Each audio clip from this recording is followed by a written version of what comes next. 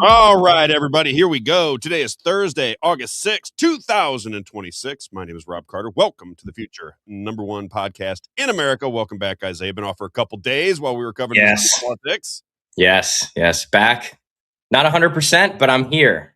Back in action.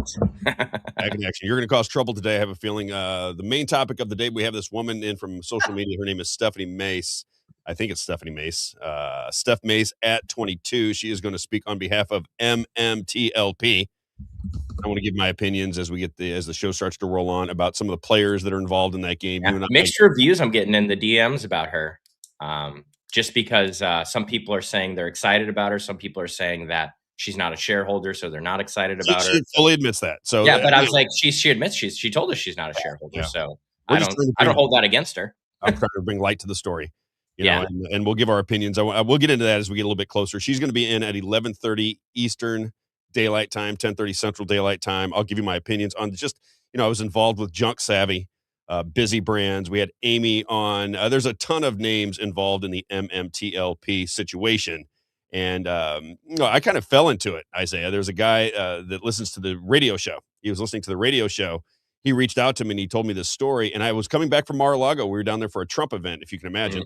And I'm driving back, and the call he left. Normally I don't call all these people back, right? You can't reply to everybody.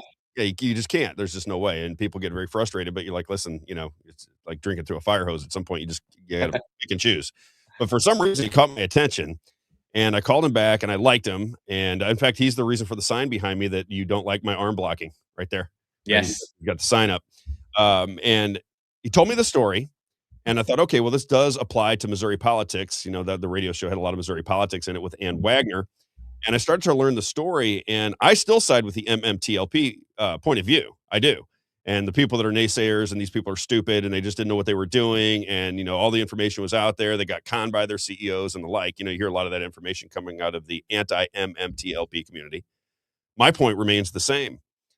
Whether it was the CEOs, which I don't believe, I've become, friendly with John Berta. He's one of the CEOs. Become friendly with him. I just don't see any where he's trying to hide anything from me. He sat and talked with me for over an hour in the studio. That had huge response. I think we had like 50 or 60,000 viewers just on social media on that conversation. So I've not seen any reason to doubt his story. Put it to you that way. But I disagree with how the people that are deep into MMTLP, the ones that are organizing everybody on social media, the ones that are kind of the face of MMTLP, I think they're going about it the wrong way, and that's why I was trying to explain to them. But they got very upset with us for doing that, and I'll explain my point of view as I'll let all those people from MMTLP join because they know Stephanie's coming on at 11:30, so they'll be joining throughout the show to hear what we have to say. Got to get caught up with you, Isaiah, primarily. For the last several days, we've been talking about Missouri politics. I just want to make one comment. A4 and A5 went down tremendously. We talked about it yesterday with Act 4 Missouri. I think that's telling for the GOP. I think they are in big, all capital letters with exclamation points, trouble. When your number one objective in Missouri is to pass amendments A4 and A5 and the voters reject them 80-20, I've never seen anything like that. Have you? I don't think you have never, ever seen anything go down like that. Never. I don't think you get 80% of Missourians to agree that today is Thursday. They were uniformly against this government because they have been so screwed over in their minds. I'm sure the Republican, establishment would disagree, but they've been so screwed over by the Republican establishment in Missouri, according to them, that there is zero chance that they would trust them. And how many times did I try to tell them, Isaiah?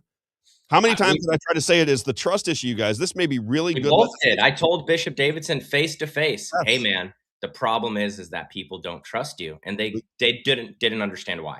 They jammed Dave Schatz down people's throats, right out in Washington, Missouri, and in Franklin County. They passed a gas tax. They didn't protect abortion. Now, again, you don't have to agree or disagree with abortion. That's not where I'm coming from. This is what the voters wanted that were voting Republican. They slapped them away on that one. The stadium bill, the quit bills. I could go on and on and on. And people just didn't trust them. So when you come out with a framework without a plan for taxes that makes us suspend, work around, whatever with the Hancock Amendment, which doesn't allow the government to raise taxes without a vote from the people, and you want that suspended for 5 years, people went, They started laughing out loud. They Yeah. said, "No way we're gonna do that." And That but clip from Rachel Maddow you played was great. You know, it's so funny that she's the one that you're playing that's yeah, telling the truth. You know, someone that we typically would probably not align with on most things, saying I don't about align with her on A4, anything. Yeah, right? About yeah. A4, hey, they're trying to take the voice from the people away. And that's And exactly what everyone could see is with A4, you're raising the bar for us, but you still have this lower bar, and that's okay. That's not which is all that's they had to do is fix the legislation, as Nicola yeah, said yesterday. He's looking at it going, okay, if you just on 4 and 5, if you make the legislation palatable for the citizens, you might get somewhere. But you made it so that we sacrifice our power in lieu of your power, and you're not trusted. Therefore, no matter even if it's good, you're not recognizing the temperature within the yeah. room. Can I get an amen? Yeah, when I talked to this is I was excited to talk about this, and I hated that I was sick during the election, but, um, talking to Bishop Davidson when I was saying, "Hey, people don't trust you," right? Um, what was I gonna say? I also asked Senator Ben Brown about it, and he didn't understand why.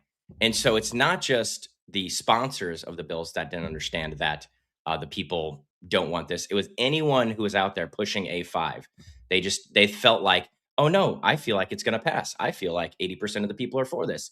I feel like it's good. I feel like we're winning. And I didn't understand that, Rob. Anyone who's pro A5 felt like they were winning all across the board, no matter if they're a representative, they're a senator, they're Scott Fawn, they're representing Missouri Promise. Everyone felt like they were winning. Everyone we're talking to, Rob, Isaiah, 80% of people are going to vote yes. And then we see at the polls that that's not the case. Well, that What do makes you me do with that, Rob? When all these politicians, you know that's a lie now. You well, know you that know, they're one of just 2 spewing. things. Either they're completely outside the bounds of their own reality, and or they're just flat out lying to make people think that Yeah, there was a groundswell for this, yeah. this And I trans love Senator tax. Ben Brown. I like them all. I don't got a problem with any of them. I Yeah, just think but this they just when what you said doesn't match the reality, that's gonna be a problem, I feel like, for you when it comes to November.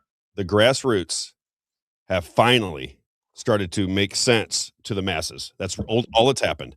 The Yeah, masses are starting to recognize that the grassroots are upset with the Republican Party for good reason in the state of Missouri. We're upset for good reason, and the mhm. people And I understand why Missouri Promise and AFP are selling it, that's their job, like we right. talked about, they're getting paid to sell it. You can kinda see And that with the people that were supporting it when we started to test them. yeah, You saw that a few times when we asked questions. I don't wanna get into any names because I like the people, they were brave enough to come yeah, on, but you can kinda tell they didn't have a lot, exactly. you know what I'm saying? That's what I don't understand is we just want transparent, honest people who are representing us, and if you're not gonna do that for us, I think that we're gonna have to, vote you out. Yeah, well, if we can. Mhm. Speaking of vote you out, I If wanna we get can, yeah, good point. yeah, I wanna get into St. Charles County. You were saying somebody from Real Talk Radio, this Miz guy, who I like. Yeah, I I mean, believe yeah. I don't get to hear him very often. He's on during my show, so, it's loathsome to for me to give praise to somebody, but I think this guy's right on the money. You were telling me that he was questioning, the Yeah, outcome I of believe he was the I listened to maybe 3 minutes, Rob, you know what I mean? Just but I Yep. happened to turn it on, and he was talking about the St. Charles County election and how it just didn't seem right. Um, how are people supporting Kurt Barr, over Jen Olson with she had all these people around her at that Real Talk event that were applauding her as she was going up, he's saying, and so he just felt like the, support he was seeing out there versus what happened at the polls didn't That's what match the up. people inside of her campaign were telling me, Isaiah. Yeah, And these are not people that were gonna they would tell me what they see, and they said there's this incredible amount of enthusiasm for Jen Olson, for St. Charles County election director, and not much for Kurt Barr. And for people that are listening from MMTLP that might be joining in for our conversation with Stephanie Mace. I think it's Stephanie Mace. I'm guessing that's what her name is. I just go by her handle, Steph Mace yeah, 22. But the reasoning behind the controversy is that Mike Lindell came to town, offered a machine to Kurt Barr, who runs the elections in St. Charles County, as goes St. Charles County, goes so any conservatism in the state of Missouri. That's where the action's at. yeah, So if you are controlling the elections there, you got a big leg up on the rest of the state, and you can really do a lot of money in St. Charles County. Let's put it that way. So the questions persist: are the elections being manipulated in St. Charles County? And when Bill Eigel gets smothered by Steve Elman, and The Jen electric Olson, Steve Ellman. the electric Steve Ellman, and then Jen Olson loses by big margins to Kurt Barr, who I don't know that anybody is supporting Kurt Barr. I don't see any of it anywhere. I mean, maybe a I handful haven't of heard people, of one person in any of the conversations we've had that said that we should support Kurt Barr.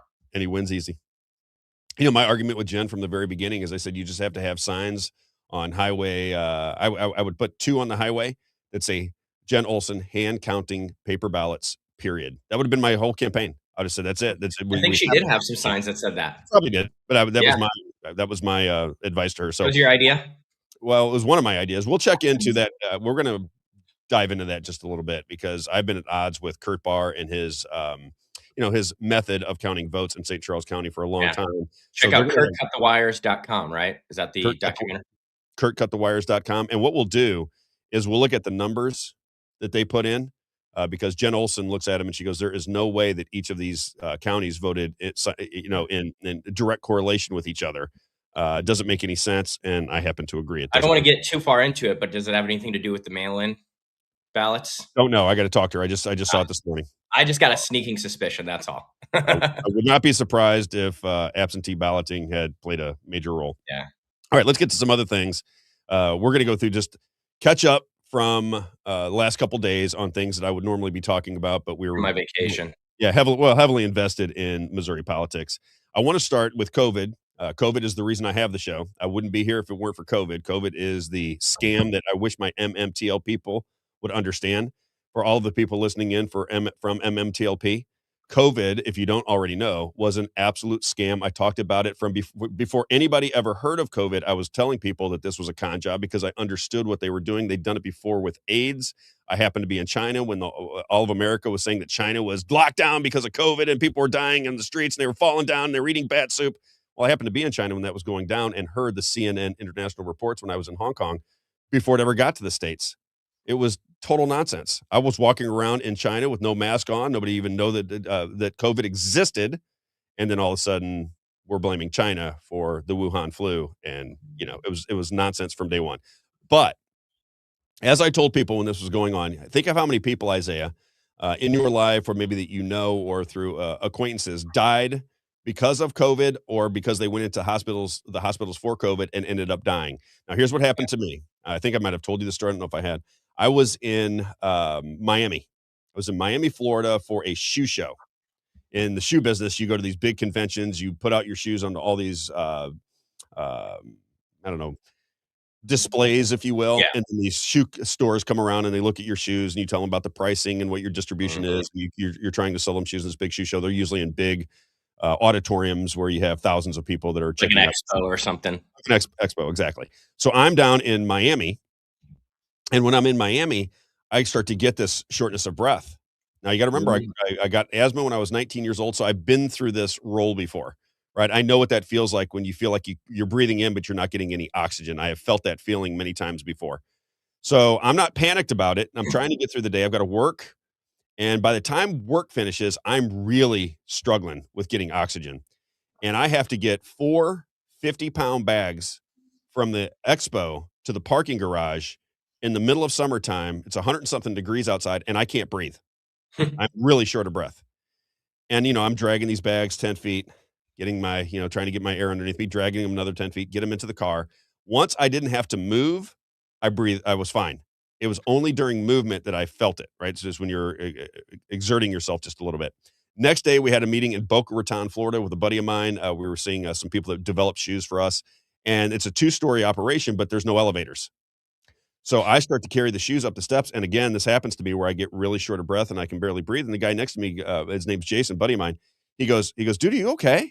And I said, man, I've been short of breath for the last couple of days. And he goes, you want me to take you to the hospital? And I said, under no circumstances, if you have to give me CPR on the floor right here, you're instructed never to take me to the hospital. He goes, are you serious? I said, do not, no matter what happens here today, do Yeah. not take me to the hospital. We get done with our meeting. I drive home. My wife is a nurse. I told her I've been through this before. I'm going to go to the urgent care and get a prednisone shot. Hmm. This is what clears my lungs, prednisone Mhm. shots. So whenever I get in this situation, which has probably happened to me 8, 9, 10 times in my life, I go to urgent care. I get a prednisone shot. I move on about my day. Not even considering COVID.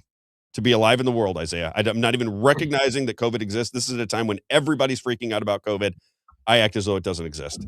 Yeah. I go to urgent care, and this Asian doctor wants to give me a test for COVID. I said, no. She goes, I have to give it to you. I said, I'm not taking the test for COVID. I came in for a prednisone shot.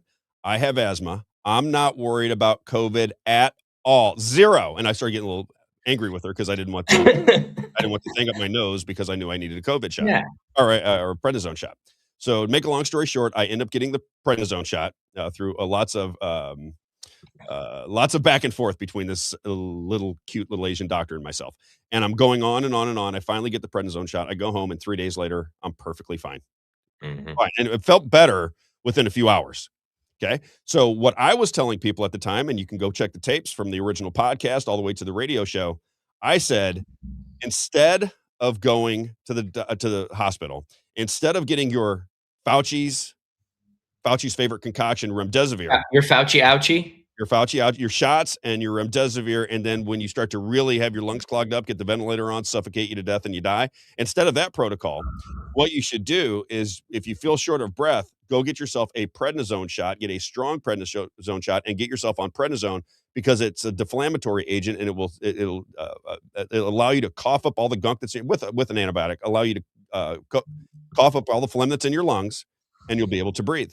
So I was saying that, Isaiah, as the doctor, Dr. Robb Carter, as Dr. Robb Carter. Call me if you need me. On TV only. On TV only. I play a doctor on television only.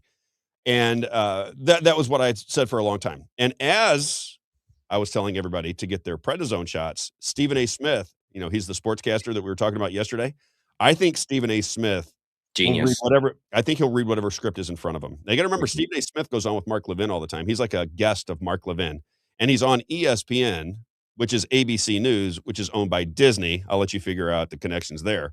But here is Stephen A. Smith, as we all try to remind our audience, when you're 6 years late, billions of dollars wasted, small businesses destroyed, your kids have become mental patients because you were putting a mask on their face at 1 year old when they were outside playing with their friends. Not at 1 year old, but let's say 3. Yeah. Okay. After all of that, as Dr. Shiva so brilliantly explained to me, that is when the shills come out and tell you what you knew when it was going on. He said, you can tell the shills because all of a sudden, when all the damage is done, then they come out and agree with the people who had it right at the time. And the people, generally speaking, that had it right at the time go there and see, now listen to Stephen A. Smith. Here's what I'm going to tell people. And I want people to understand where I'm coming from. These people suck ass. Sorry for the bad language, but you got to understand these people, like Stephen A. Smith, like Terry Bradshaw, like the leadership of the Republican Party, like the leadership of the Democrat Party, like Fox News, like CNN, like ABC, NBC, CBS, and MS Now. Every single one of them sold you and were complicit in a lie. It was a lie from the very beginning. It was always a lie. It was always a con job. And if your life was not affected by the lockdowns and the stealing of your businesses and your families dying or your friends dying because of the COVID shots and the mask and the standing on dots and the bubble wrap and the whole thing, well, then good for you. But millions of people had their lives upended because of a known con job. It was known at the time, and these people knew it was a con job at the time. They just couldn't say anything because Disney didn't want them to say anything. Therefore, they had to perpetuate this lie and make fun of everybody who didn't agree with getting a shot and a mask. Okay, so just remember that as we listen to Stephen A. Smith, somebody who everybody should shame Stephen A. Smith from now until forever. Every time you see Stephen A. Smith at a basketball game, heckle him, make his life miserable. If these people continue to read the script and humiliate people, just like they try to do here at A4 and A5 in the state of Missouri, when they try to humiliate people that have it right because they are reading the script and because they're being, what's the word for it, Isaiah? There's a motivation, financial motivation for lying to people. You have to turn the tables on them. Same thing I'm going to talk about with MMTLP. You have to turn the tables. You're not going to get justice in this system. That's a fact. Let me find it here. That is a fact. That's the fact, Jack. That's a fact, Jack. This system is designed to rape you convince you that the raping was a mistake, take your money, drag it out through the courts from now until forever, and then when it's too late, tell you, oh, you guys had it right. So I'm sorry. You guys did have it right. Sorry about that. Here is Stephen A. Smith coming clean, and listen to what he says at the very end about how the doctors ultimately treated him after they told him he was potentially gonna die. Listen to what Stephen A. Smith says. Clip number 1, Isaiah. Should be embarrassed for the self-adulation that he engaged in? You damn right I do. Because some of the things that he was telling us to do was inconsistent with science, but he was telling us it was science that led to him making the decisions that he made. Masking, 6 feet distancing, the closing of businesses, forcing businesses to push those mandates upon people like me and others. Idiot. Because I took the vaccine, and I took a booster, and I wore a mask. And we were told, hey, you ain't going to get COVID if you do that. And I got COVID. And damn it, it almost killed me. Going into 2022, I'm in the hospital 90 minutes before the ball is about to drop. And the doctor says, we've been at this for 3+ weeks. You got double pneumonia. You look really bad. If this antibiotic and this steroid does not work, Mr. Smith, I'm sorry, we're going to have to call your family. It looks that bad, but we should know in 3 hours. And through the grace of God, 3 hours later, I felt better after they gave me that steroid and that antibiotic. But those were the longest 3 hours of my life because I thought it was over. And I remember I had done exactly what Dr. Anthony Fauci was imploring us all to do. Stupid. Isaiah. Listen, I don't want to be. Got it. I got the booster, and I almost died. What did he say? What did he say? The doctor told him, we've been at this for 3 weeks. You have double pneumonia.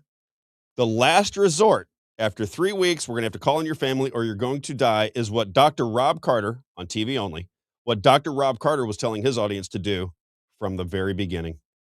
Antibiotics and a prednisone shot, which he called steroid shot. That's what they gave him because that's what worked. It is incredible to me. It is fascinating to me how brainwashed our society is. It is incredible to watch it day in and day out. The people believe in a system that does not exist. It doesn't exist. Ask Jeffrey Weinstein. Winehouse, whatever. Sorry, Jeffrey. Right here in the state of Missouri, this is a guy that videotaped his own assassination attempt, and he sits in jail for shooting somebody he never shot because it was the cops and the power and the Republican establishment, along with the Democrat establishment in the state of Missouri, that tried to take this guy out of the game because he was reporting on their malfeasance. That's justice. The guy videotaped it. He videotaped his own assassination, and the state of Missouri will do nothing for him. The only problem is they didn't know he was going to videotape it, Isaiah, but he did. And we're here to drive them crazy. We have just begun on that. Let me tell you something. We are going to drive, when Jefferson City gets back to business, we are going to drive them insane until there is justice for Jeffrey Winehouse. Just remember I said that. They're going to have to kill me or we're going to get justice for Jeffrey Winehouse because it is so despicable, sickening, evil, and unjust what they did to this man. Same situation here with everybody that died or had family members get sick from COVID. Same exact story. They do not care. All they care is that you do nothing as they're raping you. That's the only thing they care about. So long as you don't do anything, they win. Fall in line. Fall in line. Same thing's going to happen with MMTLP. This is. I've been through it. I was telling these people at the time that it was happening. I said, listen, I've been through this 1,000 times. I know what I'm talking about. You're not going to get justice through this system. You're not going to get justice. It's designed so that you don't get justice. That's the way it's set up. When they put the structure together, how do we protect ourselves from lying and cheating and stealing and sticking needles in your arm and leaving the borders wide open and co-opting your and stealing your media? How do we protect ourselves from that? Well, we protect ourselves by creating a pretend system, having all the plebes, all of the morons out there, have them fight with one another as we steal their money and their liberty. That's the plan. Stephen A. Smith, everybody. I say that if you see Stephen A. Smith, don't let him off the hook. Stephen A. Smith tried to destroy the character of Kyrie Irving, who played for the Brooklyn Nets at the time, who resisted it. He tried to destroy Aaron Rodgers. So did everybody at ESPN. They tried to destroy the reputation and the integrity of these people, and they should not be able to say, "Oh, I'm sorry. 6 years later, Dr. Fauci fooled me," when everybody at the time was telling them, "Hey, listen, dummies. You're the ones that have it wrong." It wasn't just Rob Carter. There's thousands of people saying you guys got it wrong. Maybe you should pay just a little bit more of attention. And they wanted nothing to do with it because they were reading the script from Disney, from Fox News, from ABC, from Fox News, because that's where the money was at. Isaiah, can I get an amen? I need to get something amen at the end of it. That's Stephen A. Smith. That's good. I do have some hope with Lieutenant Governor Wassinger regarding the Jeffrey Winehouse case after the whole A4, A5 situation. I don't know if you saw him reposting Jake Jackson's post. I support David Wesley. I like him. So I'm excited about this next session. I think that he's really going to push for, the cameras in the Senate, and maybe we can get something, some justice for Jeffrey as well. That's going to be a lot of fun. By the way, if you're especially if you're an MMTLP person, you want to get involved in this conversation, we're here to facilitate the conversation, nothing more than that. So if that doesn't sway you, then you're not going to want to listen. But if you want to have the conversation, we'll be reading the comments back and forth on MMTLP. If you want to hear my take on the people involved, the process involved, what I have experienced, then please, especially on X, like, share, comment, subscribe. And for all of the people that think I'm doing this for clicks and this and that and the other, I just want to remind you, that's not how we get paid. It's irrelevant to me. We're doing this as a service. We take on causes that we think are just, and we try to solve those problems. That's it. That's what we do it for. But we are an advertiser-based operation here. So I don't care if we have 5 million clicks on X, it's not going to mean a hill of beans to me. We get nothing from it. We don't even care. And if I do decide to care, if at some point we do care, we'll let you know. But for right now, we are advertiser-based. These are all my advertisers right here, 13 of them. And we'll go through the advertisers here in just a bit. But it's the only reason we do it is because we want to be helpful to the situation. That is it, period. Okay, let's get to Joe Fells. Are you aware of this guy, Isaiah? First, I've never heard of him. I was like, oh my gosh, I can't believe he has this video here, because my buddy sent this to me as well. Well, let's skip to this Joe Fells because I've never heard of him. And the way I understand it, did you know him prior to what just happened in the last couple of days? Okay. No. So apparently he's a big name, and I have to dig into it, but it's the conspiracy of the day, and I want to give my comments on it. So this guy's name is Joe Fells. It's spelled F-E-L-Z, Joe Fells. And what he was doing is he was collecting Bibles from 100, 150 years ago. And he's showing that there was a Palestine in the Bibles 100 to 150 years ago. He was showing information that we don't see in our Bibles anymore from 100 and 150 years ago. And he was collecting. He has this big library of Bibles from 100 to 150 years ago. And as Isaiah and I talk about all the time, wouldn't it make sense that if you're trying to overtake a nation or you're trying to consolidate power around the world, that you would use the word of God, change it around just a little bit for your own benefit? Are we to believe that people aren't that evil? Isaiah, do you think people they are doing it right now. So, I didn't respond yet, but Sherry tagged me on X on a post. I don't know if it was from the White House. It was from some, federal official X account, basically using an Isaiah verse saying, "Here am I, send me." And it's about, the military going out. And that has nothing to do with. It's incredible. With, the Fox News viewership is so out. Well, CNN and MSNBC, I think that's a given. Yeah. But now the Fox News twisted the scriptures to, pull the wool over their eyes, right? The Fox News people have me very concerned. They do, because they're relentlessly wrong about everything, and they fight tooth and nail to tell you that they're right when all of the information that they're digesting from Fox News leads them to several different things: vaccines, war, misinformation, fighting with your neighbors, protecting the Republicans, protecting the Jeffrey Epstein clients, everything. They just whitewash it. They give you just enough information to think they're invested in it, and they get zero done. They've been around for 27 years. They do zilch for the American people, except get them to fight with one another and collect in advertising money from the people that keep that operation running. All right. Retail United Advocacy Group says, Rob, it takes numbers on a mass to get justice. MMTLP warriors have made great strides. Strides. Exposing once everyone unites as one big army, changes will come. 100% agree. We're on the same page. Yep. And I'm going to tell you why that I think there was a falling out, not on our side. There's other people that are upset with us. We're not upset with anybody. We're just going to explain as we get a little bit closer our methodology for doing exactly what you're saying. We agree with you 100% on your methodology. We want to explain why. Okay, but we'll get there. Joe Fells. I gotta stick with the story for just a minute, Isaiah. I'm all wound up today. I can't help it. Joe Fells is a fascinating story. So, did I send? I think it's clip number 9. I want to play, Isaiah. It's the second one that I sent to you because there's 3 of them there. So let's give everybody a little bit of Joe Fells. Now, Joe Fells. The reason the story is important is within the last 2 or 3 days, he's either gone or missing. So everybody believes this guy. Is he dead? I get different. What is your take? I've heard he's dead. I don't know. But I don't know. But anyway, he was going out saying that within these old books from 100, 150 years ago in this library, they talked about free energy and how to create free energy. Well, I don't know that our overlords want us to have free energy. That would make a lot of sense. They make a lot of money on the energy business. And if they like Nikola Tesla.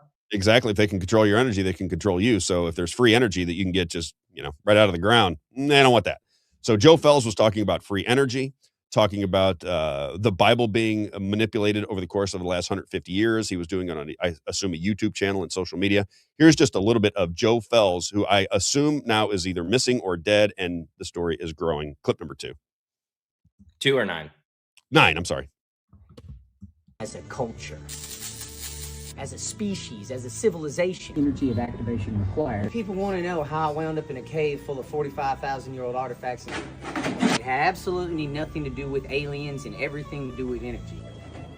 I came to Costa Rica to build a renewable energy center. You feel confident in this too? Por supuesto. I was going to feature all types of energy for classes in education. I have 2 of these machines like that. I can do a whole residential house. A massive solar system with 208 3-phase, 240, 120 that works. 100 kilowatt hours of batteries in here. Perpetual generator that runs off of water. Didn't feel safe doing this type of shit in the States. In this weird energy search, I started researching frequency energy. These are some kind of tool. I saw a video of 3 rocks that assembled, locked, turned, and made light. Energy of activation required. Electricity from a rock means frequency to me. Going down in it. So I reached out to these people, got in contact, set up a call. Tell me where I have to go and when I need to be there. I got down there and was shocked. What the fuck? The pyramid with the eye made my eyes get big. That's on the US dollar. Wasn't expecting this. You hear a lot of shit about the Illuminati. I saw a fuck ton of fake artifacts. They're making reproductions and commercializing them. Yes, they are faking artifacts and selling them. You can see the Dremel marks in it. Look at this shit. If you were with your hands, you can tell if some shit is fake. It's a Spider-Man dragon. Then there was other stuff that was legitimate. This is the piece I pulled out of the dirt. Inexplicable craftsmanship. This is one of the strangest experiences of my strange life. There was magnetic catches. Oh, I barely touched it and moved. Pieces that lit up together. Whoa. The people in the field were just like the artifacts. A lot of fake ones. Need a set of 12 towels. One for every day of the month. And a few real ones. ¿Cuándo te vas a entrar allí? Cuando descubra. That gives you an idea of who he is. And then if you don't mind, Isaiah, let's do the Bible ones. That one's number 2. So the Joe Fells is either missing or dead. I think that I think he's dead. Yeah. He was 40 Do you years know? old. You saw that black guy in there in the video. Do you know who that guy is? That guy. He's famous because he's made what he calls plastiline, and so he's going around right now, and he's doing in the States. He's done demonstrations of how he's turned plastic into diesel fuel, and he shows how he runs these trucks off this fuel that he's created from plastic. And so he takes it and he pours the fuel in there in front of everyone so that everyone can see that it works and it starts and it runs on this fuel. Really? So, yeah, interesting that he's in the video with Joe Fells and that Joe Fells has died because he was missing off social media for a while, this plastiline guy, and everyone thought he was dead. And then he came back. And so interesting that they're together. That's something that I hadn't seen that video and caught them together yet. So I'm wondering what's going to happen to that guy now. You know what I mean? Yes. Let's check out the Bible ones because I think this is very interesting. I just think that our government is not good at all. I think they're not good people. I think we need to pay attention to what they're doing. I think they've been starting war all over the world. I think they have been destroying us through food, air, water. And I know I'm a big conspiracy theorist, but I'm 56 years old. I raised 5 kids. I coached baseball at a high level for 10 years. I coached my daughter's soccer team. I've been the president of a few companies. I'm not an idiot. I'm not saying I'm the smartest person in the world, but I'm not I didn't get into conspiracies because I wanted to talk about nonsense. I started to recognize that the things that I believed were not true anymore. And I had to do some self-reflection and, because you think you know things and then you start digging into them and you realize, how did I get there? how did I come to this conclusion? It's just so dumb now in retrospect. But when you're conditioned, when you're sold, when everybody believes a certain thing, when you get into groupthink and society accepts it, you accept it. And then you dig in and you realize everybody else was wrong and you're now on the right path, if you understand what I'm saying. So here's Come what he on, has to Rob, say. the food pyramid. Don't you know? The food We're pyramid's all the supposed most to recent drink one, right? 3 gallons of milk a day. How can people not see it through COVID? I guess would be the easiest question. Now that COVID is starting to now all the things that I've been talking about for 6 or 7 years about COVID, now everybody's starting to accept it as the truth. Just remember, I was telling you that day one. Started my podcast to remind people that this was a con job that was coming, and then it came. And even the people I told them they were going to give mandatory vaccinations and masks. Isaiah, even the people I said they're going to do this. It's coming. It's coming. And then when it came, they excused it as what else would people do? First of all, Yeah. when I said, "Hey, listen, they're going to mandate masks and they're going to start selling these vaccines pretty hard. They're probably going to mandate them." And everybody in my life, I'm almost to a person, told me I was crazy. I needed to stop watching Alex Jones, these type of things because he was the whipping boy at that time. And I said, it has nothing to do with that. I said, it has to do with my experience over in China. And I happen to know some things about what they're going to do with this pandemic. And I'm telling you, this is coming. And they told me I was crazy. They'd never be able to mandate a vaccine. They'd never be able to mandate masks. Nobody would put up with it. And then when it happened and they were walking around with their 2 masks and standing in line to get the vaccines, they just told me that's the way it had to be. Told me it was impossible. It would never happen in this country. And then when it happened, they argued with me that's the way it had to be. It was saving lives. Can't make it up. All right, Joe Fells and the Bible, clip number 2. Rabbit hole on planet Earth. I've compiled a collection of Bibles that spans 90 years of history. 3 contain the Apocrypha, Bush-owned family Bible, 1812. German Bible containing the Apocrypha, 1878. The newest edition of my collection, nobody's seen this one yet, an 1884 Catholic Bible, the first one in my collection, full of newspaper clippings. This is also a reference Bible with an entire section of information not found in a normal Bible. And then my favorite is this 1895 print, another reference Bible that contains biographies of the biblical translators. These books contain a ton of truth, but it's not all the truth, so I expanded my collection. These are the books that are going in my digital library. Ancient Magic, Magnetism, and Psychic Forces, L.H. Anderson, 1895. History of the Jew, Henry Mark Millman, 1866. History of Freemasonry and Concordant Orders by a Board of Directors, 1891. This one's going to be interesting. Taoist Yoga, Chi Su, 1980s. 17 Remarkable Vignettes in Papua New Guinea. My dad's book about his missionary work in Papua New Guinea. Heroes of European History, Louise Creighton, 1907. Another new edition. Physics and Physiology of Spiritualism, William Hammond, 1871. Am I a Jew or Gentile? Thomas Davies, 1893. The History of Freemasonry, Daniel MacDonald, 1898. The Earliest Gospel, Frederick Grant, 1943. Conversations on the Bible, Enoch Pond, 1889. Magnetism and Electricity, a lab manual by W.M.S. Webb, M.N. States, 1930. 2-volume set, Original Teaching of Zoroaster, Marion Crawford, 1885. Given to me by a 33-degree Freemason, this is the Holman Bible, which is translated from ancient Eastern manuscripts. A very interesting Bible and an interesting translation. Research to find out more. Encyclopedia of Witchcraft and Demonology by Russell Hope Robbins, 1959. People give me hell about this book, but it's part of history. 1967 World Almanac containing tons of economic statistics. Egyptian mythology. Original works of Flavius Josephus, William Wyston, 1872. The Outline of History, H.G. Wells, 1920. Night Scenes in the Bible, Daniel March, 1869. This is a trove of information littered with the breadcrumbs of truth. But remember that truth is like gravity. It does not care if you know what it is, it still applies. I figure if I put 2 centuries worth of print dates full of thousands of centuries worth of information online, we can finally figure it out. And one of the videos, I thought that was it, where he talks about the Bible talking about Palestine. So it's mentioned in these old Bibles, and he starts playing it, showing you where it says Palestine in the Bible. Yeah, well, I think I've talked about this before. You know where Palestine comes from, right? The name? Where? The They Philistines. call it Palestine in the Bible. It's from the Philistines. Do you know what the Philistines are in the Bible? You described this to me once before. Do it one more time. So David and Goliath. You're familiar with that narrative of David and Goliath, the giant? Goliath is a Philistine. So Goliath is a Philistine, and the Philistines and the Israelites are at odds constantly in the Bible. And so that's that's the root of this struggle is thousands and thousands of years old from the Philistines and the Israelites. This is a I gotta find that other. long term Yeah, I had so struggle. many from him, and I chose those 2 thinking it was in there. I'll get it, maybe we'll play it tomorrow. I want you to Yeah, comment on it because that's right up your sweet spot, if yeah. people are listening in for the first time, degree in Yeah, Bible if you studies. read in Hebrew, because I know not everyone can read. I can read in Hebrew, and I can read the Bible in Hebrew. And so when you read in Hebrew, Philistine, it's the same spelling as Palestine. Palestine. So that's Sounds like a Jewish woman, Philistine. yeah, exactly. No? Yeah, Philistine, maybe. Philistine? Yeah. All right, so that's Joe Fells. Well, follow the story. It's Yeah. popping up. All the, conspiracy people on social media are beginning to talk about Joe Fells. Again, he was gonna put all of that documentation into AI, I guess. He was gonna post it online and these books. He said he's got Kevin Gosh, the magic man with those incredibly magic hands, says, I've got an Indian medicine book from 1795.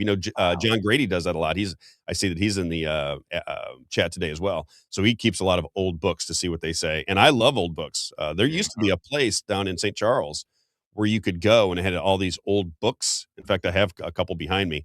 These were books that were written right around the Civil War. And it's Mm, interesting to read about what they were saying at the time because it's so at odds with what our perception of what was yeah. happening. Very bizarre. But anyway, Joe Fells, we'll keep an eye on him. I think that is the conspiracy of the week. Mhm. Is he dead because he was exploring free energy? Is he dead just because he died of natural causes? Looks like the guy was kind of healthy to me, and he was only like 40 years old. Or could there be something more nefarious? Because again, he was going to take all of that information that he had from all these old Bibles over the course of the last, from 150 years on, and upload them onto the internet so people could make head or tails of our history. Fair enough. Yeah. All Oh, right. Kimberly's asking Genesis 1:1 singular or plural. Um, yeah. So in the beginning, God created the heavens and the earth, and so Bereshit bara Elohim. Those are the first three Hebrew words of the Bible. In the beginning, God. Elohim is a plural version of a singular God, which is very interesting. So you might not find this interesting, Rob, but people who read the Bible will. Read the Elohim. Bible. That's not Yeah, yeah. nice. I mean, Oh, as you well as talk about you. how you're not able to read it every day, right? And so this will be more interesting for someone who's reading it every day, who's digesting it every Huh? day. All He right. said, "I got it right here, Come okay." on now. Just like keeping the Republic, I keep it right next to me. Right there. And so El is God in Hebrew as well, and Elohim is a plural version of the word God. And so that's the proof that the Trinity exists even in the beginning that a lot of people talk about, because in the beginning, God created the heavens and the earth, right? And it's in our image. And so there's a lot of plurality language used in Genesis 1. And so I point to that a lot, to the Hebrew language, to prove that, the Jewish religion preached that there's a triune God far before Christianity had ever brought anything into it. And so, because that's a big problem that a lot of modern Jewish people have, is that, oh, you guys worship three gods. You don't just worship one God. But the Trinity is a mysterious thing that I can't understand. And I don't think we're supposed to understand God, Rob, or else we would be God. And so, but that's what I find super interesting with Genesis 1:1 is the plurality language that's used there. I have no idea what you're talking about, but it sounds awesome. No clue what you're talking about. Yeah. What's your See, name? Isaiah? Kimberly does. Elohim. Kimberly See, knows. I told you, people who read the Bible, they're going to know, Rob. You probably won't know, but people that do are going to understand. Does Josh Hawley read the Bible? Do we know? I think he does. He's very, very versed in it. Just because someone's versed in the Bible doesn't mean that they are acting it out, though. Let's talk about Josh Hawley for a minute. Yeah. I want to give you the good and bad on Josh Hawley. Now, we've been saying for a long time that something is a little amiss with Josh Hawley. He's popular in the state of Missouri. For what reason, I'm not 100% sure. He seems to me like the new Trey Gowdy. These are the guys that have these are the guys that can cross-examine witnesses. And if you're coming from the right and Josh Hawley gets out there and he starts, grilling people, they go, I love Josh Hawley. You don't like Josh Hawley? Josh Hawley is fantastic. I mean, do you see him on Fox News? He just does such a great job. How could you not like Josh Hawley? And I go, because Josh Hawley doesn't do shit for anybody. That's the main reason. That's it. He's just talking. And what is talk? It's cheap. Cheap. So it's easy to talk. But here is Josh Hawley doing another wonderful. This is where you like Josh Hawley. if you're in Missouri. This is the reason people like Josh Hawley. This clip is going viral on X. This is Josh Hawley talking about carts, shopping carts, and what they can do at Walmart. This is a technology that they're employing at Walmart. Josh Hawley, here we go. Clip number 3, Isaiah. Check this one out.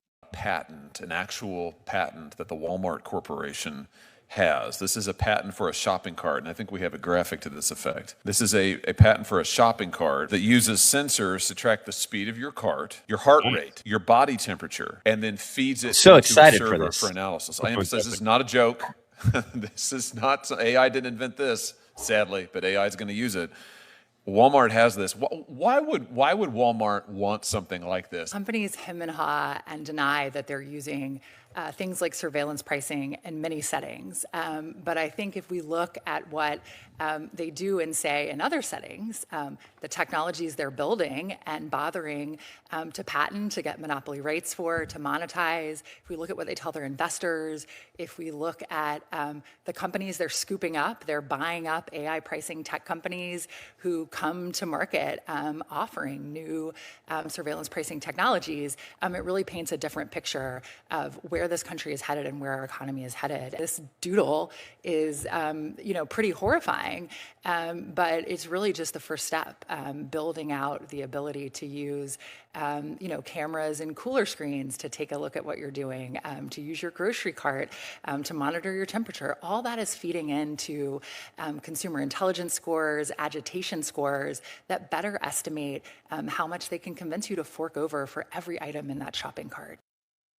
He goes on to say that you walk around with this cart, you come into Walmart, this is where you shop, and after a certain amount of time, he said they had a 60-page recap of the shopping habits of this person, how much money they were willing to spend each time they came in. It keeps a log of you when you go into Walmart, and you can only guess that the government will never do anything about that, right? Because they can't. They can't protect you from Walmart and their carts because Walmart gives them a lot of money. Don't you understand? Walmart gives them they give the politicians a lot of money. So if they give them a lot of money, then they can share your information and make you walk around with a cart that determines when you go to the bathroom and how much money you spend and how much money you're willing to spend, and share all that information with other entities around the United States. I mean, it's just perfectly fine. Let me break it down very quickly. I want everybody to remember what is happening in their world, so you can determine whether you want to do something about it. For those that are just a little bit younger, 9/11 happens, then you get the Patriot Act. Then you get 702 warrantless searches. Patriot Act, intrusion of your constitutional liberties. 702 FISA warrants, infringement on your liberties. Kill switches in your vehicles come in 2027. So if you want to be monitored in your car, that's coming in 2027. And if a central source wants to turn off your car because they don't like your facial expression or anything that you may be doing, they'll have the ability to turn off your car. Patriot Act, 702 FISA warrants, kill switches in your car, flock safety cameras by the millions going up all over the country. AI data centers that they jam down your throat, despite the fact that nobody, not one American citizen wants them other than people attached to the political establishment. Nobody else wants them, yet they're jamming them down your throat. And what did Donald Trump say? Just go with it, baby. Just come on. You gotta go with it. It's going to be great. It's going to bring in a lot of taxes. Okay. Then you have Palantir. Everybody knows about Palantir. We've talked about that a lot on this show. Palantir is the CIA entity that now seems private because they labeled it Palantir, but they got their start from a business called In-Q-Tel, which is the investment wing of the CIA. And who did Palantir put into power? That's right. Donald Trump and J.D. Vance. Who would have ever guessed that Palantir would be involved in that? Then you have the sharing of information from your social media apps. They make social media. They make Facebook and X and TikTok. They make this the town square. And then in order to use them and survive in your life, then they get to share your information. Seems wonderful. And then they want to build a fence along the southern border. So they're going to surveil you at every turn. They leave your borders wide open until you can't take it anymore. You have 40 or 50 million people in here illegally. And then they want to put up a fence on the southern border. This is the world we live in nowadays. Doesn't make any sense to me, but this is the case. See, Isaiah, are you in, out? What happened to you? I'm here. I'm just fading fast. Are you dying over there? Don't you Yeah, die on it's me. fading fast. Don't you die on me. You got anything, any kind of caffeine? Keep you rolling? I took some emergency earlier, so I'm hoping that'll kick in soon. Okay, let's move on. You don't have to show your face if you're coughing and hacking. But will you do me a favor? Let's go to clip number 5 and let me set this up. So this is when Josh Hawley talks about the shopping carts. You shouldn't go, look at Josh Hawley talking about the shopping carts. Now we know about what you should be saying is, Josh, what is the laws that you're going to put into place to protect us from such intrusions into our civil liberties? What are you going to do, Josh? Where's the plan? Let's talk about the plan, Josh. Don't just tell us that our house is being robbed. Tell us how to keep our house from being robbed. Does that make sense, everybody? This is what Josh Hawley does. They explain the problem, they tell you the problem, and they do nothing about the problem except take more of your civil liberties away, and then they'll say how great they are because of all the rhetoric that they sell on Fox News. As I say, we are in St. Louis. Josh Hawley's from Missouri. I supported Josh Hawley, went to his rallies, took pictures with him, told my audience to support Josh Hawley. And then when I wanted to ask him questions about his support for Israel and the Smith Modernization Act, and I went all the way to his chief of staff who said, yes, you're going to get an interview with Josh Hawley. He ignored us, Isaiah. I wonder why. I wonder why that would be. Why would he ignore Rob Carter? Well, what would be the purpose at the time? We're on all the same subjects, I thought. Yeah. Right? I'm the fan. I'm the buddy. I'm your guy. But he wouldn't come on and talk to me, and I just wonder why that is. Okay, let's go to the staffer accusation. Are you aware of this? What's going on? Yeah. Okay, now who was first? Yeah. Isaiah, who was first? Go back about 2 weeks. You'll see the show. You can go back 6 or 7 years. Yeah. 6 or 7 years, I have been saying I watched Kay Griggs. We did if you go through, I think you can find it on X or you can find it on Rumble. Just look down to the Kay Griggs show. Kay Griggs, husband who went to Princeton and was in the secret societies, was in the intelligence game, who was an alcoholic and kept a diary along with his wife, told of stories of how the military was grooming and promoting gay men into positions of power in this country because they could be compromised and controlled. And then I could go through a list of 50 Republicans in positions of power that my gaydar rings every time I see their face, Josh Hawley being one of them.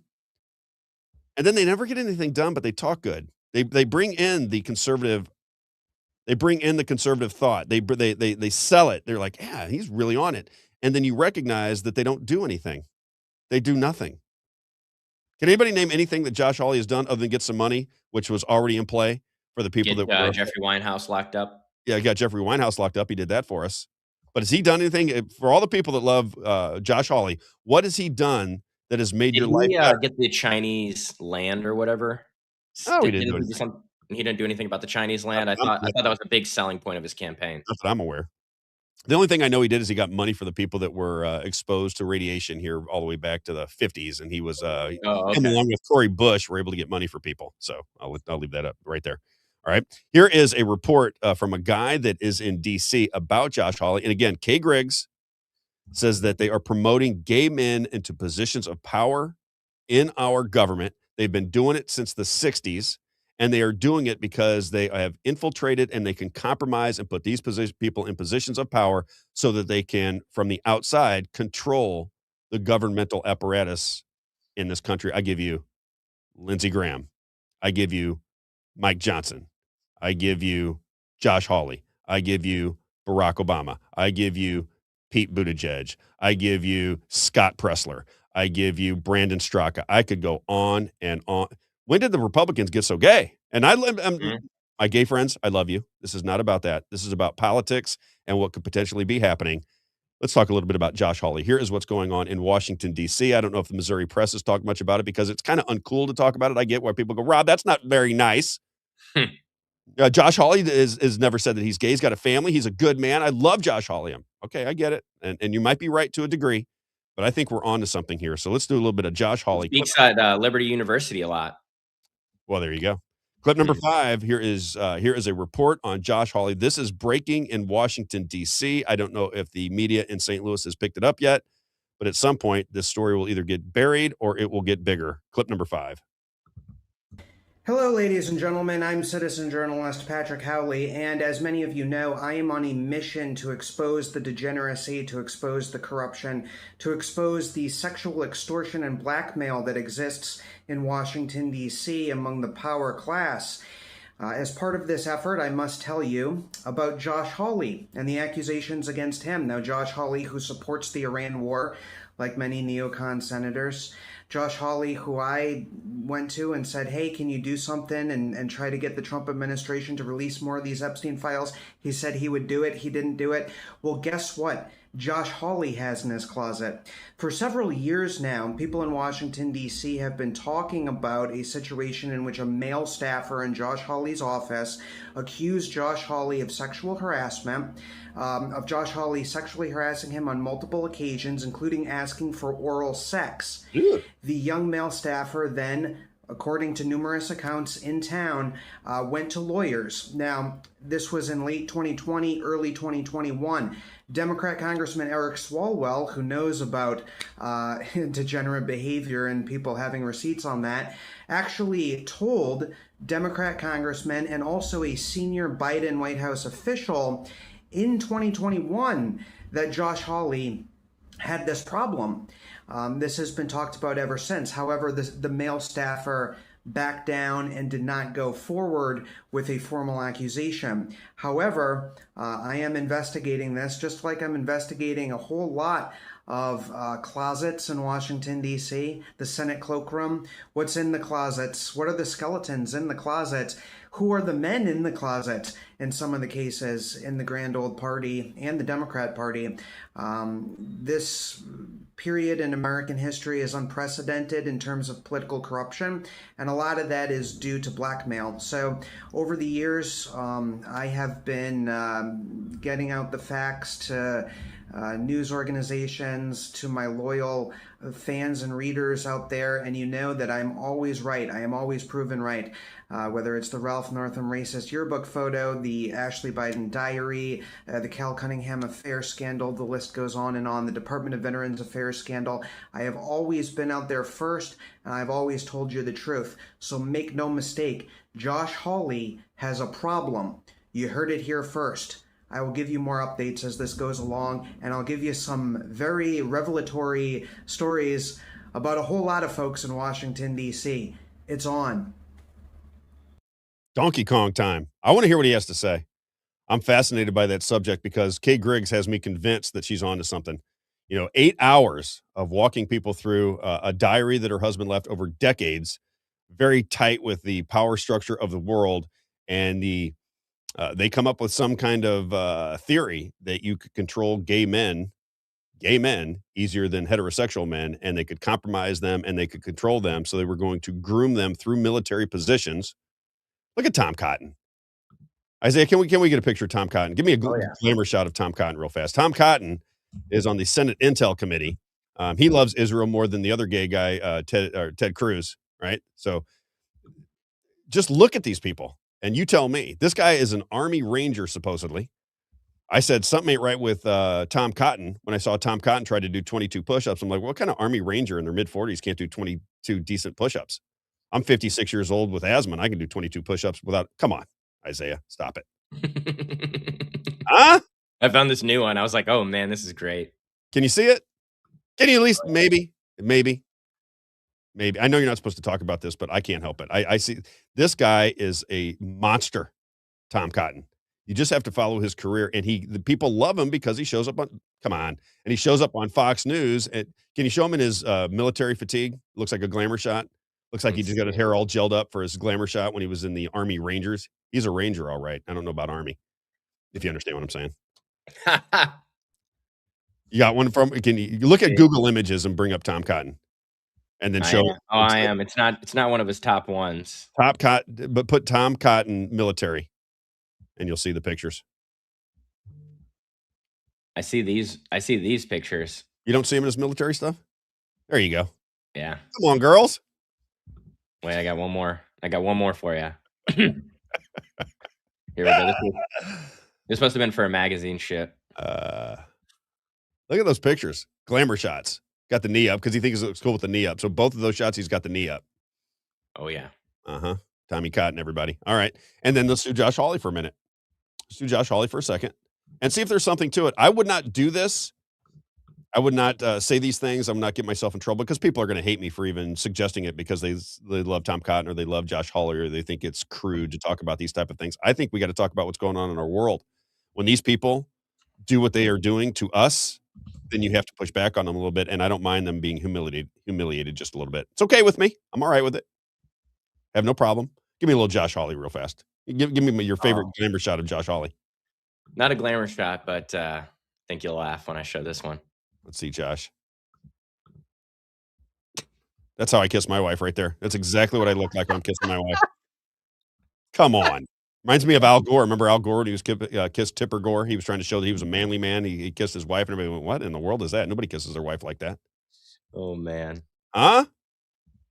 All right. Man, this is he looks pretty fabulous in this one with his kids. Look at that picture. That is so fantastic. All right. I don't know. It's something about the head angle. Something is off about Josh Hawley, and I recognize that when he wouldn't do the interview with me.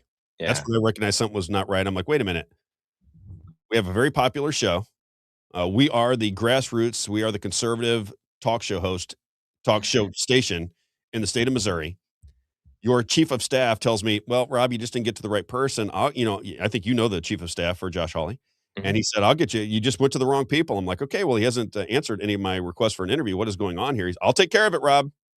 Well, he didn't take care of it. That was about a year and a half ago. We had people from our show. Come on, Sam. We need your help. Come on, Sam. And then we had people on our show. Now he doesn't want to interview. Now I don't blame him. Of course. I've ruined those opportunities, but he wasted his opportunity as well. And then we had people from our group asking him about the Smith Modernization Act. And you know what they all say? Eric Schmidt, Josh Hawley, they tell their staff and they're going to get back to you. And then when you tell their staff, you never hear another word from them. All he wears tight jeans. All right. I'll leave it there. I'm going to dig into that. So that's going to be a part of the show is the gay agenda. There's something very odd going on. And I'll say this, just look at the transgender ideology that has permeated society over the course of the last 10, 15 years. We have a society, think about this, where we allow 8-year-old children's parents that are mental patients to change their gender through medicine before they even hit puberty. That's going on in our country. Think about that. Think how insane that is. That's happening out in California. Changing the gender of a child before the child ever hits puberty. 8 and 10-year-olds. There's cases out in Florida where fathers are fighting with their mothers because their mothers want to have their child transitioned, and they're losing in court. The courts are siding with the mother to change the gender of a child, a prepubescent child. It's incredible. It's evil and incredible. But you have to have two to tango. You have to understand that the only way those things get done is if the Republicans don't fight against it. They fight in rhetoric and they use it as an issue, but they don't want to solve the problem. Politics is like cancer. If you solve the problem, there's no money in it. So you'll start to recognize over time that the Democrats and the Republicans, they don't solve anything. They don't solve the easiest of problems. Right now, we have a bill going through Congress that it's very difficult to pass that says only Americans can vote in our elections. Only Isaiah? Mm-hmm. That's a difficult one.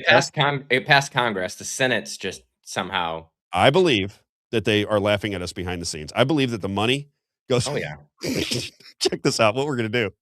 We're going to put a bill forward and we're going to say that only Americans can vote in their elections. And then you guys over here, we want you guys to say how it's going to restrict voting and it's crazy. And these people hate blacks and they hate whatever. And just start a big fight and watch how many people come to your side. This will be fun. Let's test it to see if it works.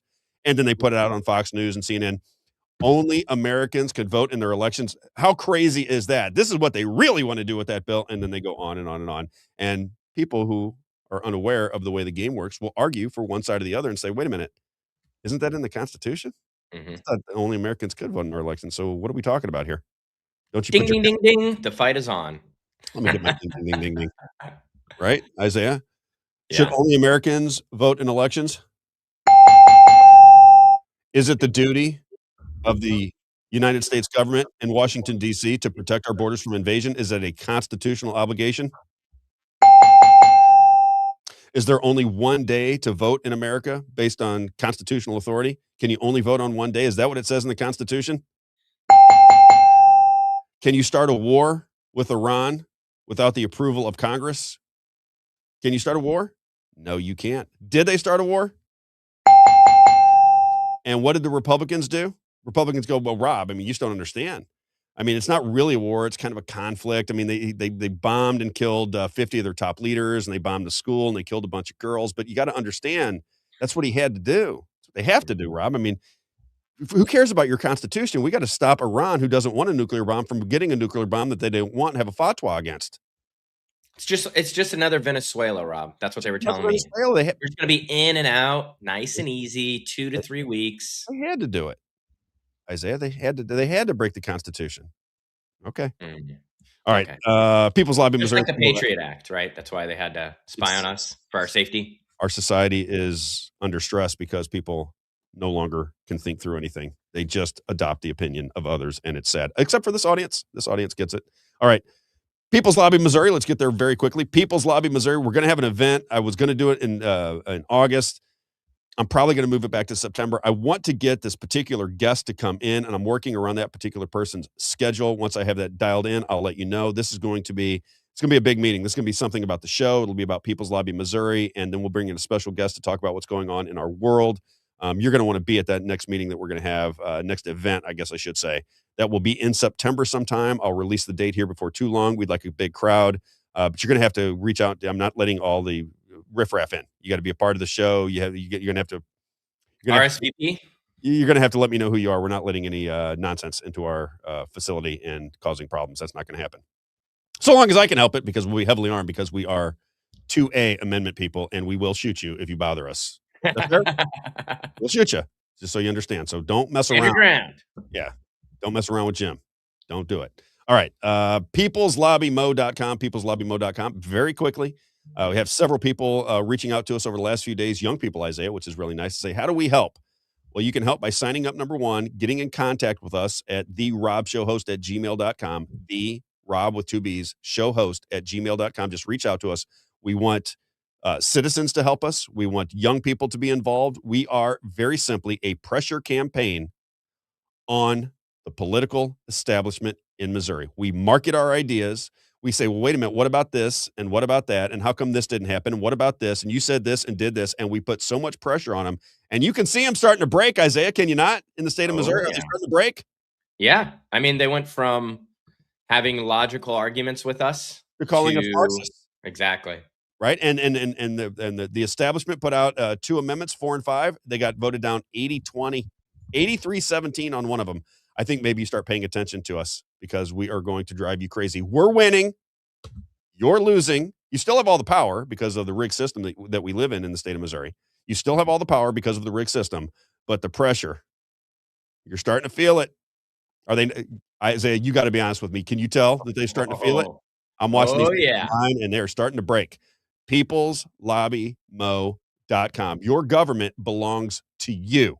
And if you don't guide your government, they will roll you. It is that simple. That has been proven throughout history. You can see it in Missouri. You can see it in Washington, D.C. You can see it all over the country.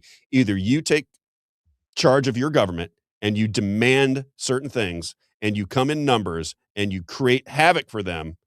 You have to have more power than the lobby. And if you don't have more power than the lobby, then ultimately the lobby is going to win. So what we say is, we need our own lobby. Isaiah, we want our lobby. peopleslobbymo.com. Sign up, donate. If you can't donate, sign up.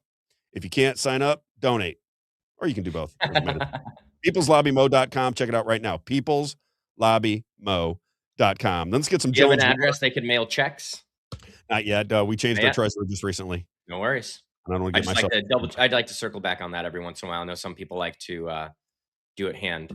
They're so afraid to do it electronically. I get it to a degree. I understand. Like it's like putting your ballot into the machines, right? It's like yeah. I'll get a PO box hesitantly, but yeah. And just to throw something out, since we're talking about Missouri politics with People's Lobby and how they're feeling the pressure. KMOV just put out this morning, some lifelong Republicans say they will vote for the Democratic candidate in November to oust the incumbent presiding commissioner in Franklin County. Oh, there you go. Wow. Well, the presiding commissioner in Franklin County was shoved down the throat by the governor, who added a gas tax as a conservative, and then wanted to put forth the Amendment 5, which was a framework without any plan. And people went, "No, I don't think so. No, not interested." All right. JonesWater.com, JonesWater.com. Again, this is our good friend Everett Jones. Everett, if you're listening, I got a guest coming on that you are absolutely going to love, talking about, are taxes voluntary? Are they legal at the federal and state level? This is a guy that is doing seminars around the country. Everett Jones said, "Rob, you got to check this guy out." I reached out to him. He is coming on next week. Okay, we got to put the date together, but he's coming on next week. Everett, if you're listening, you're going to love that show. JonesWater.com. He's been around since 1995. If you're in the Missouri area and you are drinking tap water, I mean, come on, for the love of God, please. You have to drink clean air. You have to breathe fresh air, or you're going to have ailments with you and your family from now until forever. You have to clean up your air, clean up your water in your home or business. First thing every parent should do. That's got to be, you would never want to you would never want your children or your grandparents drinking water with all kinds of chemicals in them. Just knowing that you're going to have skin issues, respiratory issues, sinus issues, all kinds of issues. Don't do it. JonesWater.com, 636-899-1040. His tagline is, "You'll be the filter, or you'll buy the filter." If you want to do business with Everett Jones on the Missouri side, it's St. Charles County, Lincoln, Franklin, Warren, St. Louis, and Jefferson. If you go to the east side, the dark side, Madison, Monroe, Jersey, and St. Clair. JonesWater.com, 636-899-1040. What about Rockit Careers? This is a nationwide business. Is he on with us today? Mitch, are you there? Yeah, he was the first comment today. My man, Mitch is rocketcareers.com. I've known Mitch since I was in high school. I think that's kind of good when you have a friend from high school that's advertising with you with a coast-to-coast business, because he knows me and I know him, and he knows that he's a good guy. He knows that I'm a good guy. I don't put advertisers in front of you who aren't decent. I do not do that. Anybody that knows me knows it's too important. My reputation is too important. I cannot gain your trust if I'm bringing fly-by-night businesses to your attention. Rocketcareers.com, very easy. Small to medium-sized businesses, listen to me, small to medium-sized businesses, if you do not have a human resources department, or your human resources department doesn't get the job done, you just simply rely on rocketcareers.com, ROCKIT careers.com. They'll find the right candidates. They'll put the right people into your business so that, you know how it is. It's hard to get good people into your business. They'll find the right people. They'll get them ready for you, and they'll put great candidates before you so that you can choose the right people to grow your business. And then again, if you're out of work, hate your job on the other side, if you're somebody who's looking for work, somebody who hates their job and just can't take it for another day, and you've never thought about job placement services, reach out to these guys. They'll explain to you that you can launch a new career. Hell, I'm one of them. I'm right here. I'm 53 years old. I was in the shoe business since I was 15 years old. I didn't even know that I could actually make a living doing anything else. And I changed my life completely 3, 4, 5 years ago. Got away from the shoe business. I'm now in media, and life is great because I'm doing something that I love every single day. Just think about that. Launch a new career with rocketcareers.com. 636-778-2419. Nice and slow this time. 636-778-2419. Or check out their website, Rockit, ROCKIT careers.com. My good friends, Mitch and Brian, best call you ever make if you're looking to find work. And then Valvoline Express Care, I hear they're expanding. Got a message last night. They're expanding. Right on, Valvoline Express Care. This is my man, Tony Clark.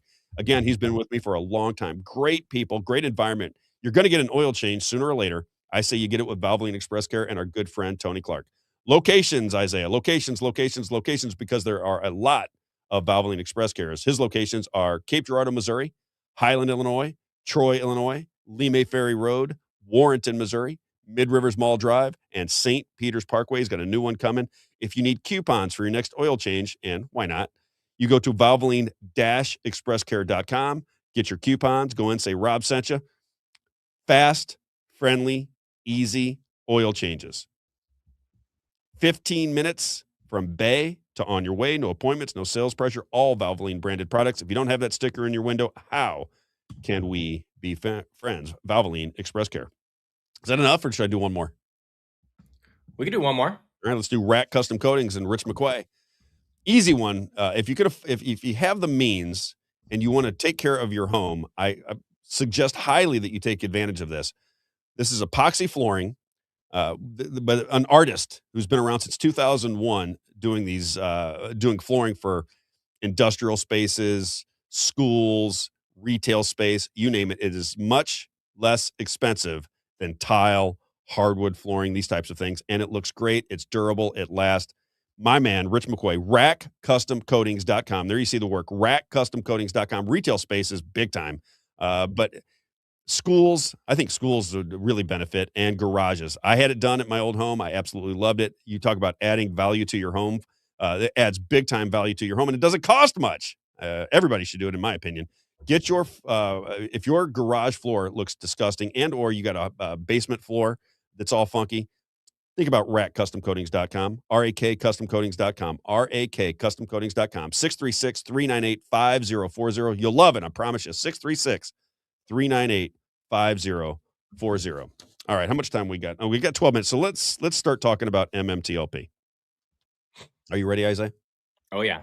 What is your take, Isaiah? Just backing up over here for a minute. Sorry. Yeah, you got called producer boy, and they came after you just a little bit because of us wanting to have a debate.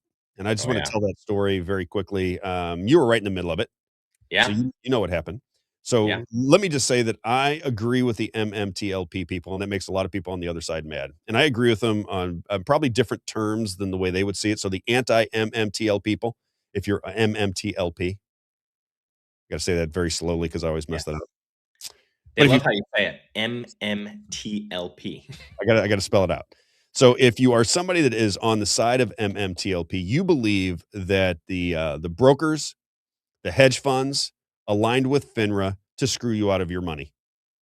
A U3 halt that was done too early, in their opinion. It stifled trade, and their money that they had invested in MMTLP was lost. If you're on the other side, they believe that the information was out there, that these retail investors that lost their money in the investment, they just didn't understand the rules. They didn't understand what they were doing. They're a bunch of hayseeds, and they got taken advantage of, and it's because they're inexperienced at trading over-the-counter stocks. That's what they believe. Right, Isaiah? Do I have that right in your humble opinion? And from what I understand, I'm not an expert at this, but similar to situations that we've seen like with GameStop and situations like that, from what I understand. With GameStop, I think it was GameStop where the trading was halted and things like that with Robinhood. And so essentially, I think what they're saying is maybe government overreach, stopping the halting, and maybe some collusion or something like that. They believe there's collusion. The people that are the face of MMTLP believe there was collusion. Yeah. Okay. And I'll just explain this to the audience out there that's going, MMTLP, I don't care about the stock markets, Rob. This is something you'll be it's like a spy novel of sorts. So it is very interesting. Could be a Netflix documentary. At some point, it probably has to be. And I'll get into that when Stephanie comes on. But let me give you the background for me. As I said, we had a listener of our radio show reach out to me and said, Rob, will you cover the story because it applies to Missouri? Ann Wagner, she sits on the Financial Services Committee. She's out of Missouri. She's a major player. She just won her primary, endorsed by Donald Trump. She advertised on the radio station that I was at. So she was a major player, and they wanted me to get her ear. I did. And her chief of staff replied back to me after we were trying to set up an interview and said, oh, Ann just says that this is under investigation. There's nothing that she can really comment on. The chief of staff that was wearing the KN95 mask? I don't know. Was he? I hear he's a good person. I don't know. Oh, okay. No, that was the lady that we met when we were in there. I think she was some type of I don't think it was. No, this is a young male. Okay. Staffer. And he said, she has no comment on it. And we pushed pretty hard to get that information. Then we had Attorney General from Missouri, who's now in the FBI under Donald Trump. His name's Andrew Bailey. We had him on the show. I asked him about it. We had Secretary of State from Missouri, Denny Hoskins, on the show. We asked him about it. And what I started to realize was they're not going to do anything about it. It's that simple. They're not going to do anything about it. So the MMTLP, the face of it, was this woman who goes online by Junk Savvy. And I talked to her at hours and hours and hours on the phone. She was in alignment with a guy who goes by Busy Brands on X. And I like both of them. I have nothing negative to say about either one of them. I think they feel betrayed by me because I had a different methodology of getting the story out there. So my method was have a conversation about it because you have a lot of people that say you're wrong about everything. And one of them was this woman, Amy. Is that Amy in the chat right there? Oh, yeah. Here she is. Just So Amy said, I'll debate. I want to debate. She heard us talking about it on the show. She said, I'll debate. And then Junk Savvy said, okay, I'll debate. I went on to a Spaces conversation on X. She said, just set it up, Rob. Just set it up. I go, okay, I'm going to set it up. Now, from my perspective, if I'm setting up a debate on my show and I promote a debate on my show, I have a freaking show to do, Isaiah. This is my life. Show goes on. Yeah, I got to get this done. I'm telling my audience to look forward to something. I'm getting it out to everybody, and you told me to do it, which I had on the X Spaces call. You heard it, Isaiah, right? So I don't know why you're mad at me. You said that you were going to have a call. Now, subsequent to that, you wanted to have conversation with me, this, and that, and the other. I as a journalist facilitating a conversation, I cannot start taking sides. It is for the audience to decide.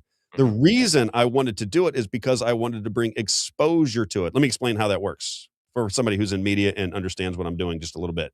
I think anyway, Isaiah, I think I know what I'm doing. When you would have had that debate between Amy and Junk Savvy, you would have had a huge audience. You'd have had people all over X paying attention to it because the people that support Amy love Amy. They support Amy. They go on X Spaces with her and have conversations, and they are tied to Amy. On the other side, you got Busy Brands, and you've got MMTLP Canada. You've got Junk Savvy, and they are very pro MMTLP. They have a methodology of getting the information out to everybody. It's using media sources, and then ultimately, I think they're going to get some judgment, they believe, from the courts overseeing these cases. That's their take.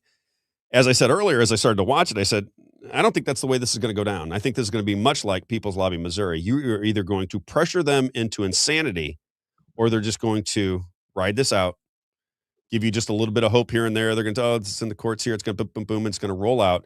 And ultimately, you may get something, but you're not going to get what you desire. That was my take. And I don't even know. They could have gotten something by now. I haven't been paying attention to the story very much. That's why I want to have Stephanie on. Yeah. There's been some developments. I haven't been following it. Right. I mean, they could prove me wrong, to which I'll say I'm wrong. Mm-hmm. But my philosophy has always been, when you have a really heated debate, it draws people in. If you are scrolling through your feed on X and you just want to get people to pay attention to it, have a fist fight on there with somebody. Have two people nose to nose with somebody. Have two people screaming at each other and going at it, and you'll recognize that people start to click on it. Isn't that Pierce Morgan's entire show? Entire show. So if you can create animosity between two rival factions, and then people supporting either one of those rival factions meet face to face and they're going to have a debate, you're drawing attention to it. I think the people that were upset with me on MMTLP believed that I needed to side with them, that they were right. The other people were shills. The other people were being paid to smear their cause. And we platformed them. That's what they kept saying. You shouldn't even platform these people. I look at it from a completely different lens. I look at it as though what you need is exposure, period. You need as much exposure as you can possibly get. You got exposure in the political arena. And then what I was beginning to understand, and I won't say how, was that we had conversations going on with Robert F. Kennedy Jr. There was a letter that was being sent to Donald Trump. And I kept thinking to myself, I know that you people love Donald Trump, not the MMT, but there are people that love Donald Trump, and they think that they get something to Donald Trump, everything's going to be great. I asked if Michael Castellero got anything great from Trump. He was a big MAGA guy who's getting ready to go to prison because he can't get a pardon from Donald Trump. He hasn't got one yet, as I understand it. Donald Trump has been arranging and manipulating the market for quite some time. Are people aware of that? Are you not paying attention? Do you not believe that story to be true? Because you can verify it. It's easy. It'll take you 10 minutes. You don't have to be a genius. Okay. So he is manipulating the market. So you want the guy that pardoned Michael Milken, look him up. You want the guy that pardoned Michael Milken. You want that guy to solve your manipulation of the market schemes? I mean, I just don't see that happening. It doesn't make any sense to me. Right? It's just doesn't make any sense. So for me, it comes down to pressure. And what Robb's willing to do for you is give you a platform from which to clip it. I'm only going to go so big. Since I've left the radio station, when we put something out there, it's going to get, over time, it's going to get out to between just the show, 3, 5, 10,000 people on a daily basis. All right. That's where it's going to be. But the clips, we had a clip that got 100 million views on it. Right, Isaiah, when we went to see Massey? Yeah. So this is where you guys come in. So my point was, let's have this discussion out there. You guys are all very savvy on social media. You take what you like from it. You clip it. You have, if there's 500 people in the MMTL community that is dogged and they're sticking with it, you 500 people, you clip portions of that show that you like, you spread it on social media. All of you start to post and repost and repost and repost until that information is out there in a big way. And people will click on it if they see the argument going on. You take the argument out of play, and people that are paying attention to the financial markets goes right over there. They don't care. They don't know and they don't care. Yeah. The argument they care about. You understand what I'm saying, Isaiah? Does this make sense to you? No, that's exactly how I felt in Washington, D.C. when we're talking to these people. The only story that I felt like anyone cared about was the that staffer, was it at Jason's Smith? Jason Smith, yeah, from Missouri. His office. That young man was actually interested in the Jeffrey Winehouse story, listened to us, took copious notes on the story. Did we get a call from Jason Smith? We didn't get a call, but I would say that was the most interest from a staffer on any subject that we brought up. Yep. Was that he didn't take those notes about MMTLP. Yep. Ann Wagner's team didn't take any notes around MMTLP. They, you know, The Ann Wagner girl had 2 masks on when we got in there. And we said USS Liberty, and that was, you know. Oh yeah, as soon as we said USS Liberty, they were running for the hills. And then you have my friend Earth Hippie Freedom here says Trevor Milton. Now, Trevor Milton did get a pardon from Donald Trump. Trevor Milton, if we remember, he was on my show. He went on Tucker Carlson. He had a huge show with Tucker Carlson, 60 million views or such. I got him on our show, and we talked about it. He believes that MMTLP went through a similar situation as he did. So to their point, Earthship Freedom, there is a pardon out there. But this isn't a pardon. You're not looking for a pardon. What you're looking for is somebody to fix a situation that's being rigged by the people that are rigging the system. You want the system to be adjusted by the people that are manipulating the system. That's what you're asking to have happen. And I don't believe that's going to happen in any way, shape, or form. But that's just my opinion. I could be wrong. You guys could all be right. But to use our show, that's where we were coming from. That is what we thought we could do to help you. We weren't trying to cause you any pain. We weren't trying to hurt you in any way, shape, or form. We happen to agree that regardless of who was at fault, the MMTLP investors got robbed. That's our position. We believe they were misled. If they just didn't understand the circumstances and they're not smart investors, got to have some protections for those people. You have to have protections for them.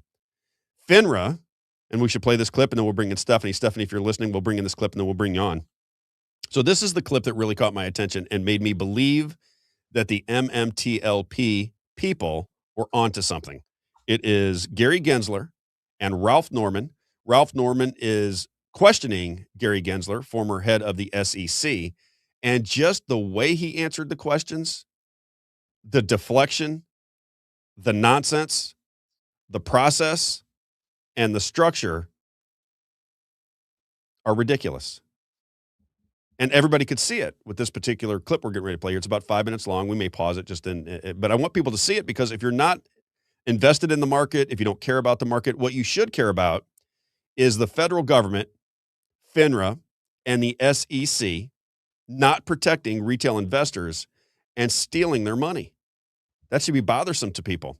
And if the CEOs did it, which is what the other side says, the other side said the CEOs were involved in it. They have the bird lady and all these people go out and try to drive up this stock as though it's something great. This and that and the other people are buying into it. And it was all a big con orchestrated by the CEOs. I don't believe that. I don't believe that. They may be right at the end of the day. I don't know. This is not my lane.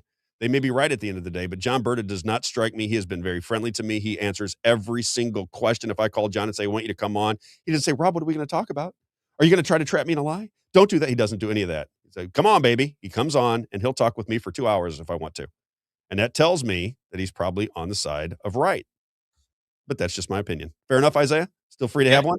If it's free to have an opinion, that's mine. Okay, let's do Gary Gensler. Still in America so far. Right. Let's talk about Israel, you know. All right. This might go well because we're not talking about Israel today. Gary Gensler and Ralph Norman, just check this out as a partial observer of this information. You tell me whether Gary Gensler is lying through his teeth, whether the system makes any sense where FINRA, a private organization made up of broker-dealers, should be able to halt trading for the brokerage firms that they're in. I mean, it's crazy, in my opinion. All right, clip number 7. From many Idahoans, how they've been impacted by the troubling trading halt of the metamaterials or MMTLP investors across the country share these same concerns. They have a lot of questions about what happened, the inability to sell the stock, and potential IRS implications.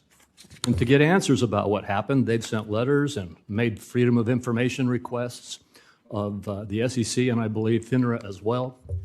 And as of this point, I don't think we have the full response. And you know that my office has engaged to get answers as well.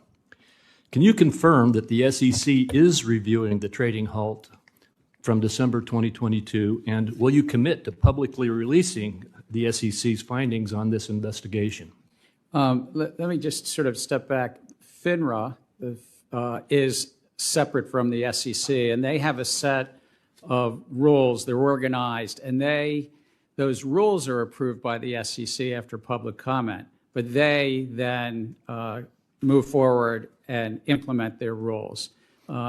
The matter that you raised around metamaterials, if I recall the name of it,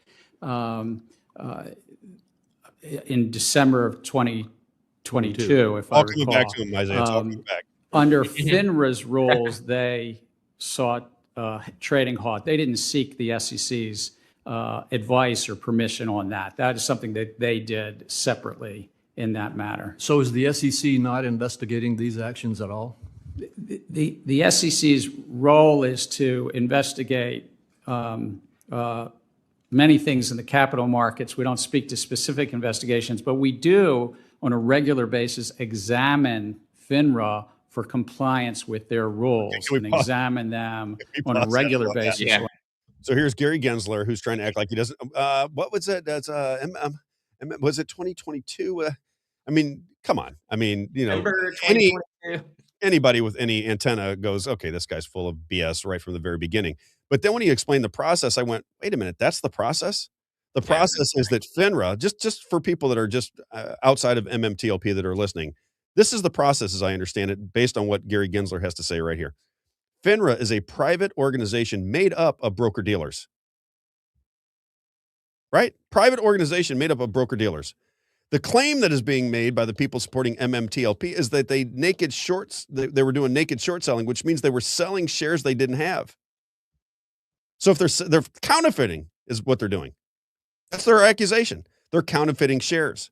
And then you have, so let's say that they're right. Let's say that MMTLP is right for just for this conversation. If MMTLP is right, and this is just my opinion, if MMTLP is right and naked short sells are how these brokerages are making their money, they're selling shares they don't have, diluting the price of the shares because now we're selling shares into the market that aren't really there. They're just made up fiction, just made up shares. And then you stop trading and you go, wait a minute, who stopped the trading? We got to look at them. And you find out that it's FINRA made up of the same broker dealers that were doing the short selling. And you say, well, how do we get to the bottom of that? We got to go to the SEC. Those are the ones that are in charge. And you go to the SEC and he goes, well, we write the rules and we check their rules every now and again, but they get to do it in their private organization. There's not much. What in the F are people talking about? It's just, to me, it's just insane. And I can't help but to think, is this the system that we live in? A private organization that doesn't really answer to the SEC. They just make sure they're following their own rules, are able to stop trading, steal the money, and then the organization that would get to the bottom of it are the same people that MMTLP said stole the money. It's like asking a bank robber to investigate their bank robbery. How do you think that's going to work, Isaiah? Does that make any sense to you? It's kind of like the police investigating themselves. What's Amy saying here? What's Amy got? Yeah, OTC stocks. That's my point. I'm with you, Amy. Yeah. Yeah, that's exactly what we're saying. I'm giving you the argument on the MMTLP side that makes a lot of sense to me. I think she agrees on some of this stuff too. From I think what she does too. Here. Yeah, Amy was reasonable with us. I know that people on the MMTLP side hate her. She was completely reasonable with us. My point is, if FINRA I think both sides now they throw a lot of shade at each other. It's which just is great. That's what we're part of the nature of what it is now. I think I want mud wrestling. I want mud wrestling because people will watch mud wrestling. It'll give more attention to MMTLP. You'll have more people in your camp because more people will be watching. So let's do the mud wrestling and let's get it on. That's what I was trying to get done the first time, but people they want their side told and nobody else's. I think it's a mistake. Okay, so think about it for just a second. If MMTLP claims that naked short selling was the reason for the halt, And then you say, well, who is going to get to the bottom of that? Because if they were naked short selling, if they were selling counterfeit shares and we busted them, then who's going to hold them accountable? Well, it's going to be FINRA. Well, who is FINRA? FINRA are the same people that would have halted it in the first place, or work alongside with the same people that would have halted the trade in the first place, and then the money goes away. And I don't know how anybody, honest to God, I don't know how anybody can't see it through that lens at the very least. Even if you think these people were misguided and are wrong, how do you approve of that system? How do you approve of a private entity made up of sharks, like these brokerage firms and these hedge funds? Why would they oversee the markets without any government control of it whatsoever, other than the SEC? And, come on with the SEC. Look at Gary Gensler. You think that guy's shooting you straight? It looked like he's shooting anybody straight, Isaiah? What's your take on when you watch Gary Gensler? Looks like an alien. I was like, oh my gosh, dude, what's up with your fingers, man? This is Third, continue on so people can get a sense of who Gary Gensler is. This is the guy under Biden, by the way. On whether they're following their own rules as put out to public comment. And are you examining their process and their compliance with their own rules with regard to MMTLP? We regularly examine, because they're such an important part of the capital markets, we examine them annually, I think.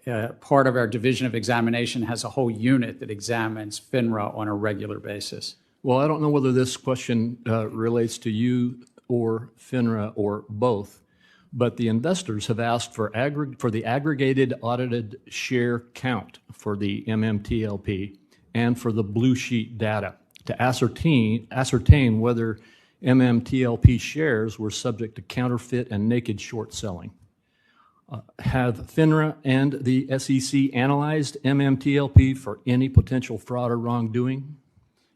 We seek to analyze fraud and wrongdoing wherever it might be in our capital markets, and certainly we're well aware of these matters, but I can't speak about specific possible investigations or even confirm or deny whether we have them, because it protects the markets. When we sometimes close an investigation and we don't find something, but certainly we could follow up staff about the specific questions about data. All right. Am I hearing you say, though, I do believe I'm hearing you say that there could be an investigation underway, but you can't give data about it. But if there is an investigation underway into these matters, and if that investigation finds answers, is that information not going to be made available to the public? We only make information as guy. a result of any investigation public if we either settle or bring charges in competent courts. And that really helps protect the public and protects individuals when we don't bring charges. Well, then how are investors and, frankly, Congress to know whether you have even undertaken such an investigation or whether such an investigation has resulted in any outcome? You're not to know. Again, part of, I think, the scam trust in our capital markets is being a cop on the beat, but also when we close investigations that do not result in either litigation or a settlement, that's really between those various registrants or market participants that it's been closed, and they have a right to say it's been closed. How can any sane person that requires justice and fairness in their life think that that's okay? Yeah. It may be under investigation.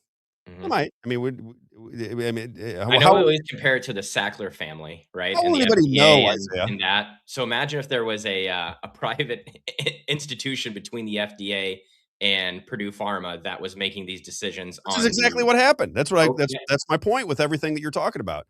If you understand COVID opened up the Pandora's box to how our system works. COVID, if you didn't pay attention to it, if you didn't pay attention to Robert F. Kennedy Jr. explaining how the whole system worked, if the Sackler family doesn't ring a bell to you, those are the ones that sold synthetic heroin to your kids and got them all addicted to drugs. They went on the streets and started taking heroin, and then 100,000 kids were dying every year. That was the Sackler family. They made probably $15 billion and paid a $2 billion settlement back to the people that allowed it all to happen. And what a great deal it is. So what they were trying to explain, or what Robert F. Kennedy Jr. was trying to explain, was you have people like Scott Gottlieb, who works for the pharmaceutical companies, Then he comes in and works for the FDA. Then as he's working for the FDA, he puts schemes together to allow drugs to go onto the market. And then he leaves the FDA once the drugs are on the market, goes back to his private firm and collects a commission check. What a great system it is. Same situation here. Same situation with the insurance companies, hospital administrations. I could go on and on and on and on and on. It is a grift. It is a con. It is a theft, in my opinion. All right, Amy, what do you got? It's a good point.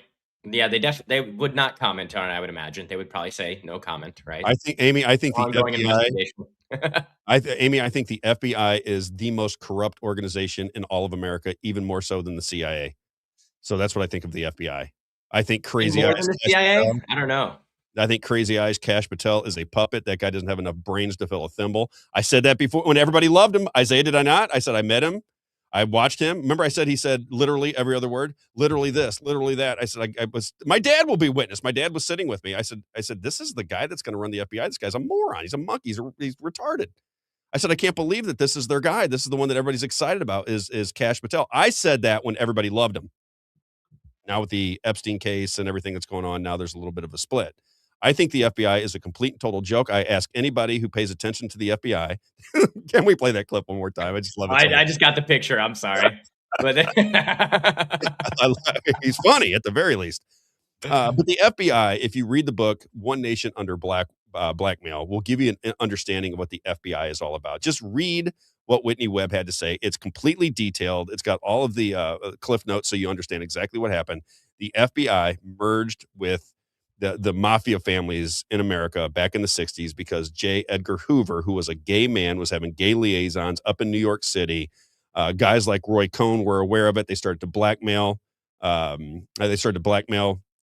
J. Edgar Hoover, and all of a sudden you had a merging of the FBI and the intelligence agencies, and that is why you have the Kennedy assassination that nobody could figure out, the Martin Luther King assassination that nobody could figure out. You had the Malcolm X assassination where the FBI was actually in the room when that assassination took place. Nobody was held accountable.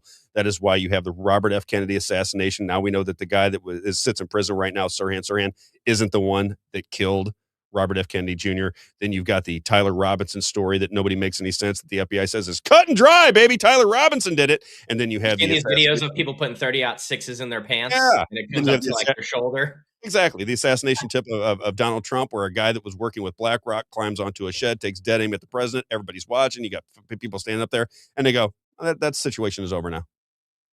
Okay. They are BS artists. And I wouldn't be surprised if the FBI would protect this scam more than expose it. What do you think, Isaiah? What's your take on it?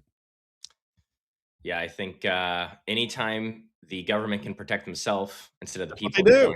I think going back to what we talk about Missouri, I think it's the same for the federal government, Missouri Inc. And so, USA Inc. we could call it, right? And if you understand business, Rob and I have worked in the corporate business for a long time. It's over these people. That's why they'll understand this. All the MMTLP people will understand this. I'm thinking about our regular listeners maybe, but you protect the business first. That's you always look to protect the business before the people that are working for the business, unfortunately. And that's what Rob and I profit is king about the corporate world and why we love small businesses, because we've seen so many times. I had a CEO come to me when COVID started, say, got to fire half the staff, Isaiah. Can you start getting this ready and pick the people that you want to fire? I'm like, oh my gosh, what the heck? Oh, yeah. You get fired for making too much money. You get fired when there's a downturn. I don't like the corporate world, but that's neither here nor there. Let's bring in Steph Mace, 22. Yeah. She's like, Rob, you told me 11:30. You didn't say 11:46. What are you doing? What's up, Steph? Hi. All right, we got a little feedback. So you got something coming out of your computer into a microphone. You're close. Isaiah, what's going on? Might have to turn your volume down. Oh, my volume down. Can you hear us? I can hear you fine. Yeah. Yeah. See, we're getting Isaiah will figure this out. What do you think it is? I think it's just coming back on her device, filtering from the speaker to the microphone. And she wanted headphones.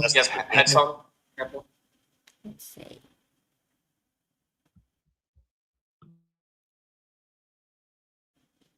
Hang on, everybody. Twice.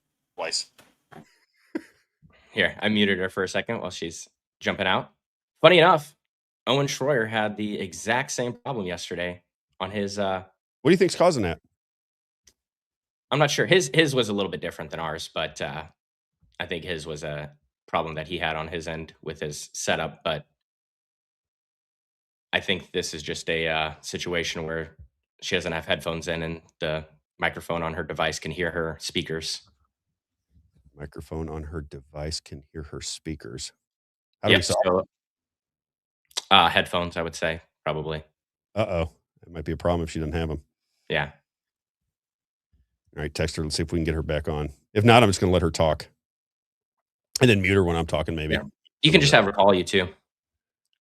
Pull her back up. Let's see if she's made any. She's not here. She's not here, Ryan. She's coming back in? Yep. All right, hang on. Yeah, and he's saying, yep, that happened to Owen. He couldn't get it fixed. I know. I was watching. I thought that was crazy. Yeah, because yesterday he was talking about Missouri Amendment 5, right? Yeah, underwhelming. He only mentioned he had so much news he was going through that he just brushed over it. But he talked about how he essentially saw the headline, was like, what the heck? Missourians aren't cutting income tax. What's this? And then he said, I dug into it and I realized, oh, okay, so you're going to say you're cutting the tax over here, but really raise taxes on people and charge them more money. He's like, that's. So he figured it out. Oh, yeah, he figured it out quickly. All right.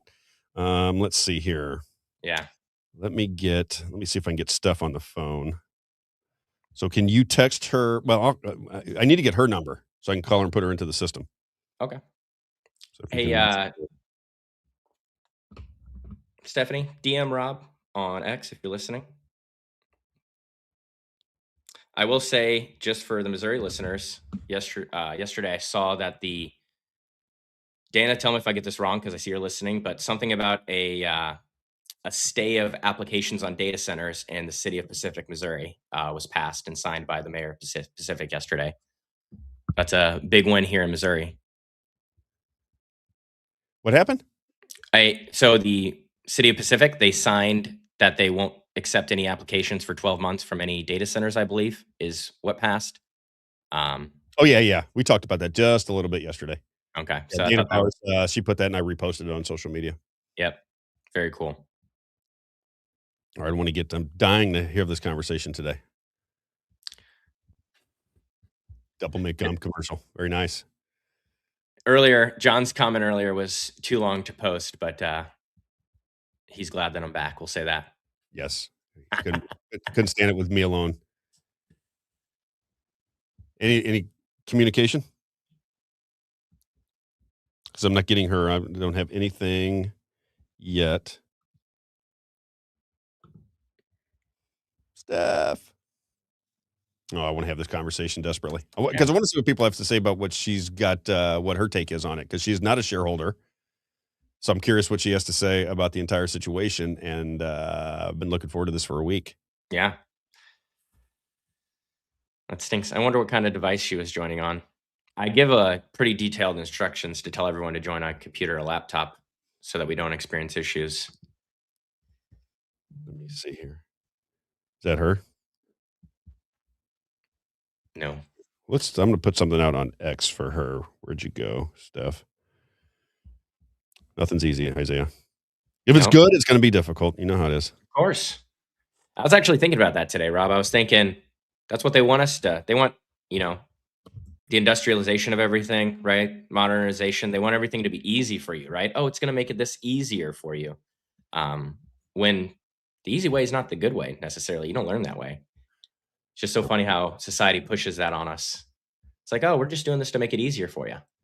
Uh-huh. Like, oh, we want flood cameras to make it easier for our police officers. That's all we're trying to do is make you more safe. It's going to be easier for them to help fight crime, Rob. All right, let's see. Did that go? Oh my Lord.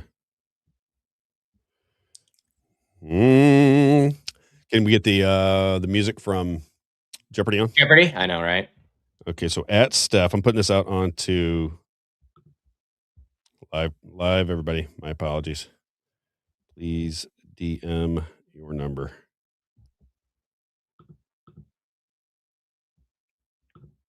Okay, so we got that out there. And all we can do is wait. You want to get into a couple things while we wait for her? I'm sorry, because the MMTLP audience is like, what is going on? Let's bring it. But I'm going to have to wait.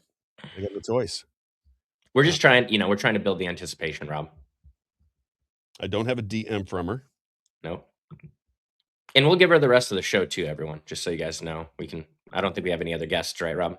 No, she's, I was going to get her for an hour and a half. Yeah. So don't What a worry. bummer. I know.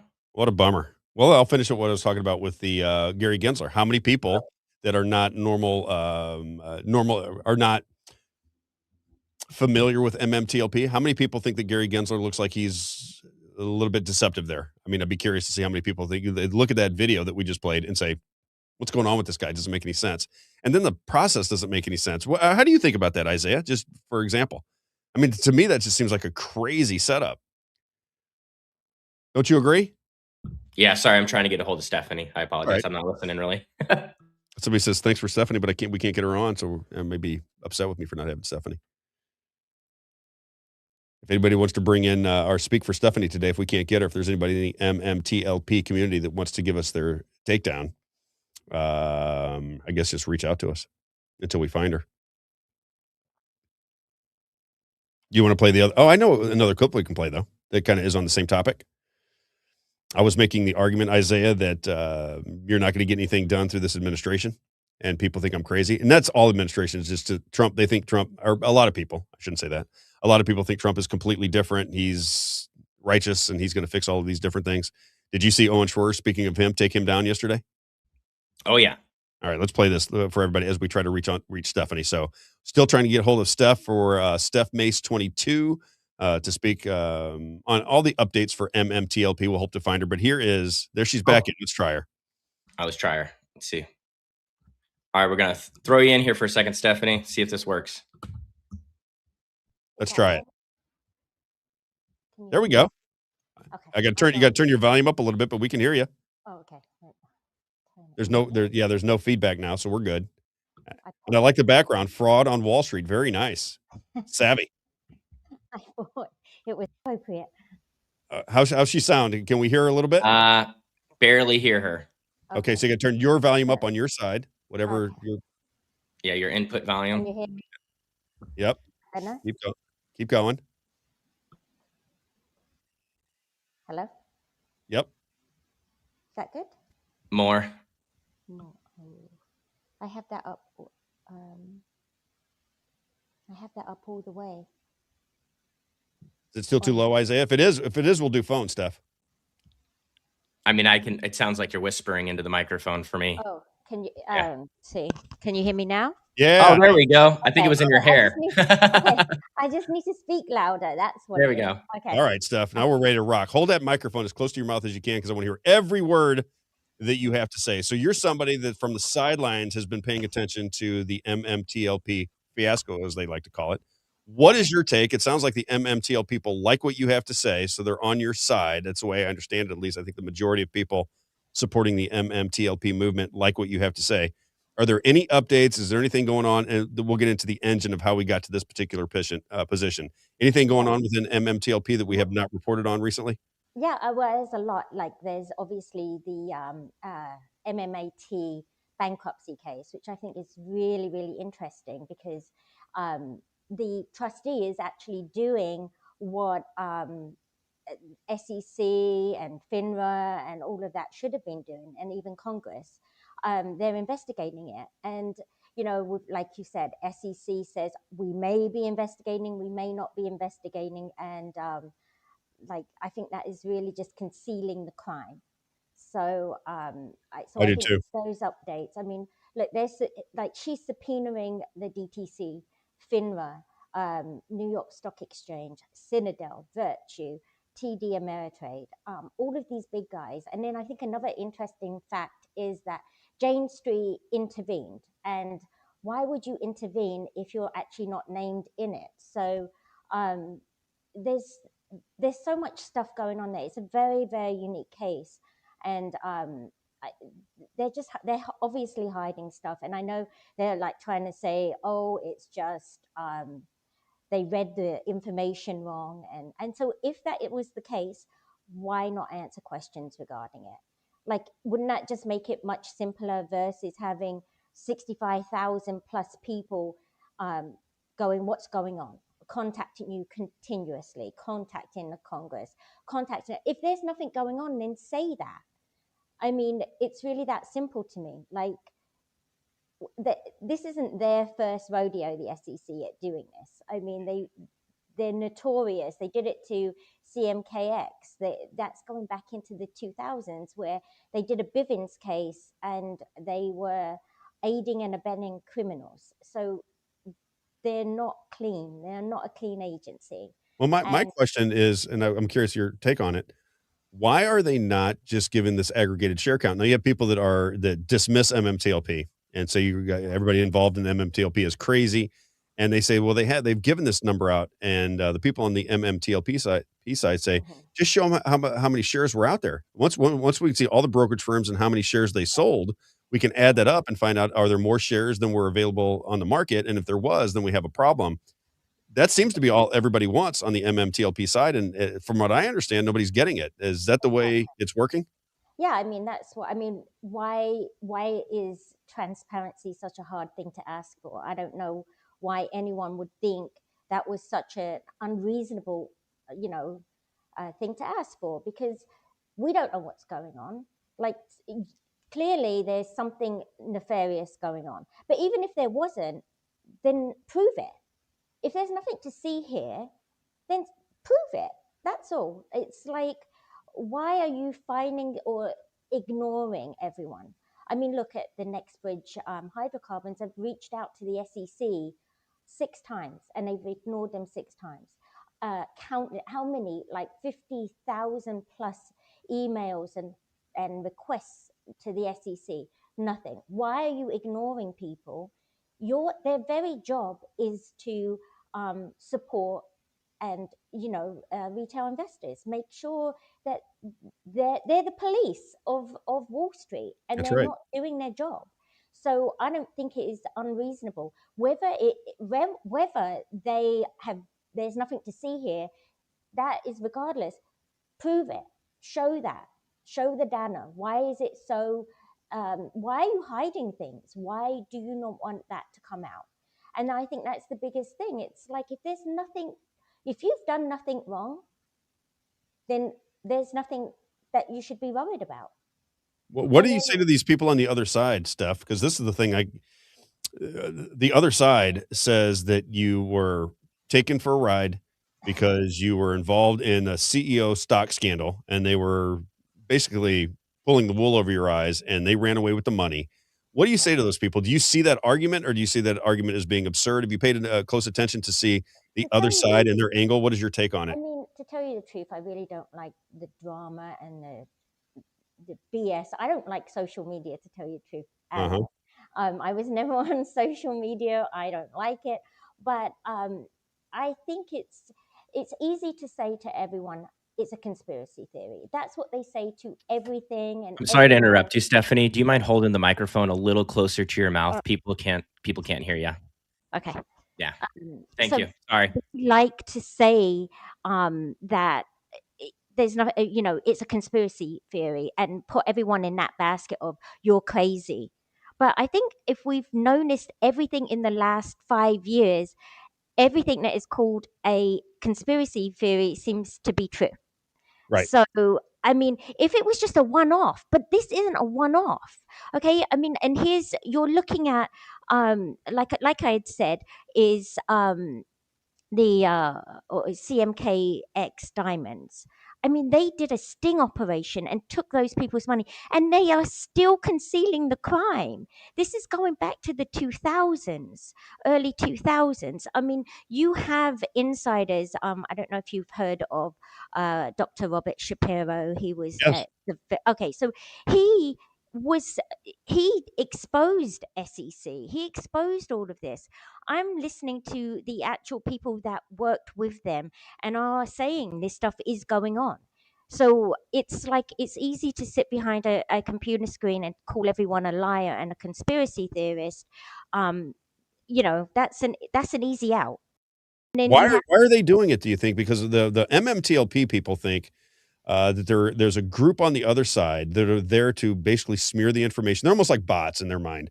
So they give all the information they believe happened. They talk about the SEC, FINRA, the U3 halt, and they say that they have right on their side. And they say the other people that are pushing back against them are basically paid shills that are tied to the brokerage firms, tied to FINRA or something of that nature. And they're really there just to create shade for the truth. Do you buy into that, or do you think these people really believe that they're right and they're just at odds? Because one of the things I can't understand from the other people is why they're so invested in it. Why do yeah. they care so much that MMTLP thinks that they got defrauded? Why do they care so much? It's something I really haven't got my arms around. Well, here's what I think. If you have trillions on the line, billions, right, and you are going to be caught with that, like paying that bill, wouldn't you pay some people online to So call that's every what you think is happening too. That's what I they mean, believe. I look, not everyone. I mean, there's people that, in everyday life, you have always that devil's advocate and, pointing out the other side of it. So I don't think everyone's paid. But there's sure a lot of people. I mean, I get called stupid. I get called, I just ignore it. I'm like, you know what? Whatever. It's like I have done the research and I'm listening to the people that have worked with the SEC and like Susan Trimbath, she worked at the DTCC and she's saying they let fails roll over indefinitely. I mean, Dr. Robert Shapiro, he said back in the early 2000s that it was investigated and like the DTCC said, oh, these fails are across the board, the entire market. But when they investigated it, they found that the DTCC was in fact lying and it was concentrated in only 50 to 80 stocks, and 90% of those fails were in those stocks, which meant that that moved the share price. So they control the price. You have Ken Griffin saying, we control the price. When they tell you the truth, believe it. They're telling you. They're not even trying to hide it anymore. They're arrogant. They think they're above the law, and clearly no one's going to jail. No one is going to prison. So they are apparently above the law. Um, I think that there's, he had said there's like 500 million to a billion shares a day failed, and that was in 2000, in the early 2000s. Can you imagine what it is now? I think once you went into 2020, I think COVID gave people that time to research a lot of stuff. So I think at that time, and people spent time researching the markets, getting into the markets, and they just went crazy with the market manipulation. And I think now, I think personally, I think the reason the SEC, FINRA, Congress are all ignoring it is because they let it get so out of control. How do you fix it? How do you fix Too something big. that is so massive? I mean, the derivatives market is supposedly 4 quadrillion. I mean, there's not enough money in the world to for these contracts.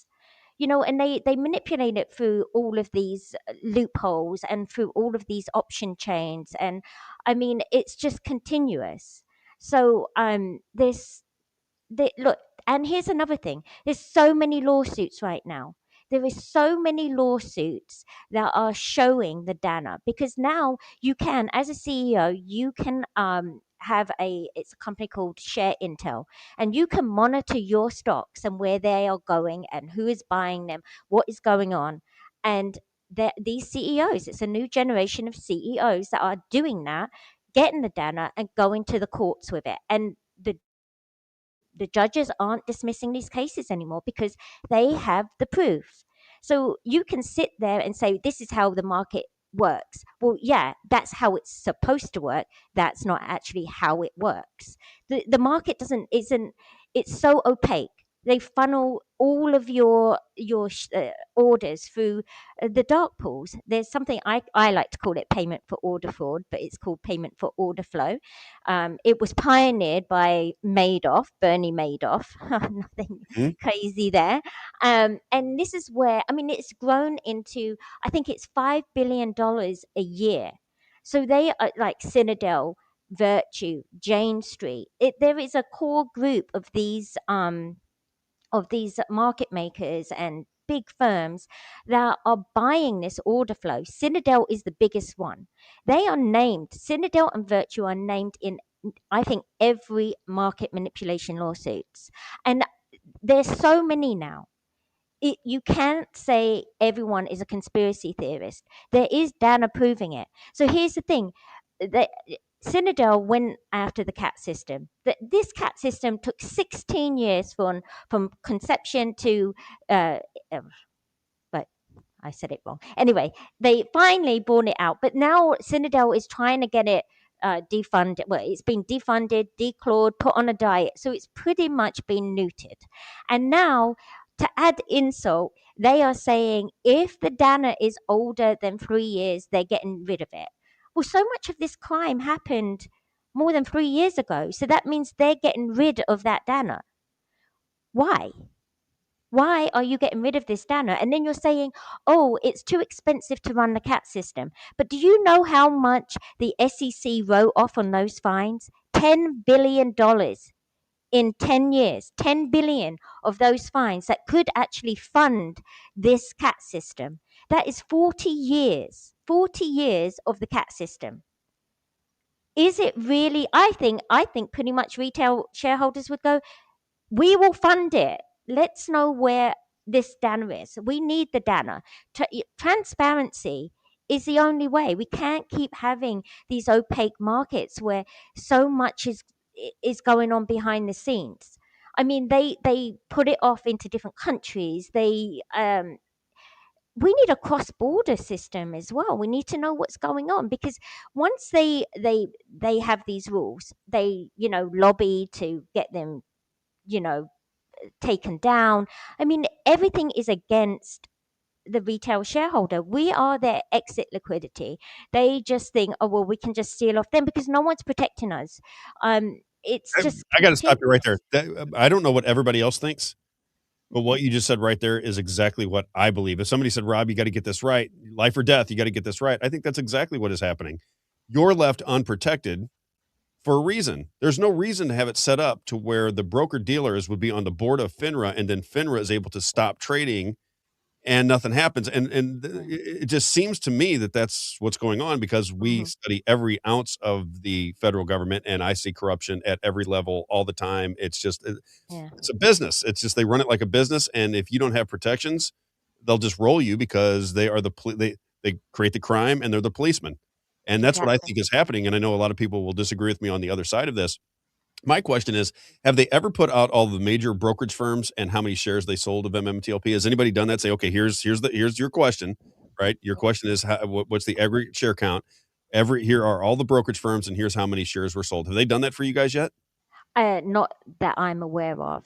But let me just say something about FINRA as well. I don't know if you're aware of this. So FINRA is, obviously a self-regulated organization, and they did a congressional hearing where it came out that when they collect these fines, they go into the general fund, FINRA's general fund, to pay their salaries. Tell me how. Yeah, that's you're right on the target with me. This is it's a system designed like they all are.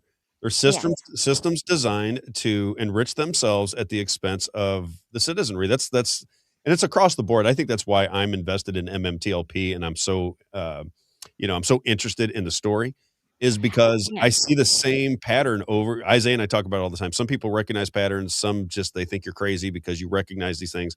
We see the same pattern across the board.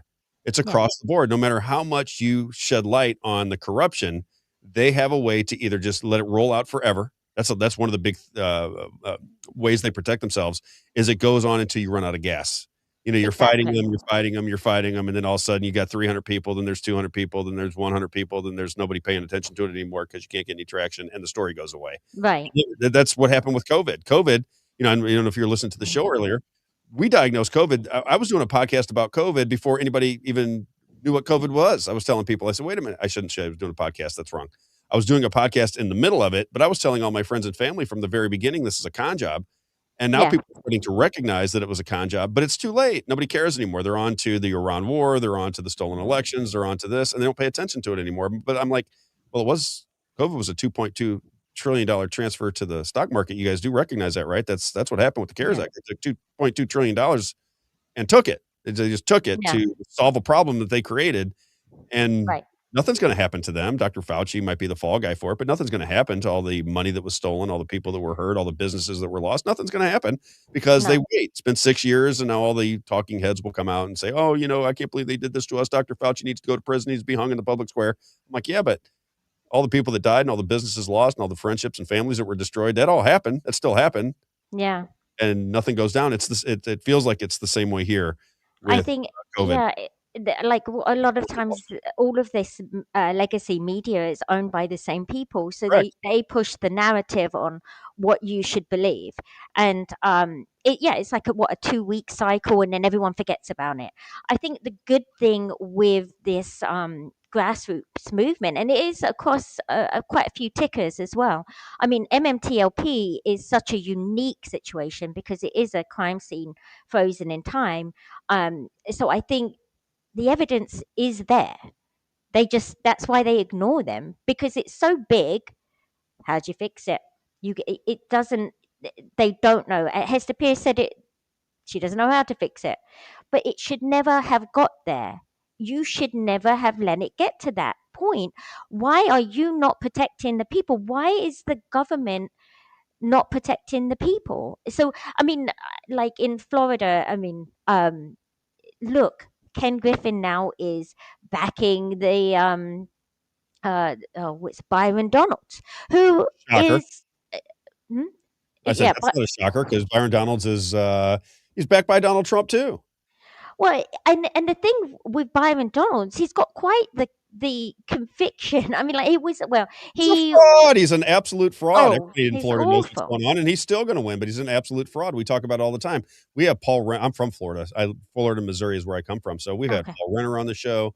Yeah. Ann Vandersteel is a big proponent of Paul Renner. We know the inside politics in the state of Florida. Byron Donalds is Yeah. ridiculous.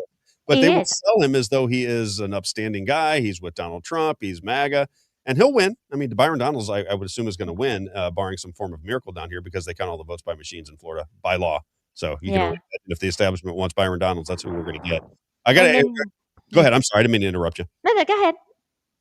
Somebody on the screen says, and I want to answer this before you do. It says, do you see the same people and patterns promoting these stocks?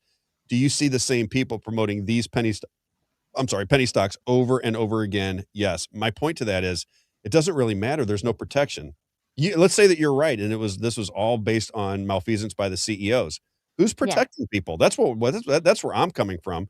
It's like people say that, you know, if you get taken advantage of, there's no consumer protections because you decided to play in the stock market. And I just don't see it from that lens. I see that. Are you thinking kind of like how the banks protect you? They have that kind of, what is that FDIC insurance protection for your bank accounts, similar? Is that kind of some type of consumer protection you're looking for, Rob? Yeah, there has to be protections. You can't say that we're going to have a free market and we're going to invite people to buy penny stocks for small companies that are trying to gain capital. That's usually what this is all about. And then say the people that invested in it are completely unprotected, and the only people that are going to oversee it is FINRA, and the charges are against FINRA being aligned with the brokerage firms that they believe ripped them off in the first place. The whole system is backwards and crazy to me. That's how I see it. But again, this is not my lane. I mean, I'm just talking about, you know, as much common sense as I can throw at it. And, you know, I think Amy and some of these people that follow us and what we're talking about think that we're wrong, but I think there has to be consumer protections. And when there's not, there has to be some political entity that comes out and says, this should not stand. We should not be doing this. There's too much confusion. People don't know what's going on. 65,000 investors in this particular scene. At least that's what we're told, 65,000 investors. There's an argument about that as well. But they feel like they were taken advantage of. Let's put some protections in. They're not talking about putting protections in. They're looking about just rolling this out as far as they can. That's what I Well, see. And I was going to ask you, yeah. Steph, real fast. Somebody in here said that it made it all the way up to the Supreme Court, and Supreme Court. Are you aware of this? I don't know who put that. No, I'm Okay. not aware of that. All right. But I mean, to me, it hinges on the SEC too, because if the criminals are like FINRA is, criminals regulating criminals. They all sit on each other's boards. Right. It's an absolute joke. But the SEC, like, you're being paid by the taxpayer to protect. Your literally three-part mission is the top one is to protect shareholders, investors, and you're not doing that. So if they had been doing their job, none of us would be here. So to me, it falls directly on their shoulders, because they should have been doing their job. And if they're not, I mean, it is like the wild west. They get away with everything. They don't no one goes to prison. Like, why is that? Why is no one going to prison for any of these crimes? Why is it the same people, the same names? They even know it. They've said, here was Gary Gensler.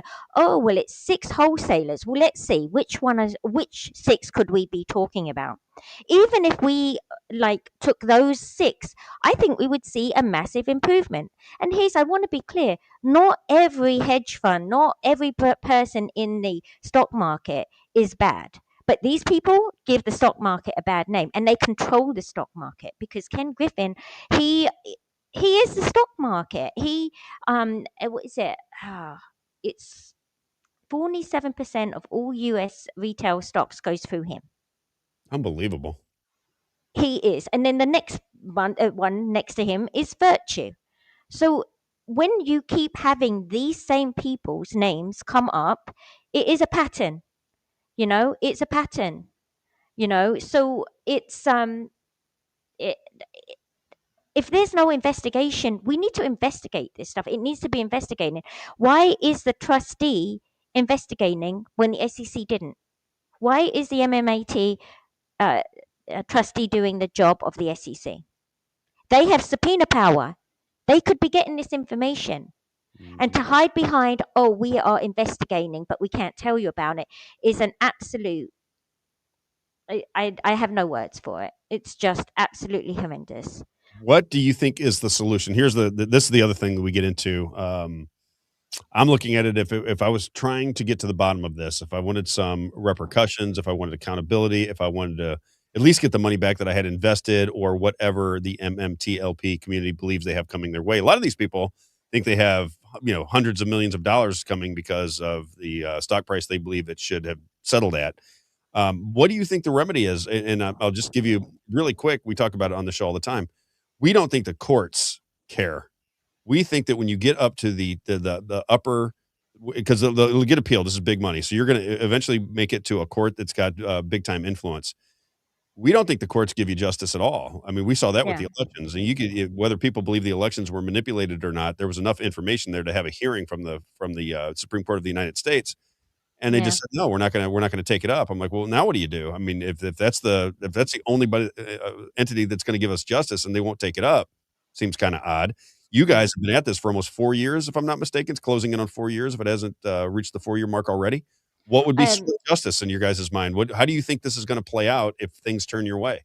Well, I'm not an MMTLP shareholder, so I don't know all of the ins and outs of all of the nitty-gritty on how everything that went on.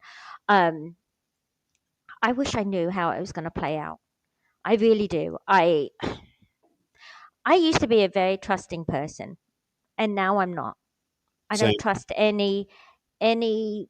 I don't trust any government official. I don't trust any agency, and sadly, I do not trust our judicial system either. So I don't know. I wish I knew. I think it is total and complete pressure. I think the pressure is what cracks politicians. I look at it like this.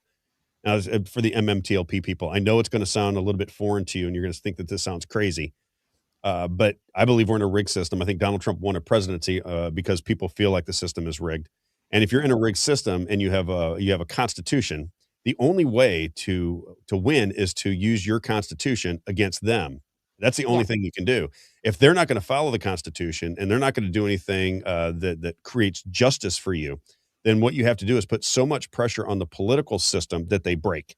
Yeah. Isaiah and I went down and we talked to. I don't know. Are you from the States? Do you live in the States? Yeah. Okay, so Florida. oh, you live in Florida too. So we went down and talked to Thomas Massey recently, and had a conversation with Thomas Massey about it was with the USS Liberty veterans and so forth. And I came away from there thinking, we are in Washington D.C. This is the most powerful capital on planet Earth. And Isaiah, we're walking around the halls. You can go to every single senator and congressperson's office and walk right in the door and talk to them. Isaiah, how many people down there? Isaiah, five people. Yeah. Not even five people. So you have the most powerful political entity, apparently, on planet Earth, the U.S. Congress. Isaiah and I go down to spend a day in Washington, D.C., and the halls were completely empty. Nobody there. I could have hit golf balls down the aisles. It is because our citizens don't understand the power that they have. If MMTLP said we're going to get 65,000 people, everybody that they believe got heisted by this transaction, if they had everybody show up in Washington, D.C. and walk around the halls with their signs and banging on doors and screaming, "We want some help," you'd get it. Right. You're not going to get it any other way. That is my opinion. That's what I've been telling everybody for a long time. The reason the doors are open in Congress is so that you can put pressure on your Congress people. You can put pressure on your senators. Nobody does it. They come 2 at a time, 3 at a time. You got to send some people off. Nobody creates the numbers to create the pressure to get resolution. And that is the only thing, in my opinion, that will work. You need people, I'm talking about to the MMTLP investors. You need people that understand your cause. You need to get them motivated, not to get on X and not to get on TikTok and tell your story. You need to get them on an airplane. You need to get to DC. You need thousands of people to walk those halls with your signs and bang on doors and ask for resolution, tell them your stories and create videos of it and send it out on social media. And then you'll see pressure begin to build because people will know your story. Without that, my opinion, still free to have one, Isaiah. And just to reinforce that, the only people we saw there that day were the people that were advocating for, I guess, Taiwanese liberation or something like that. There was something was going on around some type of liberation, or maybe Tibetan, I believe, liberation from the Chinese. And so there was, tons of them going around the halls trying to get people's attention, out on the steps, trying to do press conferences with people, raising their awareness. And I'm not saying that MMTLP hasn't, but seeing that work firsthand was pretty incredible. Yeah. And I think if you just my take, and I say this to everybody, so it's not MMTLP. I say when you have problems, you're going to have to create pressure. That is the way the system works. Outside of that, outside of pressure, I don't think you're going to get any resolution through the courts. I just don't believe that. I think the system is designed to protect itself, and you're talking about hundreds of billions, if not trillions of dollars that are at stake. I don't think a court's going to go, okay, MMTLP was right. Give them all $2 million. I don't see that happening. I see people banging on those doors in the hall for a couple weeks and driving those people absolutely outside of their minds. And when those politicians can't walk from their office to the bathroom or to lunch without walking through a sea of people screaming MMTLP, we want answers. That's my advice to the MMTLP crowd. You guys need to organize, you need to get active, and you need to get down to Washington, D.C. where the power is at and put pressure on them. Without pressure, all your phone calls and everything else. How many times have we called, there's a guy that's on the show. How many times have we called the Secretary of State's office in the state of Missouri?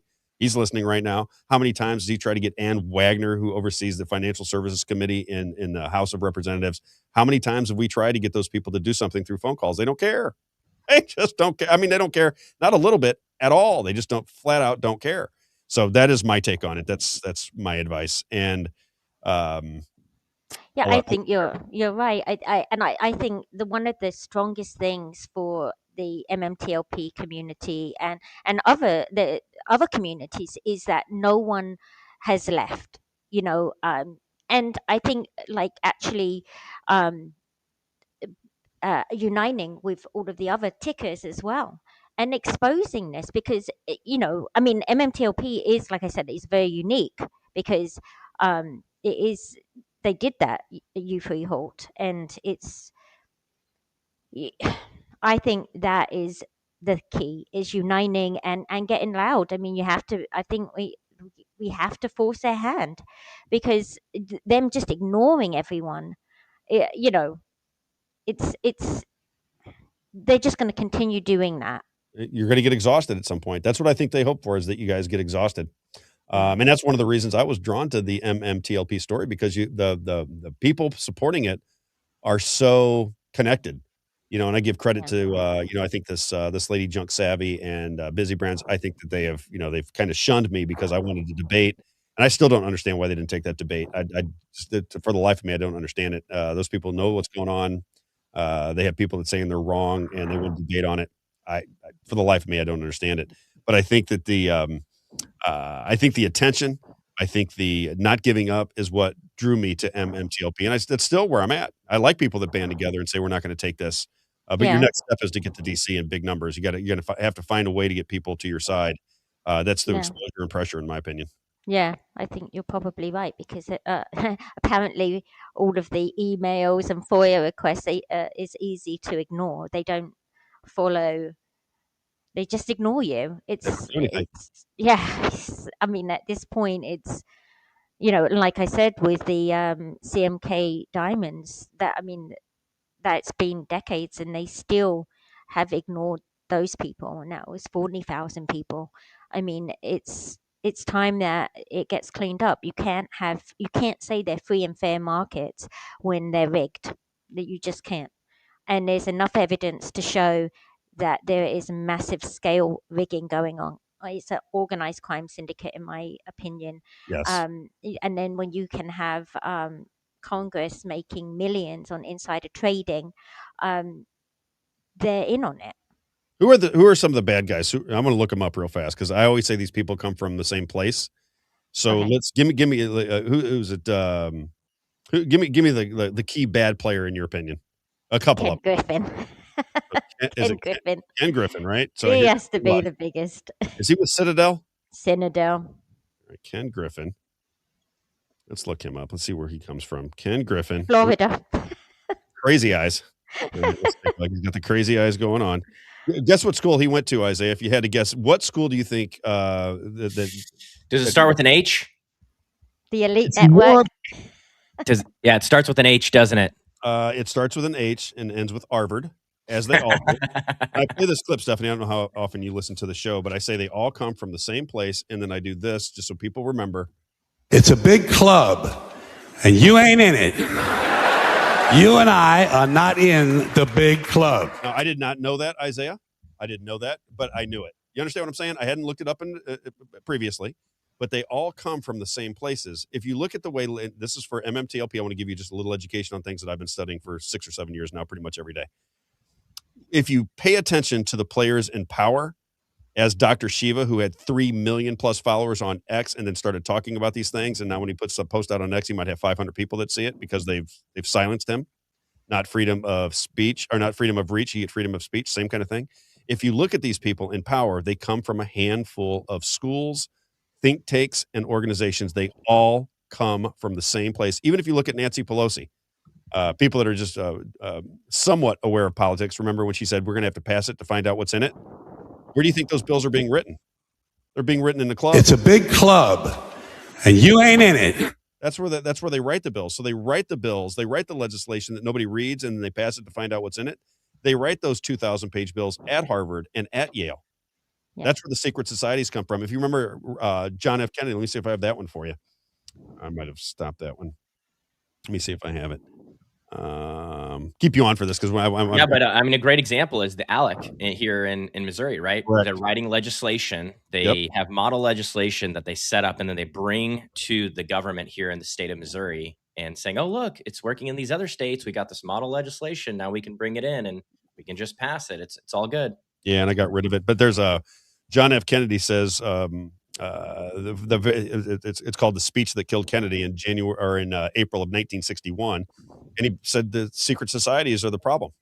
Secret societies. And the secret societies are in Harvard and they're in Yale and they're oligarchies. They've been around forever and they pull the wool over people's eyes nonstop. And Bernays, I don't know how many people know the Bernaysian story. We talk about it on the show all the time. He is the one that wrote the script of how to do it. If you control the news and you control what people think about, then ultimately you're controlling their mind. If the news says we're going to war with Iran and they talk about war with Iran every single day, you're going to start talking about Iran, and then they're controlling what you are thinking about and talking about. And he said this is the way a small handful of elites can run the world. And who's the next one? So we got Ken Griffin. He is from Harvard. Let's look at his background here real fast. Daytona Beach, Florida. He's right down the street from me. He was at General Electric, Harvard College. He was involved in the Home Shopping Network. Oh, wow. He's taken over Miami. I call it Miami Dell now. His first fund launched in 1987 with $265,000. It launched in time to profit from short positions on Black Monday. Really? Yep. You weren't around for that. I remember coming home from school on Black Monday. That was in October of 1987. Yeah, so it looks like he launched his firm just in time. Just in time. Magical. Isn't it the timing? It's always Man. perfect timing. I wish I was as smart as these guys. It is amazing how lucky Just they go get. to Harvard. And he went to Oh Harvard. man, that's what it was. Yeah, I hired ready with the MBAs, education? but I didn't go to Harvard, so that's. I think they called it the elite. They called it. It's a name. It's an elite. Something elite. I wrote about it. I did a whole thing on it, and I looked it up. It was this elite club, but there's an actual specific name for it. But elite is in it. The Skull and Bones. Right, the elite Skull and Bones. Yeah, that's from Yale. So check this out, Isaiah. So if you look at his education on Wikipedia, it says Griffin has worked with the Bill and Melinda Gates Foundation. You don't say. Isaiah. It's a big club, and you ain't in it. All right, so that's him. In October 2017, Griffin's charitable fund donated $1 million to the Obama Foundation. So he's in the foundations. Museum of Science. He's with all the 100%. This guy's not going to be in trouble. 100%, not a chance in the world. Ken Griffin is going to get in any trouble. Isaiah, you want to put a bet on that with me? In my life, I'm 56. I'll live for another 100 years because I eat well and I take care of myself. So if I live for another 100 years, I say that there's no way that this guy gets in any trouble because he's a part of the club. Deal? And he just gave $10 million to Byron Donalds. There you go. Carnegie Griffin, the Carnegie Corporation of New York, the Walton Family Foundation. This guy's a club member. This is how the system works right here. These are the people that are involved in the system. Who's next? Who else is on your list? Well, Virtue. I wouldn't put Doug Seifert. I think he's the fool guy. I think he's. You think Doug Seifert? Let's see. No, I wouldn't say. I think he's just the idiot face. He's the idiot face. How do you spell his name? C-E-F. Doug Seifert with an I. Let's check him out real fast. Doug. Guess where he went to school, Isaiah? Okay, let me give everybody in the audience my club schools. Okay, so you got to remember, I've been at this for 6 years. I've studied just about every person in public life, except for these people from the financial system, apparently. And I say the club schools. If you go to these schools, I assume you're part of the club when you get into a position of power. Harvard, Yale, Columbia, Georgetown, Johns Hopkins, the London School of Economics, and Oxford. Princeton is in there too. Okay, so if you put those schools together, that's where all of the power originates. Where did he go to school? Columbia. It's amazing. And in Isaiah, all the powerful people go from the same 8 schools. There's 300-something schools, universities in America, and they all come from the same ones. There he is right there. Very handsome fellow. Let's see what his background is. New York Rangers. New York Rangers. Yep. So he's in the club of the sports teams. Let's see what his career's got going on here. Not much of a career. Doesn't really say much about him, does it? No. That's why I say he's the fool guy. He's just the face of it. Well, I think he stepped down. Was it last year? I think it was last year. Yeah, July 2025. It says. Okay, yeah. Retirement. Retirement. Yeah, there's not much about him. I can't get into him other than Columbia. And then, but it's his boss. I think his name is Viola something, who's the head of actual Virtue. Okay, so they're in there though. They're the second largest of the payment for order fraud and the high speed trading, and that's how they with this I call it high frequency stealing, because it's in nanoseconds. And here's the thing: people, they don't want to learn about Wall Street because, oh, it's too complicated, it's above my whatever. Everyone should start learning this stuff because your pensions are in there. You may not think you have skin in the game, but everyone has skin in this game. Everyone. You better start learning it because have you ever heard of the Great Taking? No. Fill me in. Oh wow, watch that one. So this is his name's David Rogers Webb, and he was in the industry, and he started digging down, and he's like, wait a minute, there's this um scheme basically that they were passing through. So basically it's everything is an entitlement, so it's not in your name. And this is kind of how they get around it, how they get all around it. So unless I guess you DRS your and put it direct registration in your name, you only have an entitlement. So basically, if there is a mass bankruptcy, which I know they know is going to happen, there's going to be, you can't blow up a balloon with quadrillions and not think it's going to pop. It's going to pop.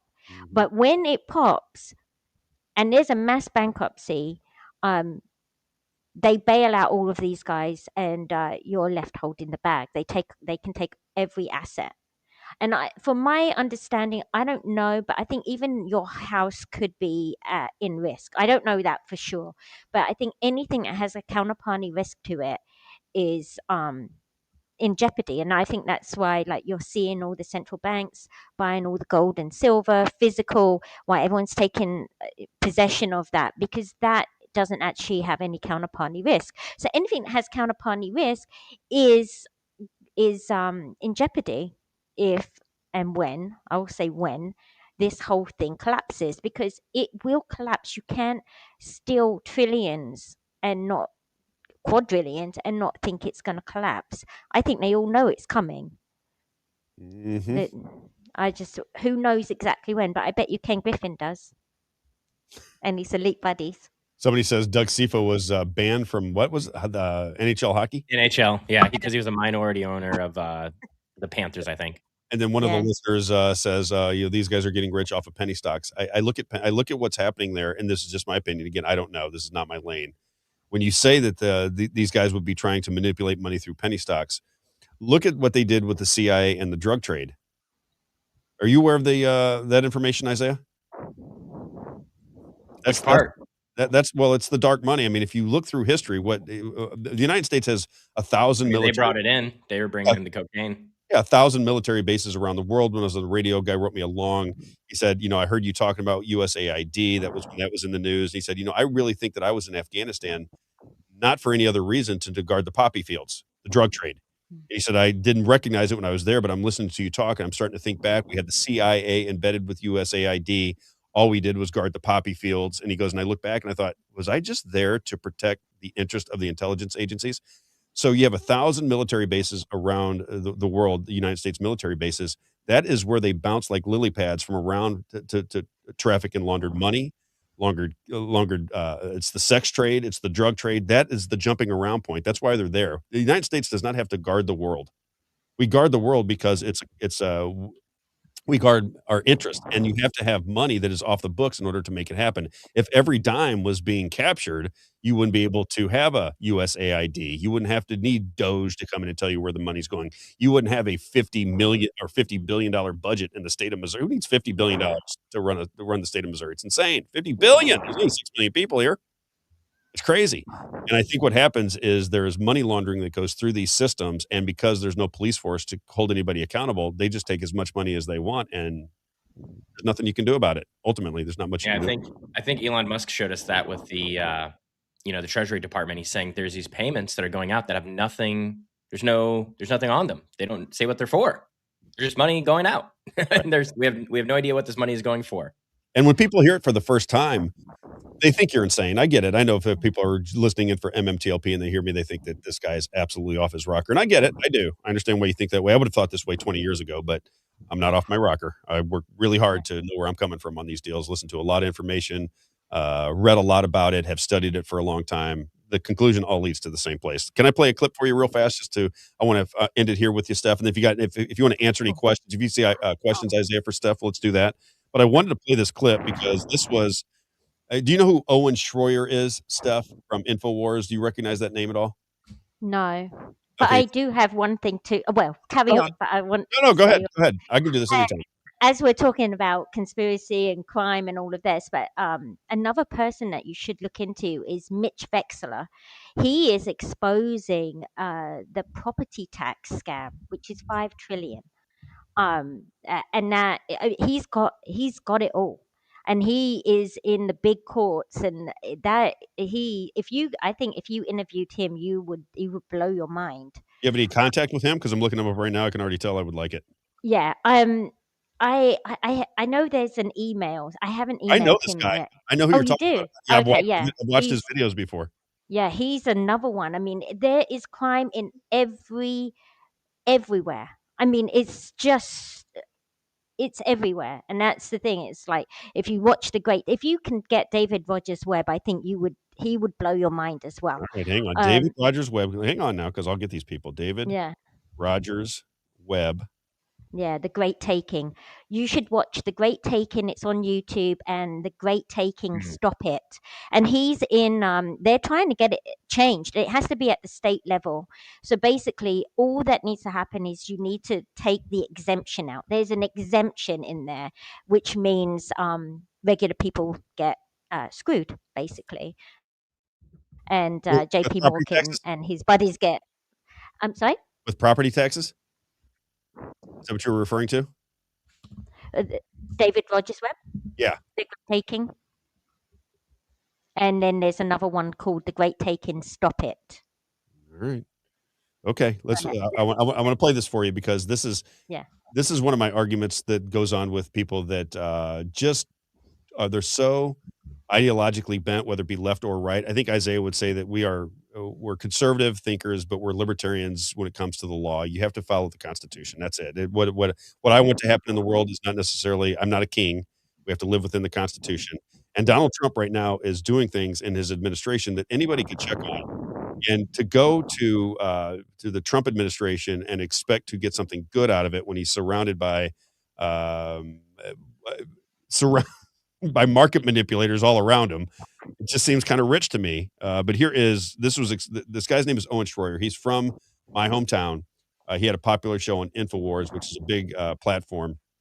And now he does his own show. And he just happened to be talking about this very thing yesterday with Donald Trump and the administration selling access to early information so that they can make money off of the stock market. Here's how he explained it. Clip number 8, Isaiah.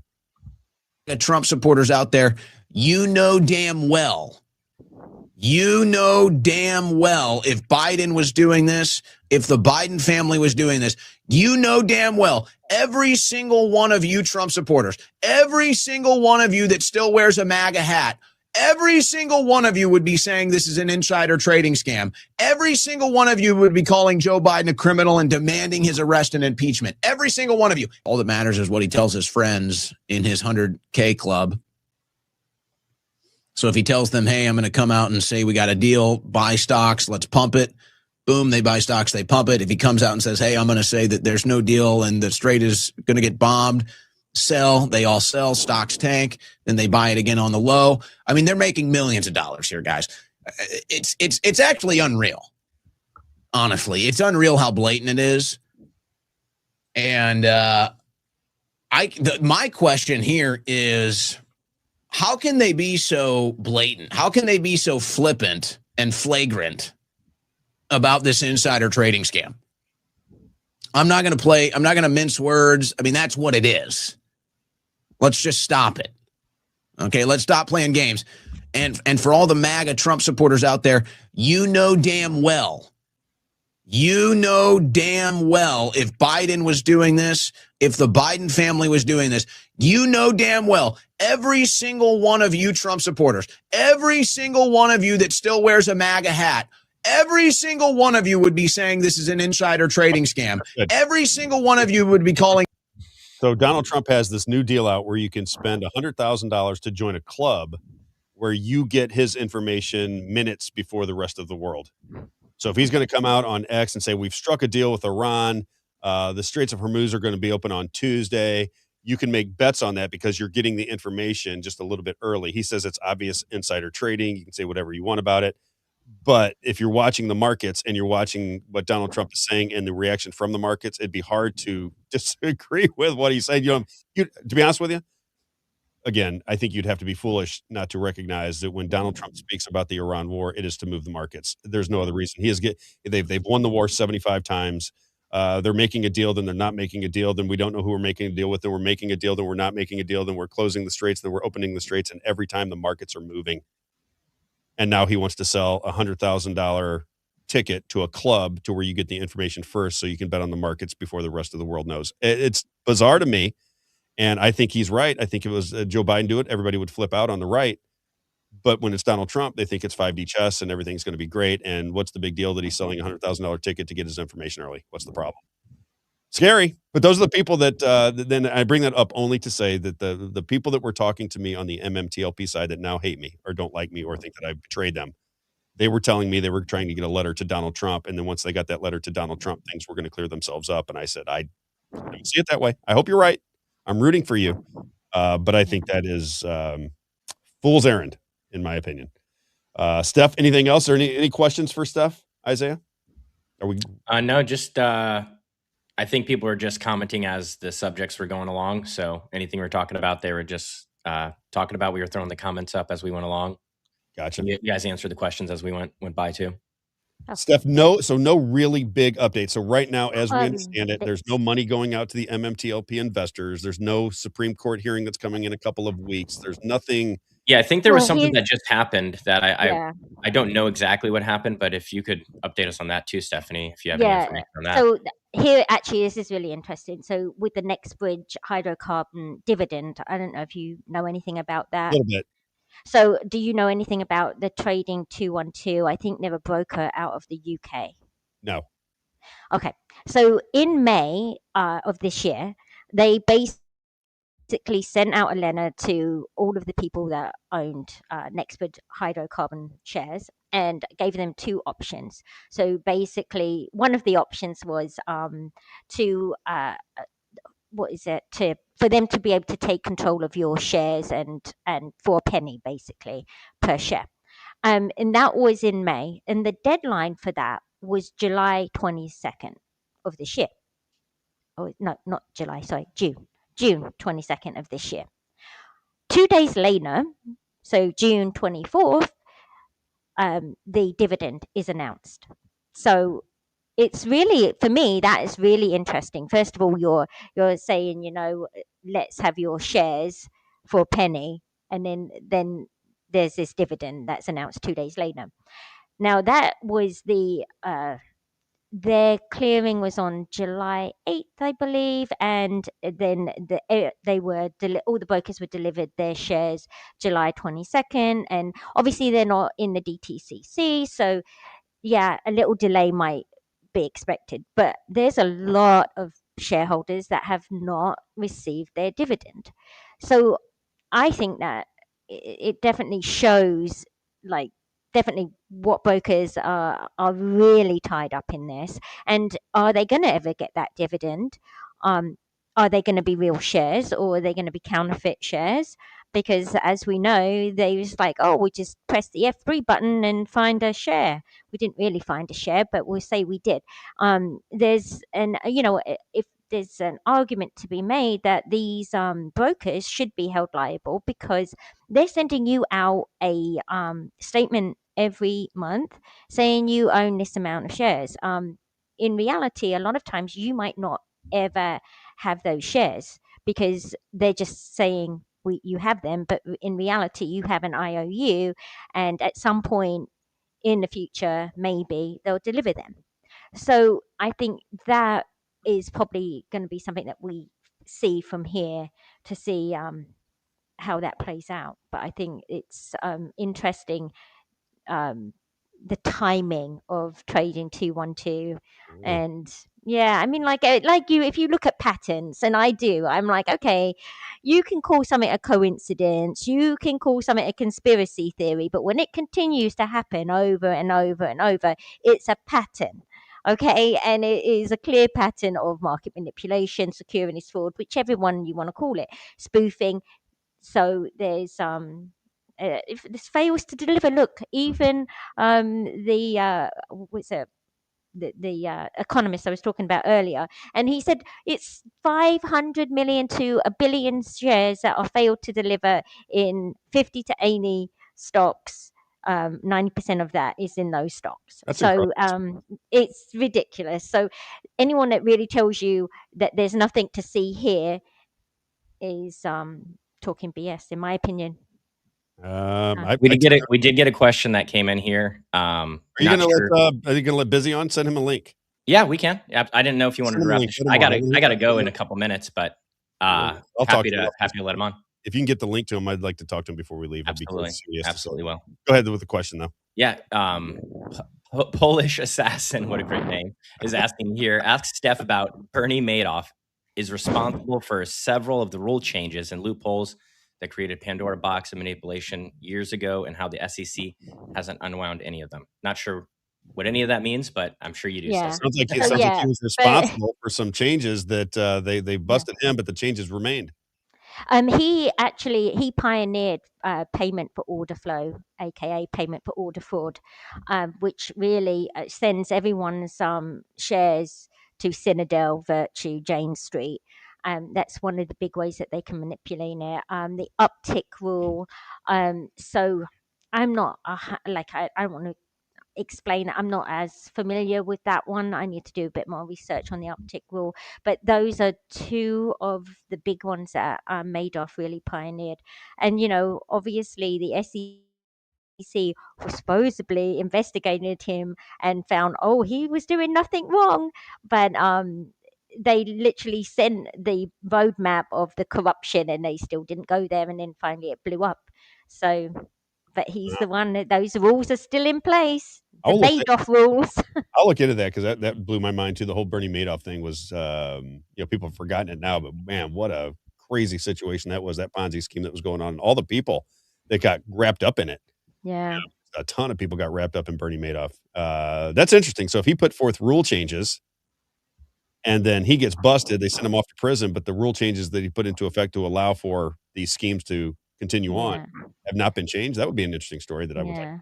I mean, I think Ken Griffin is the Bernie Madoff 2.0, but would surprise me a bit. All right, Steph. All right, we do have a question from Amy. We took questions from the other side when Amy was on, so we have to be fair here, Stephanie. She's asking if you pay for your trades. I have no idea what that means, but so it's the payment for order fraud. So basically, if you don't pay for your trades, they go to the dark pool. And if it's if you pay for your trades, then you can route them through the lit exchange. And that is definitely something that most people should consider. But the thing that I have with that is most people aren't going to do that, or people aren't aware of that. So it's, in theory, yes, that would expose that, but to get people to do that in a big enough way is not reasonable, because a lot of people don't even want to know. They just think, oh, I can do a free trade, not knowing that that's where the rigging can really happen. So the payment for order fraud and then is going into the dark pools. They can funnel all your orders through the dark pools. And so that is, if you pay for them, they go to the lit exchange. You can route them yourself. Now all the questions are coming in. I know, right? That's right. Yeah, so it says, Isaiah, ask Here we go. Amy, PFOF is banned everywhere else in the world, and why? Yeah, it is. It's banned in the UK. It's banned. It was never allowed in India or China. So I think the US is pretty much the only one that allows payment for order fraud. See, it's above my pay grade, Isaiah. Are you understanding all this lingo? Well, I've seen some other documentaries that people have sent me on AMC, on GameStop. I think in the one that I've most recently watched that someone sent me called Eat the Rich, they were talking about this whole situation with Bernie Madoff. Very, very interesting stuff. Something I found interesting is, I'm not a big finance guy. We talk about that all the time, but how I guess these hedge funds have these special computers that have information that's much more readily available than like a retail investor has. And so how that was part of the issue, I guess, with the whole situation where it's the retail investors versus the hedge funds, where the hedge funds have the information first before the retail investors. And it's kind of a crazy mess where it's, big money versus the little man, basically, is what I found. Huh. All right. I know nothing about it. I can't even comment on it. Highly recommend those documentaries, though. They've been very interesting to watch about AMC and, they say the apes is what they call themselves, right? I saw the movie. I saw the movie about AMC. It was pretty good. Yeah. Or GMC. Was it GMC? GameStop. I'm talking about GameStop. GME, I think, was the ticker for GameStop. Yeah. Gotcha. Okay. Yep. All right, Steph. I'm going to bring Busy Brands on here in just a minute. I got to read some. Got to get some advertising done. Steph, stay in touch with us because I want to keep the conversation going. If anything, if I'm helping or hurting, I don't even know what I'm doing anymore. But I'm just trying to get the information out so more people can pay attention to it because I think MMTLP is a big story. Yeah, I do too, and I think keeping it relevant is really important, and that's why I do talk about it a lot because I think it exposes. It's probably one of the best ones that is going to expose what's going on. So I think it's a really important ticker, and I think that's probably why there's a lot of people that don't want information coming out regarding it because it's big. It's big. It's big. It's huge. Well, I'll stay in contact with you. I'll send you email information a little bit later on, and then we stay in contact. We'll cover this as often as we can because I'd like to see a resolution to it one way or another. I want to see how the courts play with it. I want to see what ultimately happens. I want to see if anything happens during the Trump administration. I want to see how this all plays out because Busy said my TDS, my Trump derangement, I call it, he calls it Trump derangement system with Trump. I just got to remind everybody, I was on Trump's campaign in 2016. I don't hate Donald Trump. I just see some things that other people are not recognizing, and I want to bring it to their attention. But still could be playing 10D chess for all I know. Steph, have a great day. I'll be in touch with you. And thanks for joining us. I appreciate it. Sorry about the technical issues, but we got to figure it out. Yeah, awesome. Right on. Okay. Enjoy the day. Thanks. Bye. All right. Let's do a little advertising. We'll bring in Busy Brands. Isaiah, do we have Advanced Wellness? Let me pull it up. This is our good friend, Dr. Helen Gelhut. Everybody knows Dr. Helen. But just if you don't know Dr. Helen and her services, let me briefly give you an explanation of why we like Dr. Helen Gelhut, why we wanted her on our show, why we want her in collaboration with our show, is because she works on the things that kill you. She's not involved with the hospital administration, so she can do great work for people, and she doesn't have guardrails on her care. She said, Rob, the reason I want to go solo is because if I want to send somebody to a specialist and they're not within my hospital administration, I can't do it. And I didn't think that was providing the best service. I want to provide the best service I possibly can. So advancedwellnessmed.com, Dr. Helen Gelhut, 314-576-0094. As she likes to say, feel, think, look better, and live longer. She attacks the things that kill people. Number one, Alzheimer's and dementia. If you have somebody in your family or a friend who's starting to lose it up top just a little bit, you understand what I'm saying? She has symptom reversal techniques, and I just beg of people, if you have somebody in your family suffering, you got to get this quickly. You got to take care of business quickly. I trust Dr. Helen Gelhut. 314-576-0095. Wrong number. 314-576-0094. Sorry about that. The earliest cancer detection blood test available. She does pre-screening for heart attacks and strokes. She'll read your blood test, and they'll get down to business. Trust me, if you're suffering from any of these issues, whether it be cancer, Alzheimer's, dementia, if you're worried about heart attacks and strokes, get to the person who will save you. Dr. Helen Gelhut, 314-576-0094, or you can check her out at advancedwellnessmed.com. And then Carrington Financial, Isaiah, we should have had him on today. He might have been able to lay this out for us just a little bit better. Our good friend. I was thinking the same thing. Got to get him on when we're talking MMTLP. YourCaringAdvisor.com. This is your financial planning expert. He comes on every Tuesday at 11 o'clock. He wants to do a full show with us, Isaiah, because he likes to get down to Chinatown when he starts talking about the world, history, and currency. This is why I want to talk to him, because on his website, I don't know if you can see it, he's got the FINRA broker check on his website there. There you go. So he knows what's going on. Yeah. We should ask him next time he's on. YourCaringAdvisor.com. Rick Bavetz, 314-671-0525. If you've got to watch him on the show, genius level type operation going on upstairs. Biblical principles with your money. Get a second, get a third, Get a fourth opinion. Doesn't matter how many opinions you get. Just get the opinion of Rick Bavetz. YourCaringAdvisor.com, 314-671-0525. And then let's do EXP Realty real fast with our good friend Debbie Genus, and then we'll bring in, is he still there? Is Busy Yes, still there? we were chatting in the background. He was having some audio issues like Okay. we've had before, so he's just doing the hop in, hop back in. Gotcha. Okay, no worries. EXP Realty. This is our if you're looking to buy or sell a home, we suggest Debbie Genus, and we suggest Debbie Genus because she's got the history. 28 years in the realtor business. She's been through the ups and downs and the crazy turnaround. She's been through it all, and she's also involved in the insurance game for 14 years. So this is somebody that will protect you when you're buying a home. Make sure you don't make any big mistakes, as I did when I was a kid. Or if you're selling a home, she'll get to the highest price because she knows how to put your house on the market and do all of the things that bring value to your home. EXP Realty, Deborah.Genus. Let me spell this out for everybody. Deborah.Jeanis at exprealty.com. Deborah.Genus at exprealty.com. Debbie Genus, 314-482-9205. I see she's selling homes because she's putting videos out and stuff out on social media continually. It's because she's in demand. EXP Realty, Debbie Genus, 314-482-9205. And then let's get Slap Happy Hemp in here, and then we'll get to Busy Brands. I'm anxious to talk to him. I don't think I've ever seen his face. I've only talked to him on the phone. This will be fun. SlapHappyHemp.com. SlapHappyHemp.com. Again, this is our good friend John Grady. He said he's going to run again in 2028. Isaiah put that video out last night. This guy that ran for the Missouri House. I think he would have been a fabulous member of the House, but you got to beat the machine every now and again. Those guys the incumbents are tough to beat. He'll be back at it in 2028. In the meantime, he is selling at the end of his line with his hemp products. He's going to start a new business after he sells off all of the hemp products that the state of Missouri, well, they shut his business down, Isaiah, if you understand what I'm saying.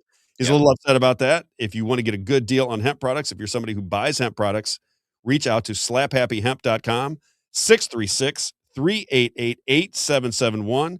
This is what he writes to me. He says, come on now and stock up on your favorite hemp products before Missouri makes them illegal this November. Our loss is your gain with prices dropping now through November the 12th. I think it may have been extended.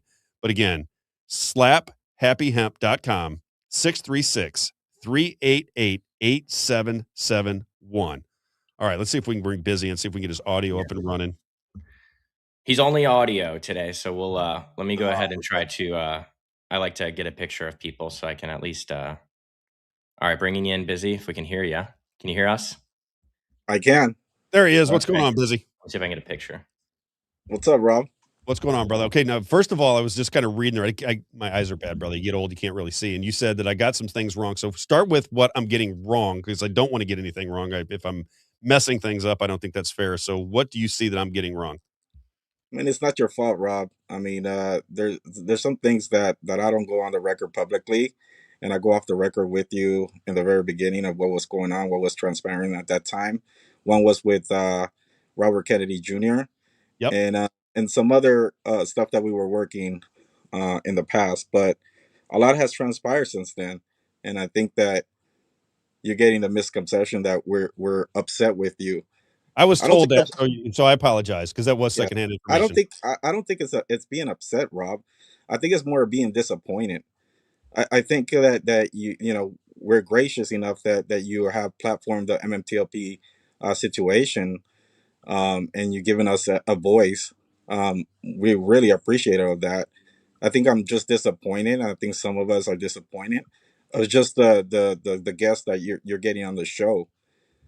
The reason I say this, Rob, is because, as for me, I value people of power's opinion. And so I think that if you want to try to help us out and get the word out, maybe you should get some guests on that are in the position of power and then put the pressure on them. And let's see what they want to say. They won't come on. I couldn't get them on. Everybody that you guys, Ralph Norman, we tried to get on. We tried to get on Ann Wagner. Seems like there was two of them. Seems like there were four people that we went after. They wouldn't respond to us. And this is what I always say, and I say this. Yeah, and no congressman we talked to was what I was saying earlier, Busy, is that I was very surprised how many congressmen that we got to talk to that we brought this up to, not interested at all. Like they didn't know. Listen, Rob, and listen, I say I'm not surprised. I think that they're hiding behind the veil of this is under investigation. It is by design, and the system, that's the way it's designed for Congress to have a cop out and saying, "Hey, this is under investigation," and just have us go away because we were putting that pressure on Congress. And you saw that with the 74 signatures on that letter that was co-sponsored between uh, Pete Sessions and Ralph Norman. That's the other one, Pete Sessions. Right, Pete Sessions and Ralph Norman. And so, knowing that the pressure was there, you could see, and I wish that you would take the time, not only you, Rob, but Isaiah, to get into that data system that we have in place that Zing and Chris G Mm-hmm. has, that they have worked, and you could see a lot of the FOIAs, and there was a back and forth there with a lot of these Someone is SEC trying to get me in employees. touch with someone for that. I think I know the guy. Is this I talked to him. I really liked him. I think he's a military guy too, as well, right? Busy. That's correct. That's Chris G, and you should have him Yeah. on your show. I'd So love to have him on. Yeah. So my beef with Isaiah early on, why I got upset, of course, there's a lot of information, Rob, and I don't blame Isaiah, but to come out and he should have took time to understand the situation. That was my beef, and not understanding the situation as a producer. And this is just my opinion. You should really take the time to dig in through those Still free to files. have one, Busy. It's still And free to have an opinion. but the thing is like maybe you be more informed, and then you could provide an opinion instead of getting influenced to trying to have somebody like Amy. Who the hell is Amy? She's a hairdresser from Texas. Do you really care, Rob, that I want to hear from a hairdresser out of Texas and her opinions? No. I want to see a congressman on your show. I want to see somebody from the administration. I know that you spoke to William within the administration. I believe his name is William Sharp, right? But, respectfully, Busy, who are you though? Right? Well, What's your and background? and that's a good question. I am a nobody, but guess who I am? I'm the person that has those contacts with the administration. And so if Rob will get with me on the side, off the record, I could explain to Rob, hey, Rob, these are my point of I'll make contact sure he does in that, there. Busy. I'll make sure he does that next time.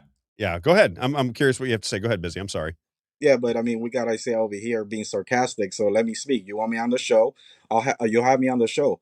But if Rob would have took his time, or maybe you, Mr. Producer Boy, would have took the time and say, hey, Busy Brands or Jamie, who is your point of contact? What is this letter that we're hearing about? Instead of going on the show and scoffing every single minute that you get, Isaiah, about the letter. This is something historical. Who the hell am I? I am a nobody. But I'm somebody that worked his way up the ladder to get those contacts within the administration. And there's a couple of things that you don't understand what took place before submitting the letter. Do you think that somebody like a Busy Brands just went in there and said, hey, we want a letter from the president. Can you please sign that? Of course, anybody will scoff at that. But if you take the time, Isaiah, to understand what it took to get to those levels and who are we in contact with, I think your point of view of myself in this situation would change dramatically.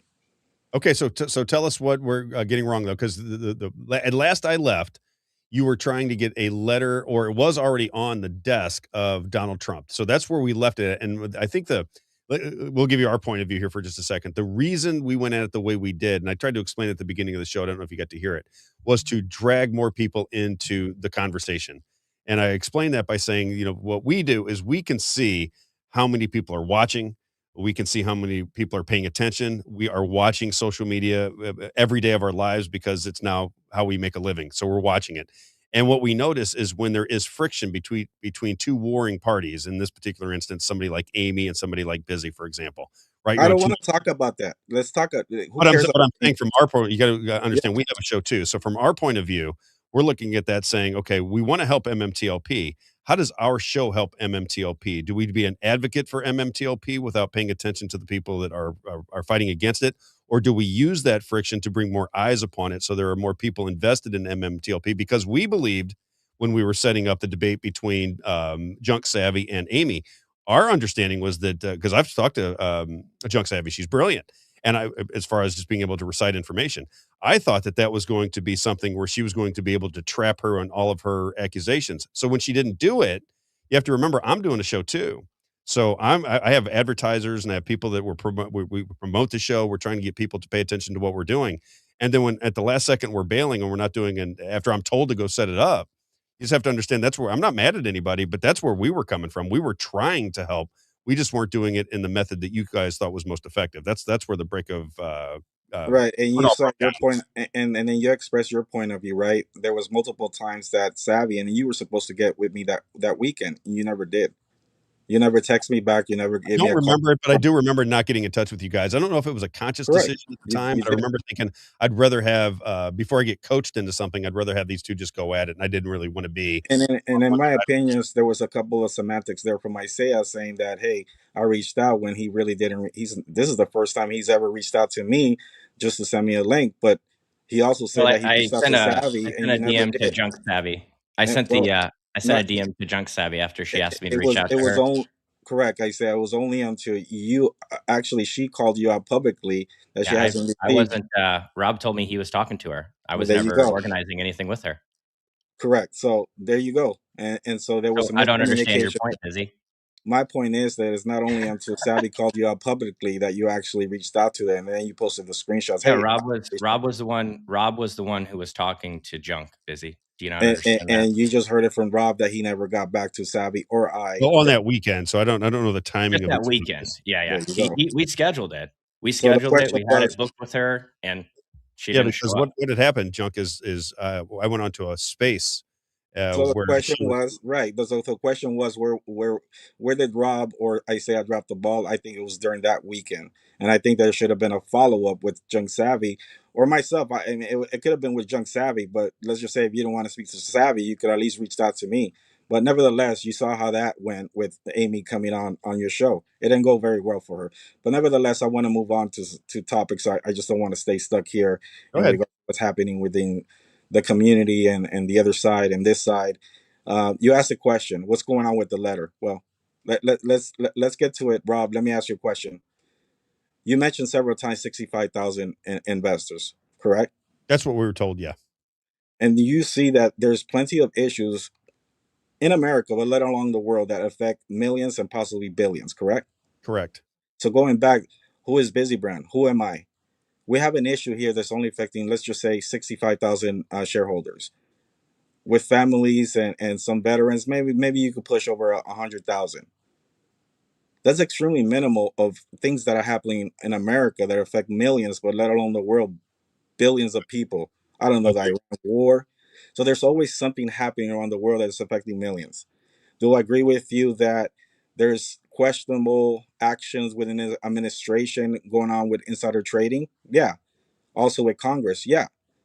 If you ask me, well, and I've been asked this several times by congressional reps or uh, people within administration, well, what do you think, Jamie? Nothing has been resolved. Why they haven't done? They haven't done anything. Well, I believe, and I always say this on public spaces. It's like two neighbors getting together. Don't look over my fence. I wouldn't look over yours. And so they both have dirt on each other. The SEC and FINRA are doing wrong, and there's a lot of congressional trading. Mm-hmm. So, in my opinion, am I still there? Yeah, you're cutting Yeah, out a you little broke bit. up for 1 second, but we can Go still ahead. hear you. Yeah, I got a call. Sorry. So, in my opinion, I think that they both have dirt on each other, and nobody wants to be held accountable. And so that's one thing that our community has to overcome. And overcoming is getting the word out. Yes, I agree with you, Rob. 100% is putting that pressure on, and keep putting that pressure. And this is where I go back to your show, that I'd rather have a congressional rep telling us that we're wrong or right, but I value those opinions of people of power. Maybe get a senator on, maybe get an AG like you did with AG Bailey. Those are the conversations that I like to clip and put out there. I don't want to put out clips of bickering and going back and forth in a debate with known shills that are against us. And But so do the I congressmen think differently than you, though? Would you say? maybe, I was but looking at Busy. I just saw Ralph Norman say that he's done all he can do. I just saw a video where somebody said it to me. and we feel differently. And you know, Rob, that there's a lot of issues that their constituents have within their district, and it's not always the rep that sits down there and looks at all those issues. It's mostly the staffers, and so the staffers are relaying information back to the congressional reps. But one thing that I am Very disappointed true. with somebody like Ralph Norman, knowing that this is a known issue, knowing that this is highly publicized, he should be educated on the matter more than he portrays himself to be, right? Because it's been 3.5 years and let's just give him a year, right? Because the congressional letter, he should know more about this situation than just blaming CEOs. And so let me tell you what's going on here within this letter and why this letter was submitted. And this is the first time I ever say this publicly. Rob, there's a process that takes place. And when you have a letter, and especially for the most powerful office in the world, that you want the signature from a president that's affecting 65 shareholders, but let's just say the veterans aside, of how many veterans lost their life savings, their homes, including myself, right? I lost a lot of money. But let's just put the 2 veterans that took their lives. That's the issue at hand here that I'm putting forward. If you care about the veterans and you care about the American people, yes, I understand this is 65,000 investors, but you need to take a look at this. And so, within our context, do you really believe, Isaiah, that somebody like Busy Brands just went in there and said, "Hey, we want this letter"? There was going to be some vetting going on, right? There's going to be some kind of Oh no, investigation. I never said that. Yeah, I think I that think we're with what you. Rob and I think is that, I mean, we could just look at the Fauci situation as a great So, example, right? Is that so there, it's all so just going to be theater. You know, it's as if they are doing something, right? It's Josh Hawley who's, you know, interrogating them. He's shoving it down their throats and he's yelling at them, but nothing actually ever gets done. I think that's how Rob and I are looking at it. Is it's you're doing the right things. I think it's good what you're doing. I think you're doing what you're supposed to be doing. I think we just look at the system and say, is the system going to work in your benefit? I and haven't seen that Yeah, and in you that's know my what? experience. And I may agree with you, but at least I have to try. right. Not only I for can't the fault you for that. veterans, I but can't fault you for that. Yeah. right. So And I busy, have to busy. try for Just the one second. money. Hold Yeah, on, because Rob. I hear you. I hear you, Rob, and I want to make sure that you. I'll give you all kinds of time, man. You got plenty of time.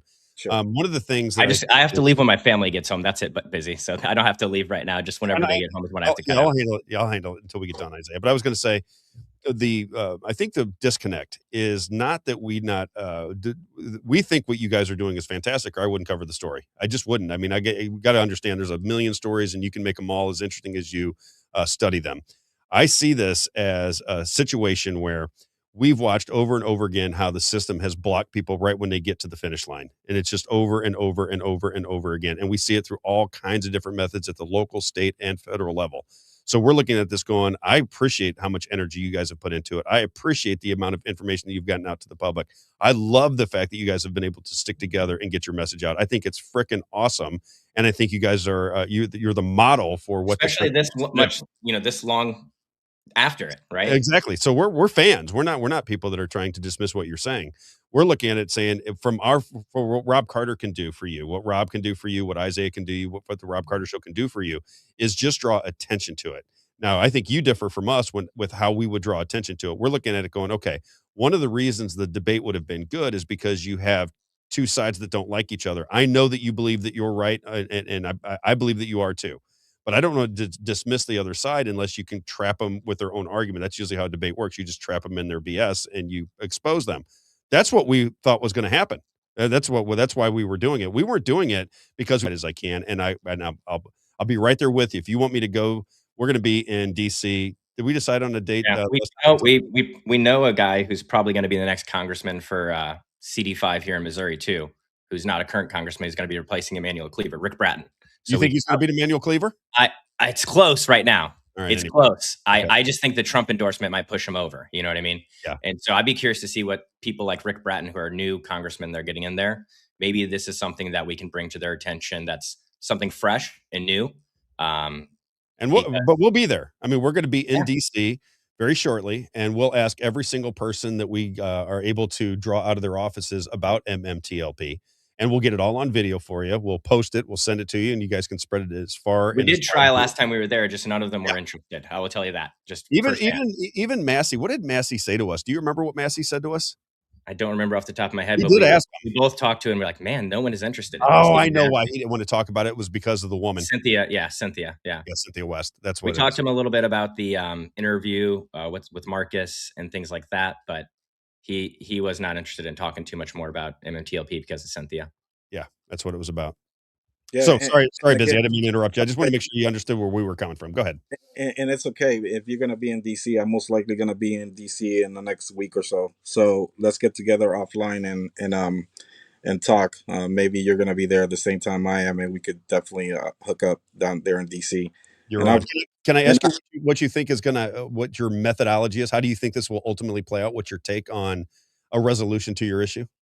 and well, I'm the type of person that I don't like to burn bridges. You've seen a lot of people that are educated in regards to my matter. Like you have, Director Pulte, right? You see Robert Kennedy Jr. knowing about our situation. There's some in there that I don't want to mention. We have multiple meetings with different special assistants to the president, special advisors to the president. And so going back to what I was gonna let you guys know, and I guess let the space know they're piping this in, but for us to get that letter, they needed to contact the SEC. And there was a specific conversation that took place with a special advisor to the president and the SEC that he was so disgusted after he hung up the phone that he actually submitted the letter. And what the SEC told this special advisor was that we're running a bogus investigation. We're trying to bury this. See, this is the things that a lot of the people in public spaces, a lot of these shills that they don't know and don't understand what's going on. And so you're saying, well, Busy, Jamie, why they haven't signed it? I don't know. But I tell you one thing, Rob, one thing that nobody seems to understand. They haven't told this community to go kick rocks. And so are they going to explain to us? Are they going to brief us on everything that's really going on? Are they looking into this further? We don't know. But one thing's for sure, Rob, they have not told us to go F ourselves off, that we're wrong. Don't you think that would have took place a very long time ago when we were having these conversations? I don't know, because even talking to the when we were there with the USS Liberty vets, and many people would tell us they're wrong. Even talking to the Veterans Affairs, they weren't kicking us out of the office, telling us they're wrong. They're writing down the information and telling us that they're going to pass it along to the next person. And I'm not saying that's what happened with you. I'm just saying that's our experience with something that's very contentious. Where as soon as Randy Fine came out of there, he goes, "Oh, they would be wrong." That was the first words out of his mouth. He was the one that He was the only one who said it. Just give an example. When we were up there, we're up there with the USS Liberty Vets. You're a veteran, you probably know the story. So we were there with 15 guys that say that Israel bombed the USS Liberty. They saw it with their own eyes. They watched it. They were 100, all of them. Isaiah, am I right? 100% of the people that are living say that they know that was intentional because, and they gave you all kinds of examples. They saw the pilots circle them. They got to see, they knew they were Israeli pilots. They circled, they dipped their wings. They got to see that. They said that it had all Navy warships in America are gray. So there, this idea that they bombed the wrong warship, because it just doesn't make any sense, because, it's got English writing on it. It's gray. It's got the American flag. They knew we were there. They had it on their own schedule. We're positive that we were attacked intentionally by Israel. Then you go to the Veterans Affairs with 15, 80-year-old men, and you say, wait a minute, are we aware of this? And they go, yeah, we'll write it down. Yeah, we'll look into it. We'll talk to you later. And they don't do anything. And that's kind of how I see everything that goes on in DC. That's why maybe we're too jaded. That's very possible. I think there's a lot of people that are jaded. And it's for the right reasons, Rob. I mean, I don't blame you. Yeah, it leaves a bad taste in your mouth. It does. Disgusting feeling that these people work for us, and you have to. Because look at us. I mean, in military terms, I've gone through the chain of command. I mean, yeah, that's the true. State Securities Division, AGs, representatives, senators. It's not just me talking out of my ass, Rob. You see it on paper. All these letters that the community has been able to garner. And this is 3.5 years going on already. And so, yeah, there's a sense of frustration. There's a sense of you wanting to give up. But again, once you reach those levels and you're having these conversations, it's not for clout. It's because you're doing this for the many families that are being affected here, and you believe in something. And so, yeah, does it get me kind of, upset when you hear somebody scoff at this letter or people poking fun at it?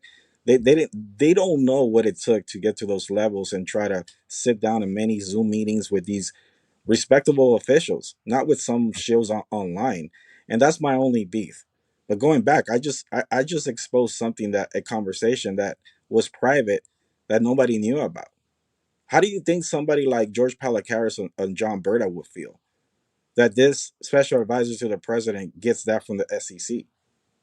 How comfortable were they, or how arrogant were they to say that to a special advisor to the president? And they didn't know that he was looking into this to submit a letter.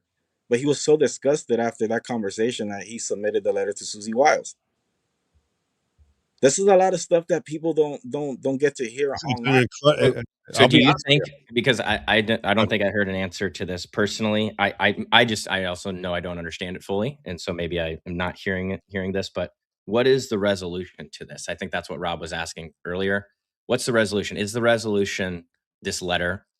Is it Trump getting this letter and signing it and saying that there's going to be an investigation? What's the next step? That's, I guess, the resolution to what you guys are trying to solve. That's where we want to help. If we know that, that's how we can help you get to that. So to answer that question, it's like you're going to go to the SEC and keep complaining to the same organization that keeps on screwing you, that doesn't want to be transparent.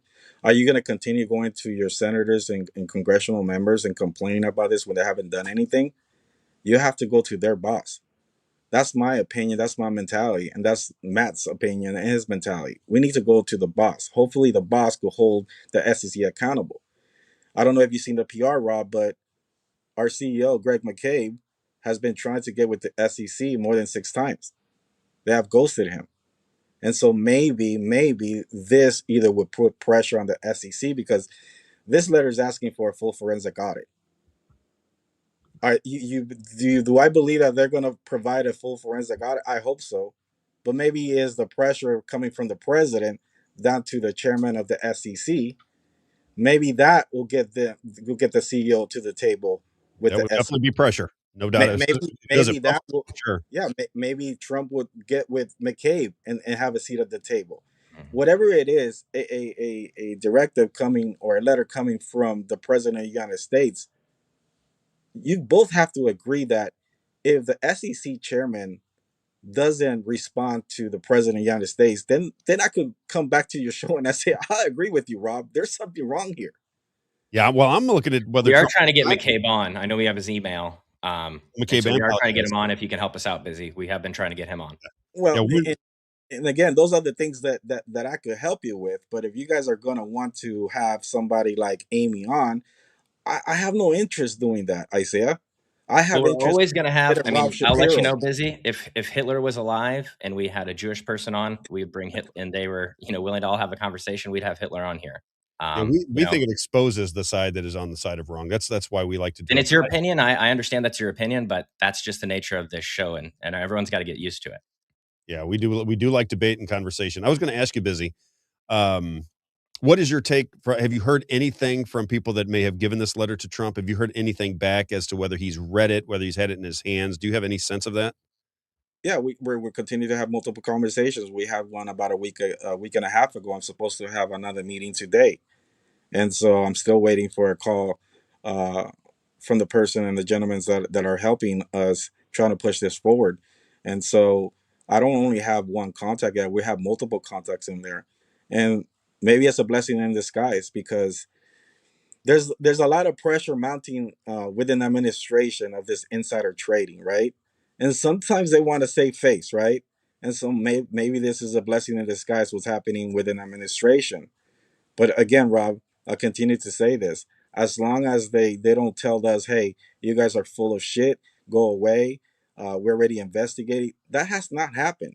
On the contrary, they have, contacted the SEC, and I just exposed exactly what they told these special assistants to the president, special advisors to the president.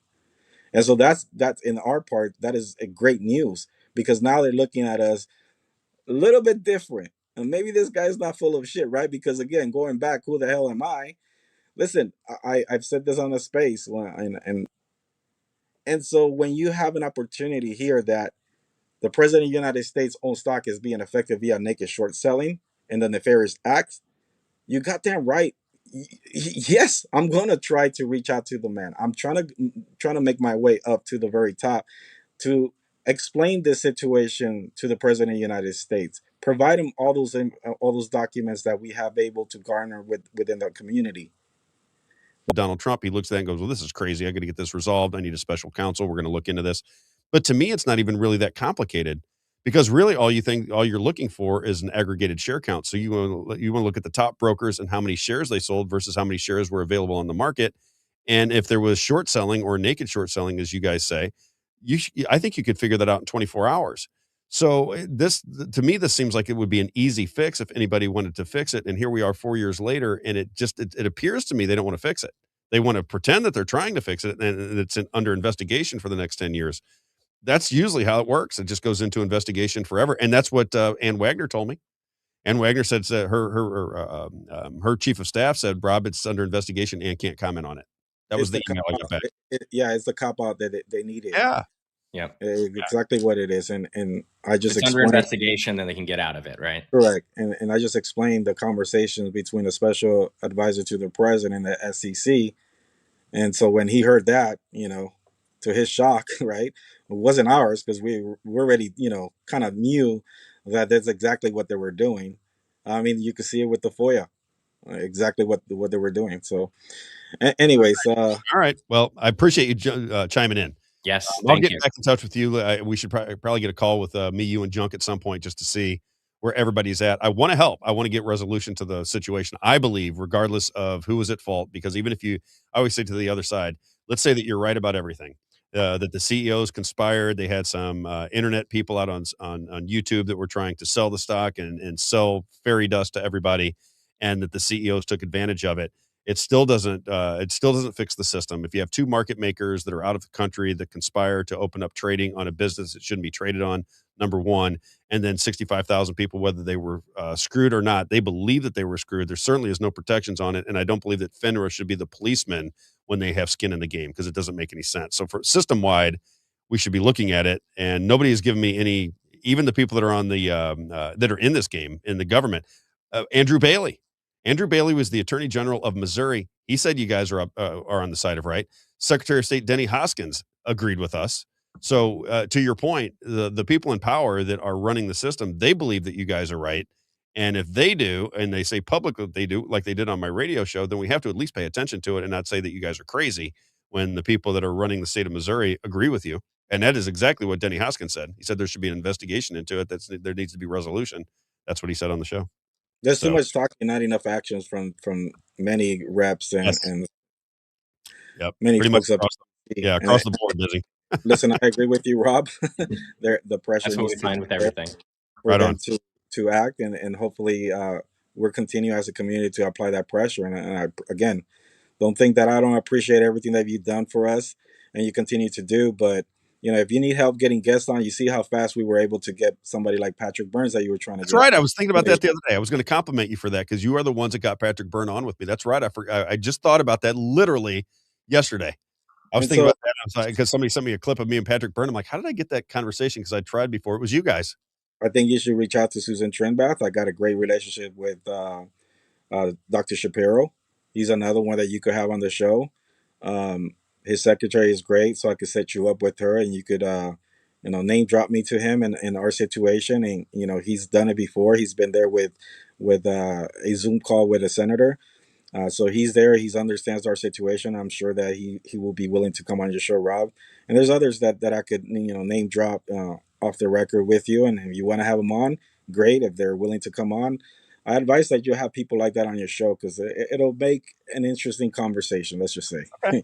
Are there any specific representatives or senators busy? Because I just want to write them down. Are there any specific ones that you've been trying to bring this to their attention and maybe haven't, no one's gotten it to their attention or anything like that we can focus on as well? We could talk off the record. Okay.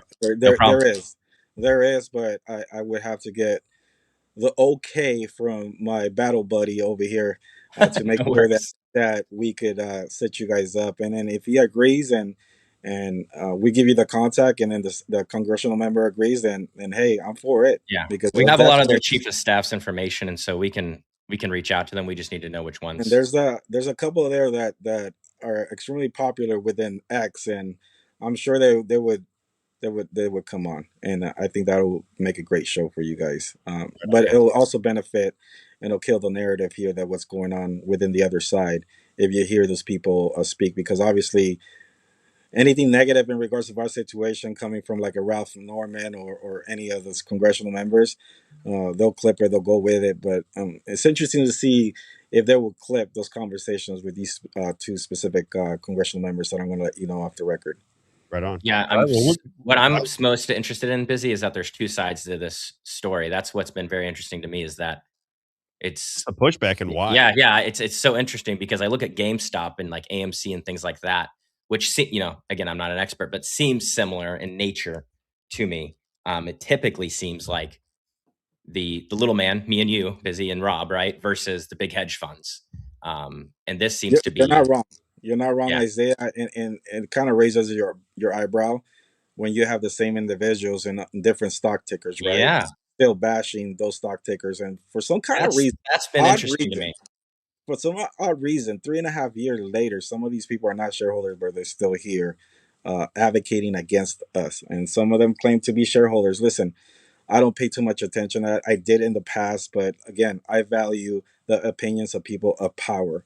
And again, those are the people that I would love to see on your show. And not only myself, but the different community members have gone at it with a lot of these people on the other side in the past years. I think you'll be doing this community a big service if you bring these congressional members up on the show and talk about MTLP. And then listen, if they say something negative about us, then we got to live with it. But if I put you in touch with some of these people, I don't think that's just going to happen because they're well educated in the matter. They just have not come out and express their opinions about our situation just yet.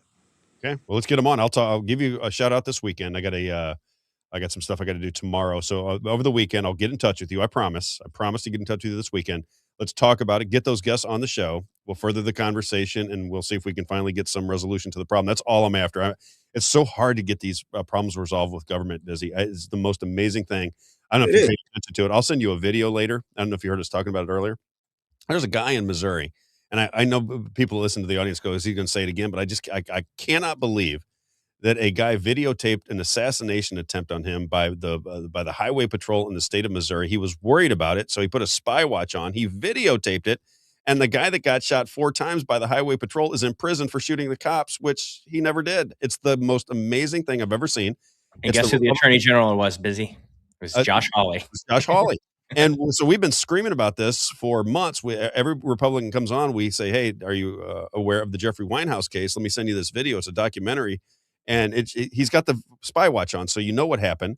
The police officer that was that shot him was on drugs. He should be released like right now. There shouldn't be 5 more minutes. This man should be released from prison. We've told everybody that will listen, and they ignore us. They don't do any. It makes you jaded. It does. When you see those kind of injustices, it makes you nuts, and you just wonder if there's anything for anybody going on behind the scenes or in front of the scenes or sideways on the scenes or somewhere on the scene. And it doesn't feel like there is very often. So that might be our own experiences, why we're a little bit jaded, but that's where we're coming from. But anyway, brother, I gotta cut it short. I know Isaiah's got stuff to do today. He's been sick. Yeah, I appreciate you calling in, man. I will get a hold of you guys this weekend. We'll continue the conversation. Fair? You're Rob. Have a good day. Bye. You're on. Enjoy your day. All right. Well, that was interesting, Isaiah. Great. Always interesting. I love to hear from people. And he said he doesn't like to burn bridges. Neither do we. Yeah. We're confrontational. We hold our ground, but we are not. I think Busy is of the same cut from the same similar cloth of us of yes, giving it to each other. So and you know what's funny about that? I don't either. I don't mind it. And you know what's funny about that is most people think that we're going to start fights with people like that. I don't mind it at all. I think it makes for an interesting show. Yeah, I do. I think it makes it for interesting. I like when people are busting our balls a little bit. You know how many people bust our balls on social media? It's insane. Oh my gosh. All right. You should have seen. I know that not everyone sees it, but the whole Amendment 5 thing in Missouri, we're Marxists, Robb's dyeing his hair blue now, apparently, getting some nose piercings. We're communist Marxists. I was a communist Marxist, and I was getting paid by a Swiss billionaire. Yeah, we're getting this. And we were wrong, and they were winning. They were winning, and then it got shut down 80-20. 80-20 in our favor. Yeah. All right. Well, hey, just gotta say, thanks, Busy, for coming on. Saga, isn't it, Isaiah? Yeah. It's such a, that's why I say it's got to be a documentary at some point, because the arcs. I think they make them. They have their own production company, Isaiah. Okay. Yeah, they have their own production company. It's amazing. I have seen some videos. I just didn't know if they're putting together, like a lot of people, they'll put together the documentary and then they try to sell it to these organizations. And so I don't know if that's happening, but. Jay Brown says, look at that growth today. Is you talking about the stock market, Jay? I think he's talking about the show. Oh, yeah. Well, that's MMTLP. That's going to be off of X. Yes. Right. That'll be the X numbers. Yeah. which are impossible, by the way. Yeah. All right, last thing I'm going to say today is when you're hungry and you're in Franklin County, you got to get out to Moe's Pizza, a landmark in Washington, Missouri, one of our favorite advertisers. As he says, God owns the place. He just works there. If you have any kind of gathering and you're in Washington, Missouri, or Franklin County, get out to that landmark, which is Moe's Pizza. Banquet space available for birthday parties, anniversaries, political meetings, Bible studies, and much, much more. Great people, great environment at the corner of Grand and 5th Street in Washington, Missouri. Mike and Brenda Johns have been wonderful to us, so we support their business. We hope you will as well. Like I said, family environment, pizza salad bar, chicken wings. You have the burgers, the sandwiches, the ice cream. They got it all for you. Great family environment, great people. Moe's Pizza in Washington, Missouri. When it's time for lunch, get there. All right, Isaiah. Another 4-hour show. I'm thinking before we go off the air today, maybe we should have a 24-hour marathon and just go through all of the different stories that we're covering so people can say, we cover the MK Ultra story, right? We cover the Charlie Kirk story. We cover the MK Ultra. We cover the MMTLP. We cover the Missouri government just in general. We cover the Speaker of the House and the way it's protected in the state of Missouri. What are some of the big stories that we covered? The Jeffrey Winehouse case we covered. Did you mention Charlie Kirk already? I think Charlie Kirk. Yeah, we're going to do Charlie Kirk tomorrow. So we'll do updates on the Charlie. Boy, that's breaking like crazy all of a sudden. The Charlie Kirk information is insane. Yeah. We didn't get to the Jesus is King Coke bottle customization thing. You want to play it real fast, or you want to do it tomorrow? Yeah, we can play it. Okay, last clip of the day, then let's do it. So if people haven't seen this, Isaiah, and people should understand the backup. So Isaiah and I were getting ready to put out on social media. What was it? It was something to do with Israel, right? Yep. What was it? Do you remember what it was? Oh man, I don't remember. It was a thumbnail that we were making. And I think it was did we use Jewish or something Israel? about Jewish? Yeah, something about Jewish supremacy maybe, or something like that. And we tried to put it out as a thumbnail, and AI wouldn't take it. So I said, we'll try Islam. Christian. Yeah, we tried Christian. Yeah, wouldn't let us do Christian. No, it would.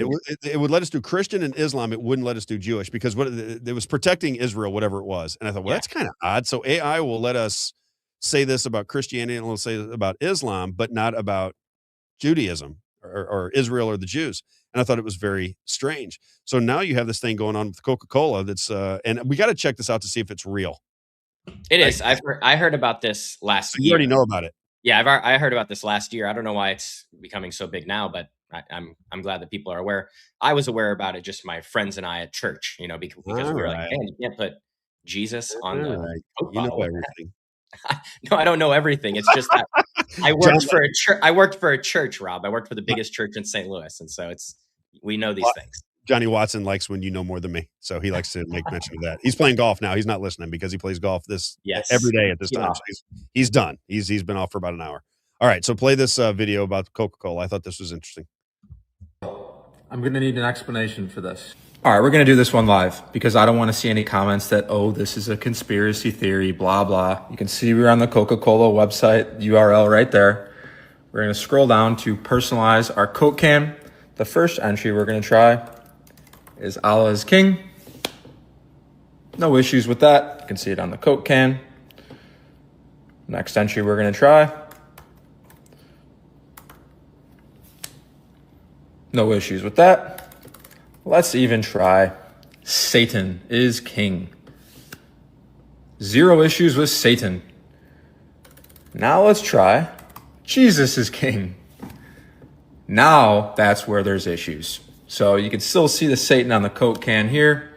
Immediately rejects Jesus is King. Gonna need an explanation on this one. And that's basically the same thing happened to us with our thumbnail.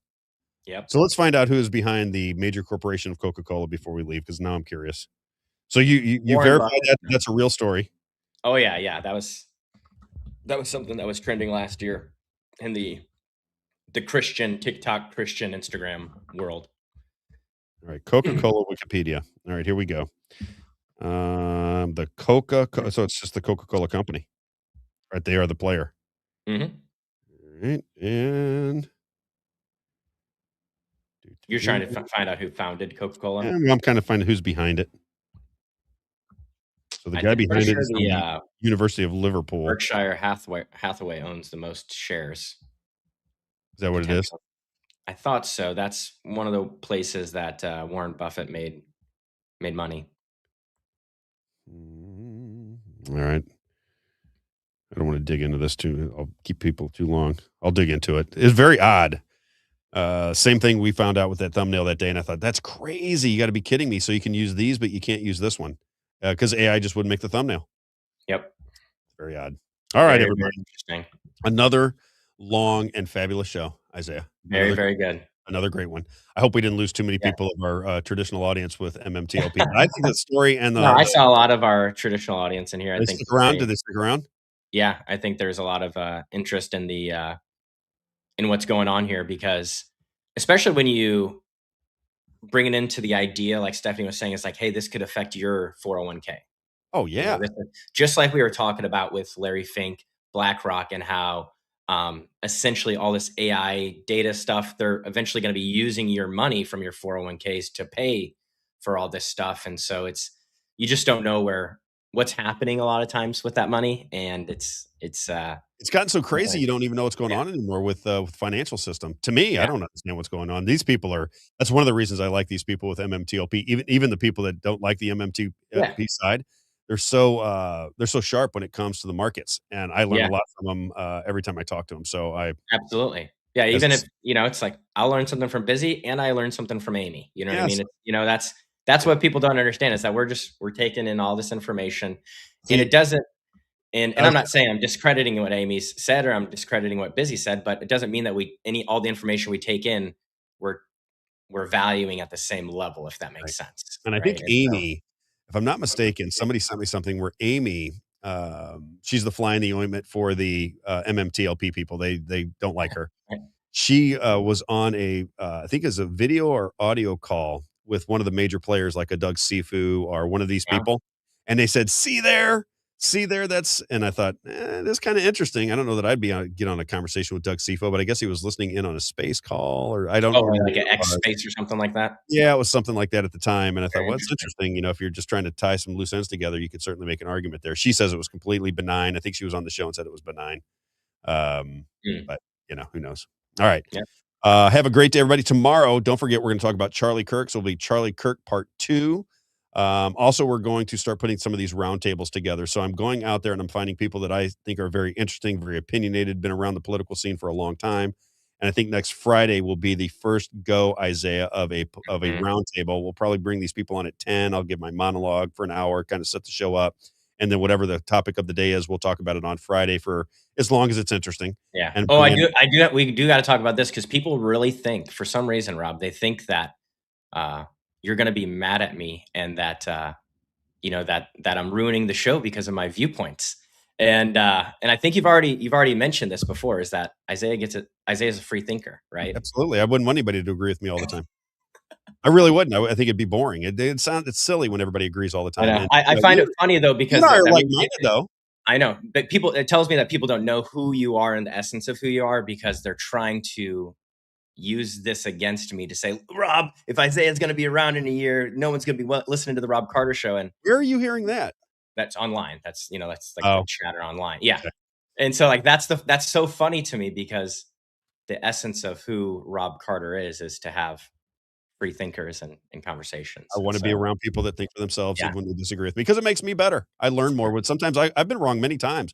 My buddy Charlie, who's not on the show right now, I don't know. I don't think Charlie was a real good student. I was a really good student, right? I'm the straight A kid until girls came along, and then it kind of went downhill for a little bit after that. But up until that point, I was the straight A kid, did very well in school, Dean's List in college, that kind of thing. So I was a person who could, as educated as I wanted to be, I could be there. And Charlie, I don't think was a great student, this, and that, and the other. He was telling me about politics and where I was getting things wrong way back when. And, like I claim the people with the big educations, Isaiah, sometimes think they know more. I kind of was a little bit that way with Charlie at the time. Charlie ended up being right about everything. Wow. Everything. And he put up with me and my arrogance and my arrogant point of view. And it was the last piece of the puzzle for me to say, listen, you may think you know a lot about a lot of things, but you should always be listening to other people because there's always a hole in your theory. There's always something that you can exploit. So Yeah. talk to more people, learn more information, be generous with your time, understand that people have different life experiences. And I think that's what makes everything work. And I I'll do. say my friend Nick, he's listening right now. He's playing it in his office for all his reps to hear. I'll say my friend Nick, he got me off of, I was riding that edge about Zionism, right? The new Zionism. I understood where he was coming from because like I said, there was truth that I understood because I have Israeli friends in Israel that hated Netanyahu. Yep. And so, but the October 7th situation and him just having me look at some things, he's like, please, Isaiah, like, just look at this, please. And so this is relatively new for you to come out into this. Oh stance. yeah. Oh, yeah. I didn't even Not know that. necessarily all of this. I was there on a lot of it, you know what I mean? But I would say done a 180 on defending Israel and their actions I understood to a point where they were defending, right? But then defending is not what you're doing now. Correct. And I can look at some other situations and I think we could say this is defending, right? In some past situations. And then you can point to some other past situations and say they committed genocide here too as well, right? Right. But Roger, this situation and this that's come in the last couple of years, pretty easy to look at, in my personal opinion. Yeah. And just say, man, I don't think this is a defense. You know what I mean? Something's not right. Yeah. Charlie Kirk is the one who, when Charlie clicked, right? We listened to Dr. Michael Brown. We listened to Rabbi Shmuley Boteach. I studied the Talmud, right? All these different things. And so I know it intimately. And I can tell you that the Judaism, one thing, the Judaism of today is not the Judaism of the Bible. I can tell you that for one. And then two, I can tell you that the Zionism of today, the modern Zionism, is not the same Zionism that was starting the state of Israel. I think it's turned into a political club. The idea of Zionism was to start the state of Israel, and it exists. So what are we doing now? Yeah, full agreement. And by the way, as we're leaving today, I said, you watch and see, because you said, Rob, I'm probably going to be off screen a lot today. I'm miserable. I'm better than I was yesterday, but I'm gonna try and stay off screen. I said, you're gonna get involved in the conversation and you'll be right there at the very end. And we're almost 4 hours in, and here you are. So I was right again, Isaiah. Say it. I could feel it in my throat. I'm sure people can hear it in my throat, but I could feel it. But that emergency kicked in. I sucked you into the conversation, and here you are. All right, everybody. Have a great day. Charlie Kirk tomorrow. So if you're interested in the Charlie Kirk case, we'll bring some more information and just how all of the podcasters and news are explaining the situation to you. We'll break it all down for you. Have a great day. We'll see you tomorrow. Thanks, Isaiah, for sticking around. I appreciate it. I know you're feeling good. We'll see you tomorrow morning at 9 a.m. right here on X, Rumble, YouTube, Facebook, and Spotify. We'll see you tomorrow morning, 9 a.m. Central Daylight Time. Have a great day, everybody.